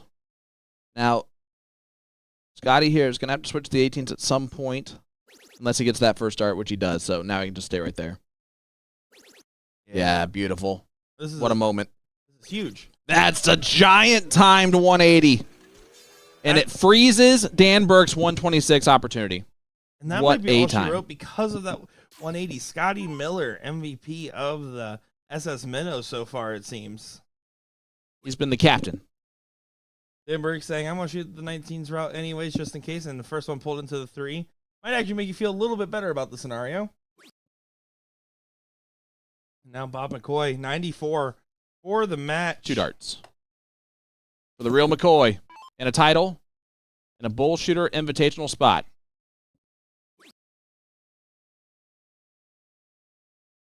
Trip 20. He said, I don't For want double I eight. don't want to make fun of my math again. It's all right. Single 16 and leave tops. And honestly, Yeah, I it's would not as all right. Yeah, I also think single 16 and leave tops isn't correct there as I was saying that. Yep. You need to get lower. Yeah, and Nick, though, I wish he would be scoring on the 19s. I'm going to be honest with you. I like the switch. Oh, that's unlucky on dart 3. Not frozen yet. Scotty would have to bust, though. And if I'm Scotty, I go the bullseye route here on this AD2. I would agree with that. See what the OG does here. 14. Oh, he does go the Bulls. Now stay Good there on on the him. 16. Yep. Double 9 Don't bust. for the title. Oh, on the outside. But no harm, no foul. Dan Burke cannot take out the 83.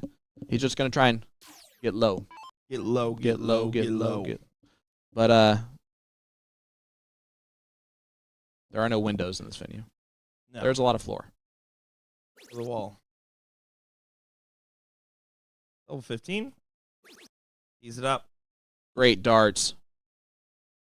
So now McCoy has to be careful, though, because Nick does get a shot at the 1-3-1 if this doesn't go. 17 for 32. That's a beautiful first dart for the match and the title. And there you go. Guess what? You are going to Rock. Well, You're if it's in going Rock Hill, If it's in Rock Hill, you're going to Rock Hill, but Yep. no matter what, you're going to the Invitational There you Shootout. go. Ain't that right, buddy? that is correct. Yeah, looking forward to seeing another welcomed additions. And honestly, Bob McCoy, you feel like he's doing the Invitational Shootout. Scotty Miller, lovely addition. to Yeah, that's the really cast. cool. Dan Burke and Nick West did a great run. First round loss to get back to this point in the final here, and was just a couple darts short of taking this to a last leg decider in the first dip. Good stuff there indeed. Yeah, I really enjoyed that. We're going to have the finals now of the men's doubles 01, correct? Yeah, that is going to be correct. So we're going to be seeing Super Crom again versus See You Next Thursday. And Yeah, we'll which is great because it's amazing. you guys don't get the reference. Let me tell you real quick. No, I'm just kidding. But it's going to be a fantastic time. I cannot wait for that final. It's going to be the last one, right, of our Main coverage of yes. us doing commentary on. Can I just real quick before we cut to the break that we're going to cut to, thank you one more time for having me here. It's been an absolute honor and a privilege to be a part of this BullShooter team. We're in these BullShooter jerseys this weekend as meant a lot. Yeah, it's an absolute pleasure to me as well. Of course, calling games with my good friend and comms here. Looking forward to seeing how our coverage rounds out here. We'll be back in just a moment's time. Don't go far, folks. I'm Nick Teixeira. I'm Sean Green. Miss you.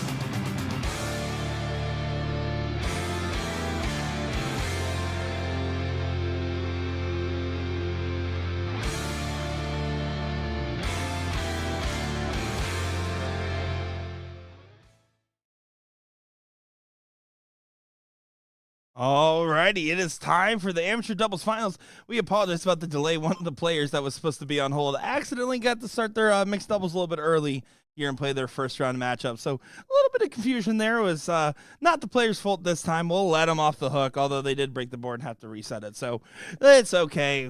All is forgiven here. Our final match of coverage. See you next Thursday. And Super Crom going at it here. This is going to be open in, open out, Fat Bull. It should be awesome. Looking forward to it. Should be some great darts indeed. Do have an update here. It looks like we will not be able to get our bonus coverage of our mixed doubles event just due to some logistical reasons here. So just a heads up, guys. This will be the last match that we have here today. Now, of course, looking at this, this is the match with Fat Bulls, right? So you're going to be thinking low ton, low ton, low ton, low ton. That is only thing that is going to be on the minds. If you get 2 bulls around, you're going to be great. And these guys are more than capable of hitting 2 bulls around or more. As Superman finds no bulls to get things going here. Tim Katz going to try to get his start going. Well, better late than never. And Is that Sean Green? I'm still here, living my best life. So you know what happens when you get caught into the Venus flytrap that is Mike Maloney talking to you. And that's what happened. Like his interview earlier, I have no trouble cutting that man off. That's fair. I don't know about that. It took you way longer than 3 minutes. Aiden Cromwell, we've seen him all weekend long, which is a good thing. He's had himself a fantastic weekend. Will be a pro after getting 3rd place in the men's singles on Friday night. He was on the receiving end of the Billy the Goat's double 18, double 17 single bull shots. And Derek Auckland, if you don't know him, he's one of the best amateurs in the field this weekend. It's just not had success up to this point, but this is not surprising. And now Superman trying to recover after getting no bulls on the open. Does find the low ton there. Going to be that race to 2 format here. And the seat holders are Super Crom there, who beat out Daryl and Jeff 2-0. Daryl and Jeff, that's going to be Daryl Night Cannon and Jeff last name. They were competitors that we got a chance to see on our live stream. Falling short in 3rd place there for our amateur doubles. But that does mean that they got a plaque and are going pro. Heyo. And let's go ahead and give this storyline. Aiden Cromwell will tell you firsthand. Show up on the stream. They've played terrible. He's played terrible every time. He's talked about it. Superman, same thing. They feel like they are jinxed when they're up here on this jumbotrons around the venue, which is more than acceptable as a situation. But as the king seat holder, we could be in for 2 scoops potentially if that is a real life scenario in their minds. Yeah, this is going to be one of those things where you can't let that thought eat at you. You have to just throw through, throw true. Just 1 bull there. But Katz at 358 needs to find at least a low ton here. No immediate pressure for the people with the throw. Although Darren at 213 means more likely he will get the first one at not only a finish, but a good finish. It is open out, so this does change our routes a little bit here alongside with the Fat Bull. Yeah, that's actually a really great point, partner, to mention. The math is a completely different math. He can just go hat-trick, which is nice and easy. You know? Just like that. First half done. Just do that again. That's all you're going to be thinking. And Darren, on the other hand here, 213. How good of a finish will this be? 1 more bowl will be just fine here. Now, 94 is good, but honestly, it's not a gimme. Yeah, it's a triple then to a double, right? It's not a bull first shot. That being said, if he hits a single 18, he will have a shot bullseye to double. That is true. And Superman does leave a finish as well. So, Tim, what can you do? Tim Caddis. Is it not Cat? Caddis. I thought the Z was an S. To be honest, I apologize greatly, Tim. As we all know, I don't know how to read. Tim did show up to the bullpen first and immediately knocked over Danberg's beer. And he's like, oh, I'm done playing. I didn't need it anyways. So Danberg being the ray of sunshine he tries to be, the silver fox he actually is. All right, With the Aiden silver Cromwell. Hat-trick. Oh, what a dart. Hat-trick finish from 300 to 0. I don't care who you are. That's impressive. Oh, that's massive considering how the momentum was shifting. You kind of expected that they were starting to lose control of the leg, and instead they were found themselves in a scenario where they're able to give a little bit of reprieve here. Tim Goodwin, you are a amazing human being for all your support. Thank you, sir. Guys, hit that like button, hit that share button. Might as well. Last leg potential. Maybe we have a whole bunch more. Darren Auckland and Tim Caddis would love to have a whole bunch more legs. Yeah, they absolutely. Or else we're going to see you next Thursday. See you next Thursday. Technically, it's DA, so Thursday. Thursday. They're Russian. Oh, no, that's Russian. Huh? Oh. Da. Like, yeah. Ah. And Aiden Star Wars comes right back with the 74. Not mine. I've had worse. Tim Caddis. Not mine either, because I said he thinks he's frozen. And he totally is. Oh, boy. It's been a lot of fun calling games with you here, Sean. I mean, this is our last match. Again, just a reminder, folks, so it looks like we will not be having the bonus coverage of the mixed doubles, unfortunately. But we will be working some fun content for you guys to try to get out to the interwebs there. And, yeah, let me tell you, it's been a lot of pleasure calling games with you, Sean. The fact is that we're, a couple days out from 3 years of, because we met in Skybox and we became friends there, but we truly became friends after the first CSC show we did. Let's keep it real. Beginning of October. So, crazy how time flies. And now names are in the likes of legends like Akon. And soon to be Teddy Swims. Who else is on that billboard? Counting Black Crow- Crows. was it Counting Crows or Black Crows? Oh, Black Crows. You're right. Counting Crows is what I would be singing with. Yeah, Casey Jones. Casey Jones and me. Yeah. I was wondering where those wires got crossed. They're doing a good job of dictating this leg, and Aiden not going to be happy with that visit at all here.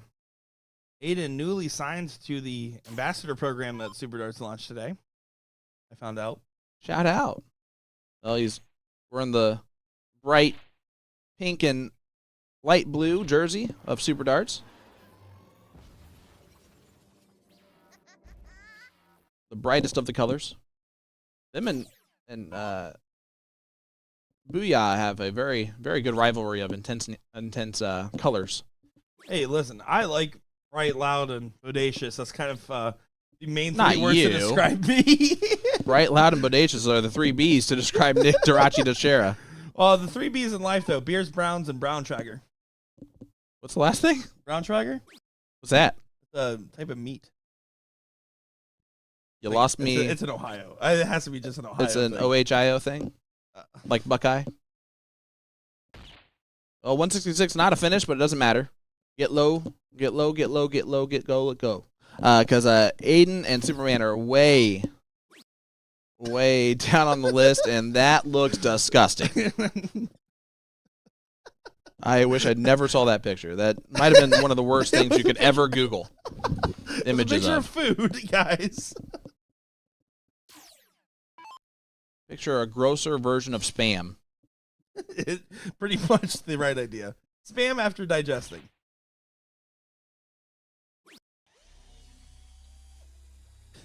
And well, We're off the rails. Tim, yeah. We're off the rails. Tim says, fantastic job this weekend, guys, was the last comment made, and there hasn't been one in 20 minutes for a reason.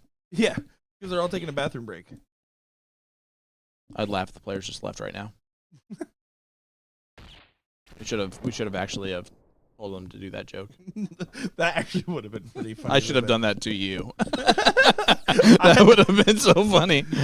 You would be like, what is happening? 1 time is an eye roll. 2 times is crazy. 3 times is insane. 3 times is a pattern. All right, Aiden, A hat trick leaves a finish in this format. And that's what I would think about as I'm stepping up to the line. And that's what he thought about. Does leave the 3 treble finish. Of course, he has to dodge a lot, right? Yeah, you have to dodge an outs from Tim, Darren, and you need your partner to be able to hit about a hat trick. Look at that.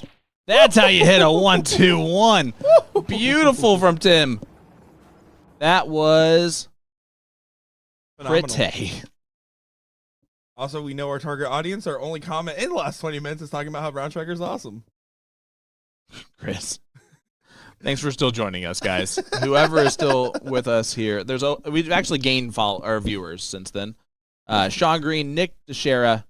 We've been on the screens of every single BullShooter G3 around the entire country, so you can put faces with voices. And now we are no longer just voices. It's not fun. I like going to tournaments and having no one who I am, and now people know me, and I'm not even wearing stuff with my name on it this time. That is true. You are just wearing. I just always assumed that was the case.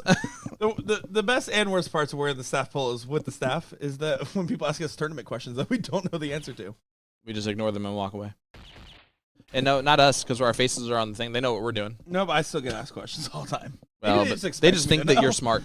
Yeah, and boy, are they wrong. I dropped out of high school. Anyways, low ton there for Aiden Cromwell to start things off. That's fun facts with Nick. It's a race to 2, Jake. I did go to college, though. Tim, appreciate you. Sharky Dark says, great job. That's kind of you. Kyrie Washington. I mean, you want to talk about a traveler and a huge supporter of darts from Lafayette, Indiana. Kyrie is a friend of all. Is it bad that when I heard you say Kyrie Washington, I did not see the comment, and I thought that you were talking about, I thought that was a football player. That sounds like a football player name, let's be honest. A cool name. This is a race to 2 that we're going to be looking at here, so this is a match point moment. If Super Crom wins it, it is over. See you next Thursday. Wins it. We go to one more. And I have a weird feeling I'm not going to see them next Thursday. And we all know what that actually stands for. We don't need to say it out loud. Thursday? Do you not actually know what that team name is supposed to stand for?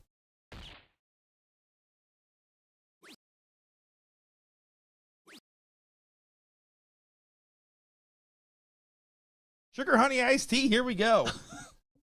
And now that I broke the ice on that one, he's like, oh, that's what it is. Well, if you're a Colts fan, you're saying there's a chance as they finally get a touchdown. In case you guys were curious at home. I know I was. All 5 of you. And Aaron there, 72 points. Not going to be the ideal visit. He's not really pressuring Aiden at all, and really this is a pretty chalk matchup as it stands so far. Back to my point, LJ has been an absolutely fantastic One of the best. creative director for the BullShooter staff. For him to, first of all, give you and give me an opportunity, it's honestly been fantastic. It's been great to get to know him. I would already consider him a friend. Yeah, and honestly, he's not as short as you would think. He's so tall. Shorter. So tall and Yeah, muscular. yeah, he works out. Yeah. Like, you could. That's when I look at LJ, I think, man, he is tall and works out. Yeah, the song's sexy and I know it. That's He it. wrote it. LMFAO. He actually wrote it. He's the F in FAO. All right, Aiden Cromwell, 3:20 left as a lot of people are LMAOing. I mean, LJ's loving that one. Yeah, just and that's how you get 5 some free credits stuff. visiting our booth. Aiden leaves the 170. It's still a big fish, even if it's not as an impressive big fish. And in this actually big fish moment, if I'm Aiden, I go bullseye first. And I know I don't know if that's. Oh, you absolutely go Yeah, bullseye first. No, I just think it is. that is 100% the shot. Yep. And here's the reason why: you're throwing them the whole game. Why would you switch off them now when it doesn't matter what shot selection? If there's no out restrictions, you have to shoot the bullseye first. If you shoot 20 first, you're just a silly little goose, and you need to get out of the pond.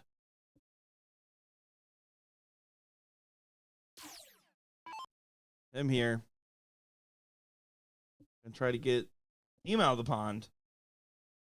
2 bulls and a decent fallout. Has to get to a finish. Not Oh, the time for no. this. Good last.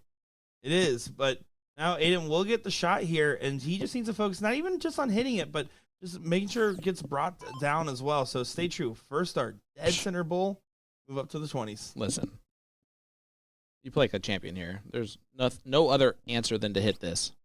Now it's to set it up. Now it's a board mission. Good recovery. Okay, but that's not at all what he was looking for doing. So, Darren Auckland can put a lot of pressure on the 102 and put a lot of pressure on Superman to throw a good round before the potential freeze. Needs another bowl. Gets another bowl. Brandy giving us an update on Luke Lidler. Putting a whooping on Michael Smith, 7-3. Thank you, Brandy. Yeah, She knows. She knows her audience. Oh no. Only one bull there. This is potential freeze scenario. Yeah. That being said, 159 isn't out in this format. I want to point that out. No, it is. But yeah, not at all ideal. Yeah. And those were 2 slack visits from Cromwell and Superman. It's the hat trick that's needed here. 73 points is the target line. Not going to happen. Can't do it in one dart now. Double checking that. You see the head shake there as he realizes.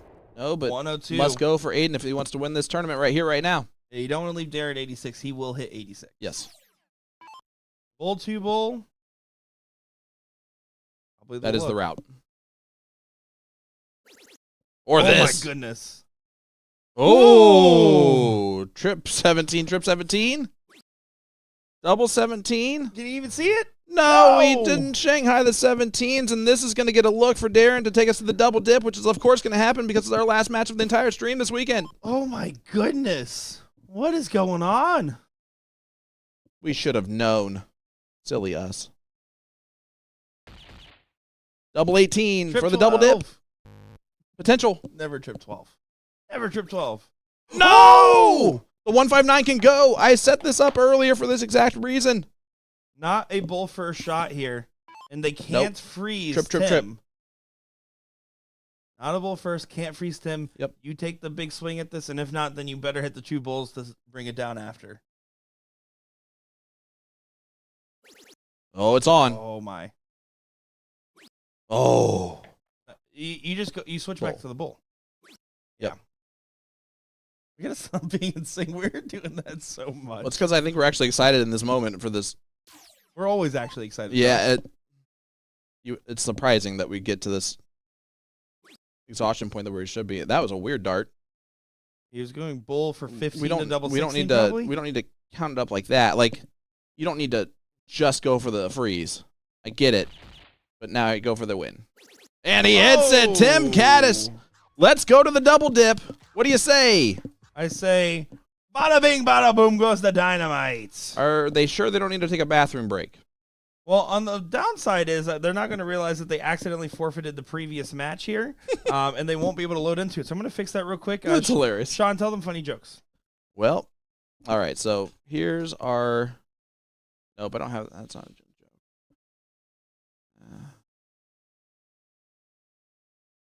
Well, they're still in the diddle.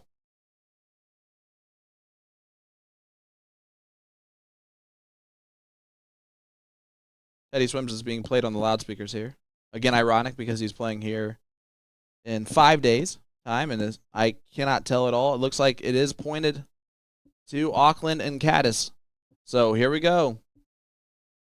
Leg number 1 of the double dip. It's a race to 2. It's going to go to the last leg decider, ladies and gentlemen. So just hit that share button real quick. We already know this. Don't even question it. It's just how it's going to be.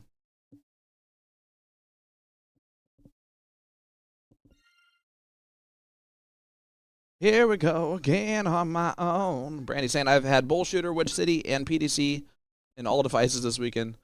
Brandy, that is not a problem. Trust me. There's no such thing as a dart problem. All right, as they're going to get going. I don't know why they're trying to change the format to cricket. Is everything okay? What's going on here? Did you tell funny jokes while I was gone? No, but this is funny that they try to play cricket. That would be really funny. Why are they not playing on the on the app? Because they broke Oh, because it. they did the forfeit. They broke it. Oh, they broke it, did it? Yeah, there's no because the bracket thinks it's over, so it's finalized. And you can't go back. So yeah, You can't triple stamp, double stamp. Exactly. So we're going into casual mode here. Here we go. Well, thank God Like- we memorized their names at this point. At least we know who they all are. Yep. This is going to be a match here, to say the least. It should be a good one at that. Listen, if the Colts end up winning this game, you're gonna hear me.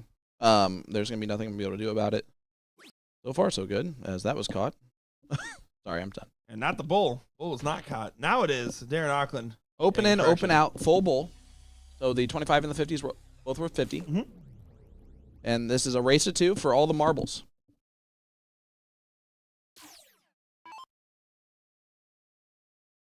Give me your predictions, chat. Let everybody know who do you got in this one.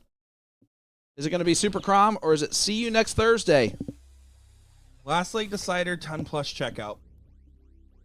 And I'm going to say the 10 plus checkout is hit by the see you next Thursday team. Okay.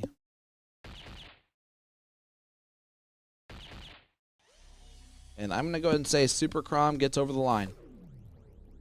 Yeah, you think they're due for it, right? It's just one of those things where I just know for a fact. The same thing with the 102 for the win. You saw Aiden catch his second dart out of his hand and then tried to recompose, and then the last 2 darts were kind of just shaky. It's one of those where he has to stop thinking about this moment, and that's something I don't expect him or Darren to be thinking about. Yep. Ryan asking, how did Mike and J-Rod do? Not the best. They got 4th place in this bracket, which is still good for the record. But, correct, not the best.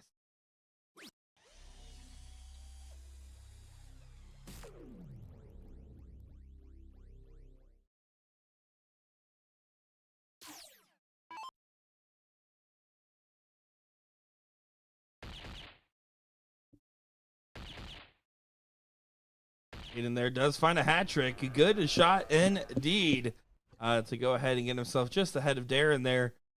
Tim now knows. All right, let's go ahead and just keep chugging along. 2 bulls around. I will say it over and over again every time we have this format on the screen. 2 bulls around means that you're more likely not going to freeze your partner.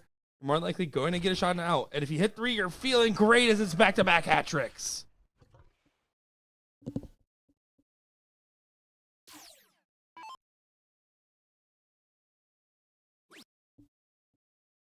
All right.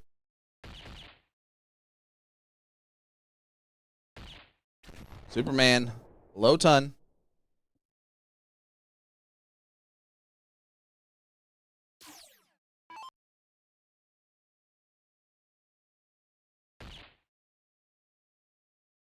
Good news, guys. If anybody's wondering where my missing monsters were, someone decided to throw them in the freezer randomly, and that's why I didn't think to check in there. Apparently, they're in the freezer. Those things are somehow Ice. They did, look Cold. at this.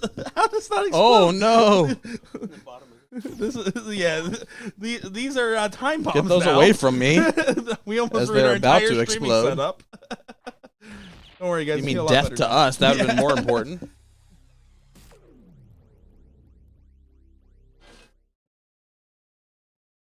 Now let's see. Will Tim be able to leave a checkout here?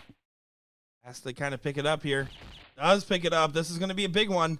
Another hat trick for himself. He's on a 44.78 here, Sean.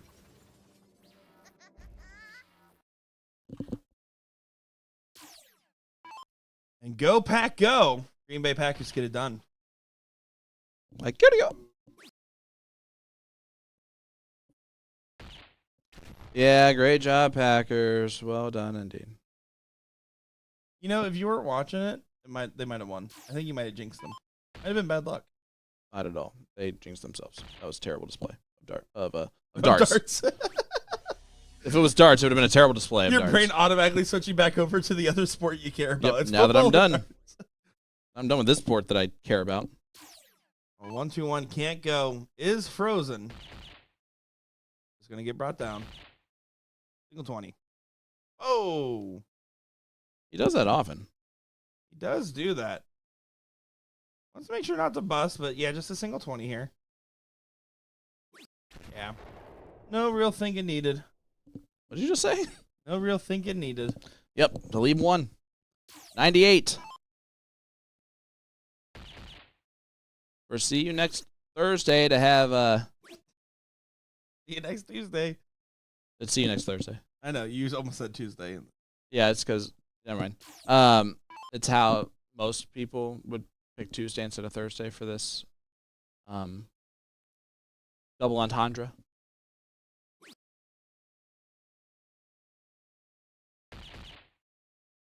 More bull here. You gotta just leave yourself a checkout and survive some match or some game darts from the other team here. Frustrating scenario. Yep, 17 for bullseye too. So it's a more doable checkout that you would expect to be hit. Bullseye. And that'll work. Leg number 1 goes to see you next Thursday. And now they're all of a sudden on match points as they won the first dip here. And you can see player 1 will be starting off leg number 2 here. Interesting name choices by the parents. I like it. Yeah, I was named player 3. That's why I'm the third. Grommy with a hat trick. Yeah, way to pick himself up there. I mean, it is, as someone that has never been able to platinum a BullShooter event after almost 10 different tries, probably 8 different tries, I can tell you how hard it is to try to get to that big winning finish. And you can see right there, Darren is a seasoned veteran. He's not going to struggle. Anything you can do, I can do the same. Yes.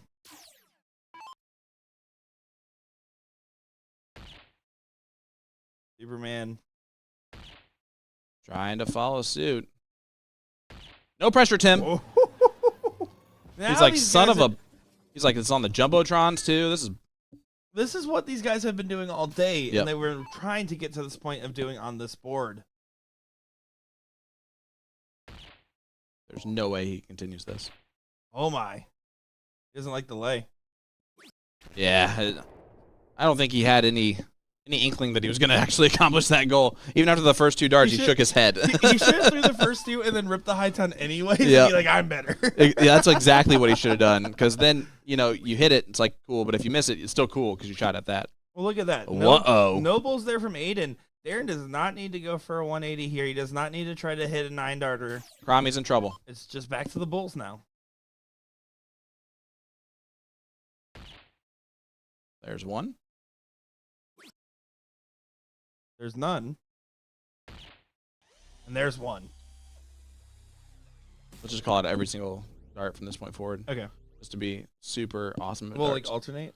No. All right, so Superman stepping up. Gonna hit a hat trick. Bull. Stop. We already know that. He's gonna hit a hat trick. Bull. I already called that. Bull. You already called that. He did hit the hat trick. It was in the cards. Telling you what. And then because he missed the hat trick last time up, Tim's gonna go and follow suit. Yeah, this is a pretty interesting dichotomy right now. Next though. time. Oh, and this is dangerous, right? Because Darren's just trying to get the break and get this done. Superman's on for a 10-darter, and Aiden and Tim are kind of on the outside looking in. I think Aiden just said, do you want to just let these 2 guys play? They're feeling very similar right now. Good correction here from Aiden. Stay true. I kind of flipped that last one out of his hand just a little bit there. Yep. I would agree. Darren can leave the first chance at an out. Massive moments here in this final.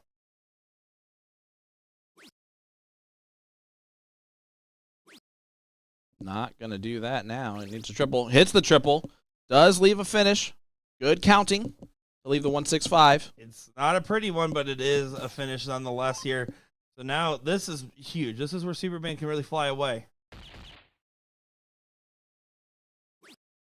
Well, that dart wasn't close, but that's okay. Still in the driver's seat. Not as much anymore because, well, hat trick's needed. Hat trick's needed. Yeah, it's entirely up right now to Tim to make sure Darren gets a shot at the 165. It's up to Aiden to make sure that there's no pressure on the 125 for his partner. Miller wins 11-4 over Michael Smith in the finals. You were looking for a spoiler-free dart show. From a 17-year-old. Another great win from Luke Lidler. Just continues to show up and become the best player in the world He's going to be there real quick. He's already the best player in the world, let's be honest, but just by order of merit, he's not. And a nice low ton. Does his job, does Cromie. Yeah, that's going to be a great visit there. But not frozen. So the 165 does get a shot. That is correct. Darren Auckland for the match. This would be a Ton plus checkout. heck of a way to get it done. Oh. Doesn't go. And that might be his only shot at it. I do like they switches back to the bull, knowing that the freeze could be on the line here. 1-2-5 now to send it to a last leg decider. 12 dart leg.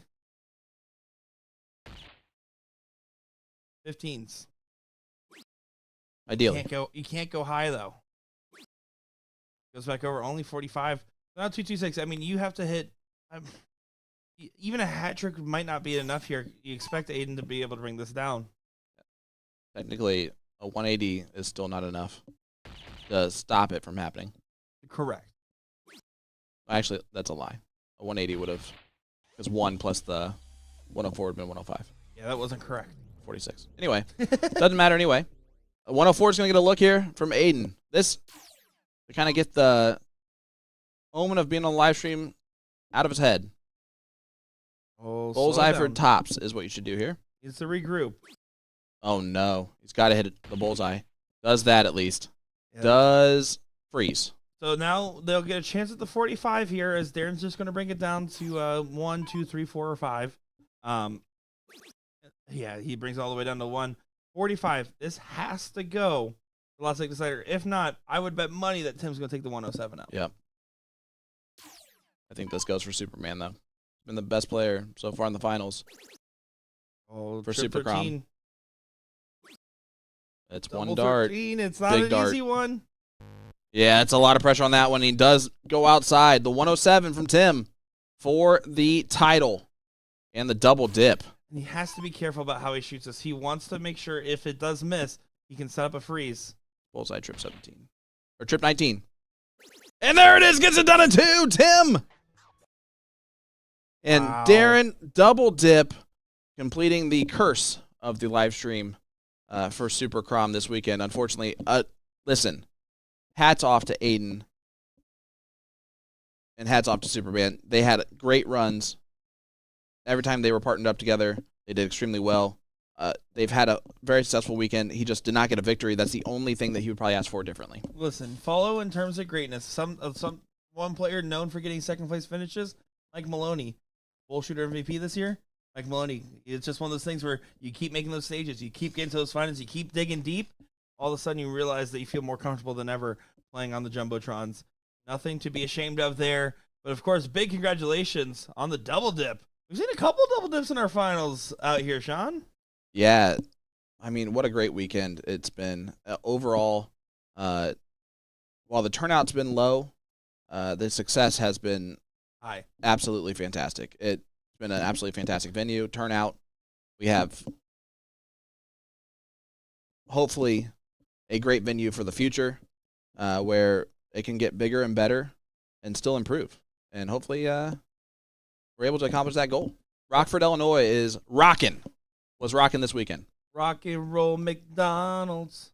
Rock and roll McDonald's. Coming up next Not on sure the what BullShooter that is. 39th World Tour here.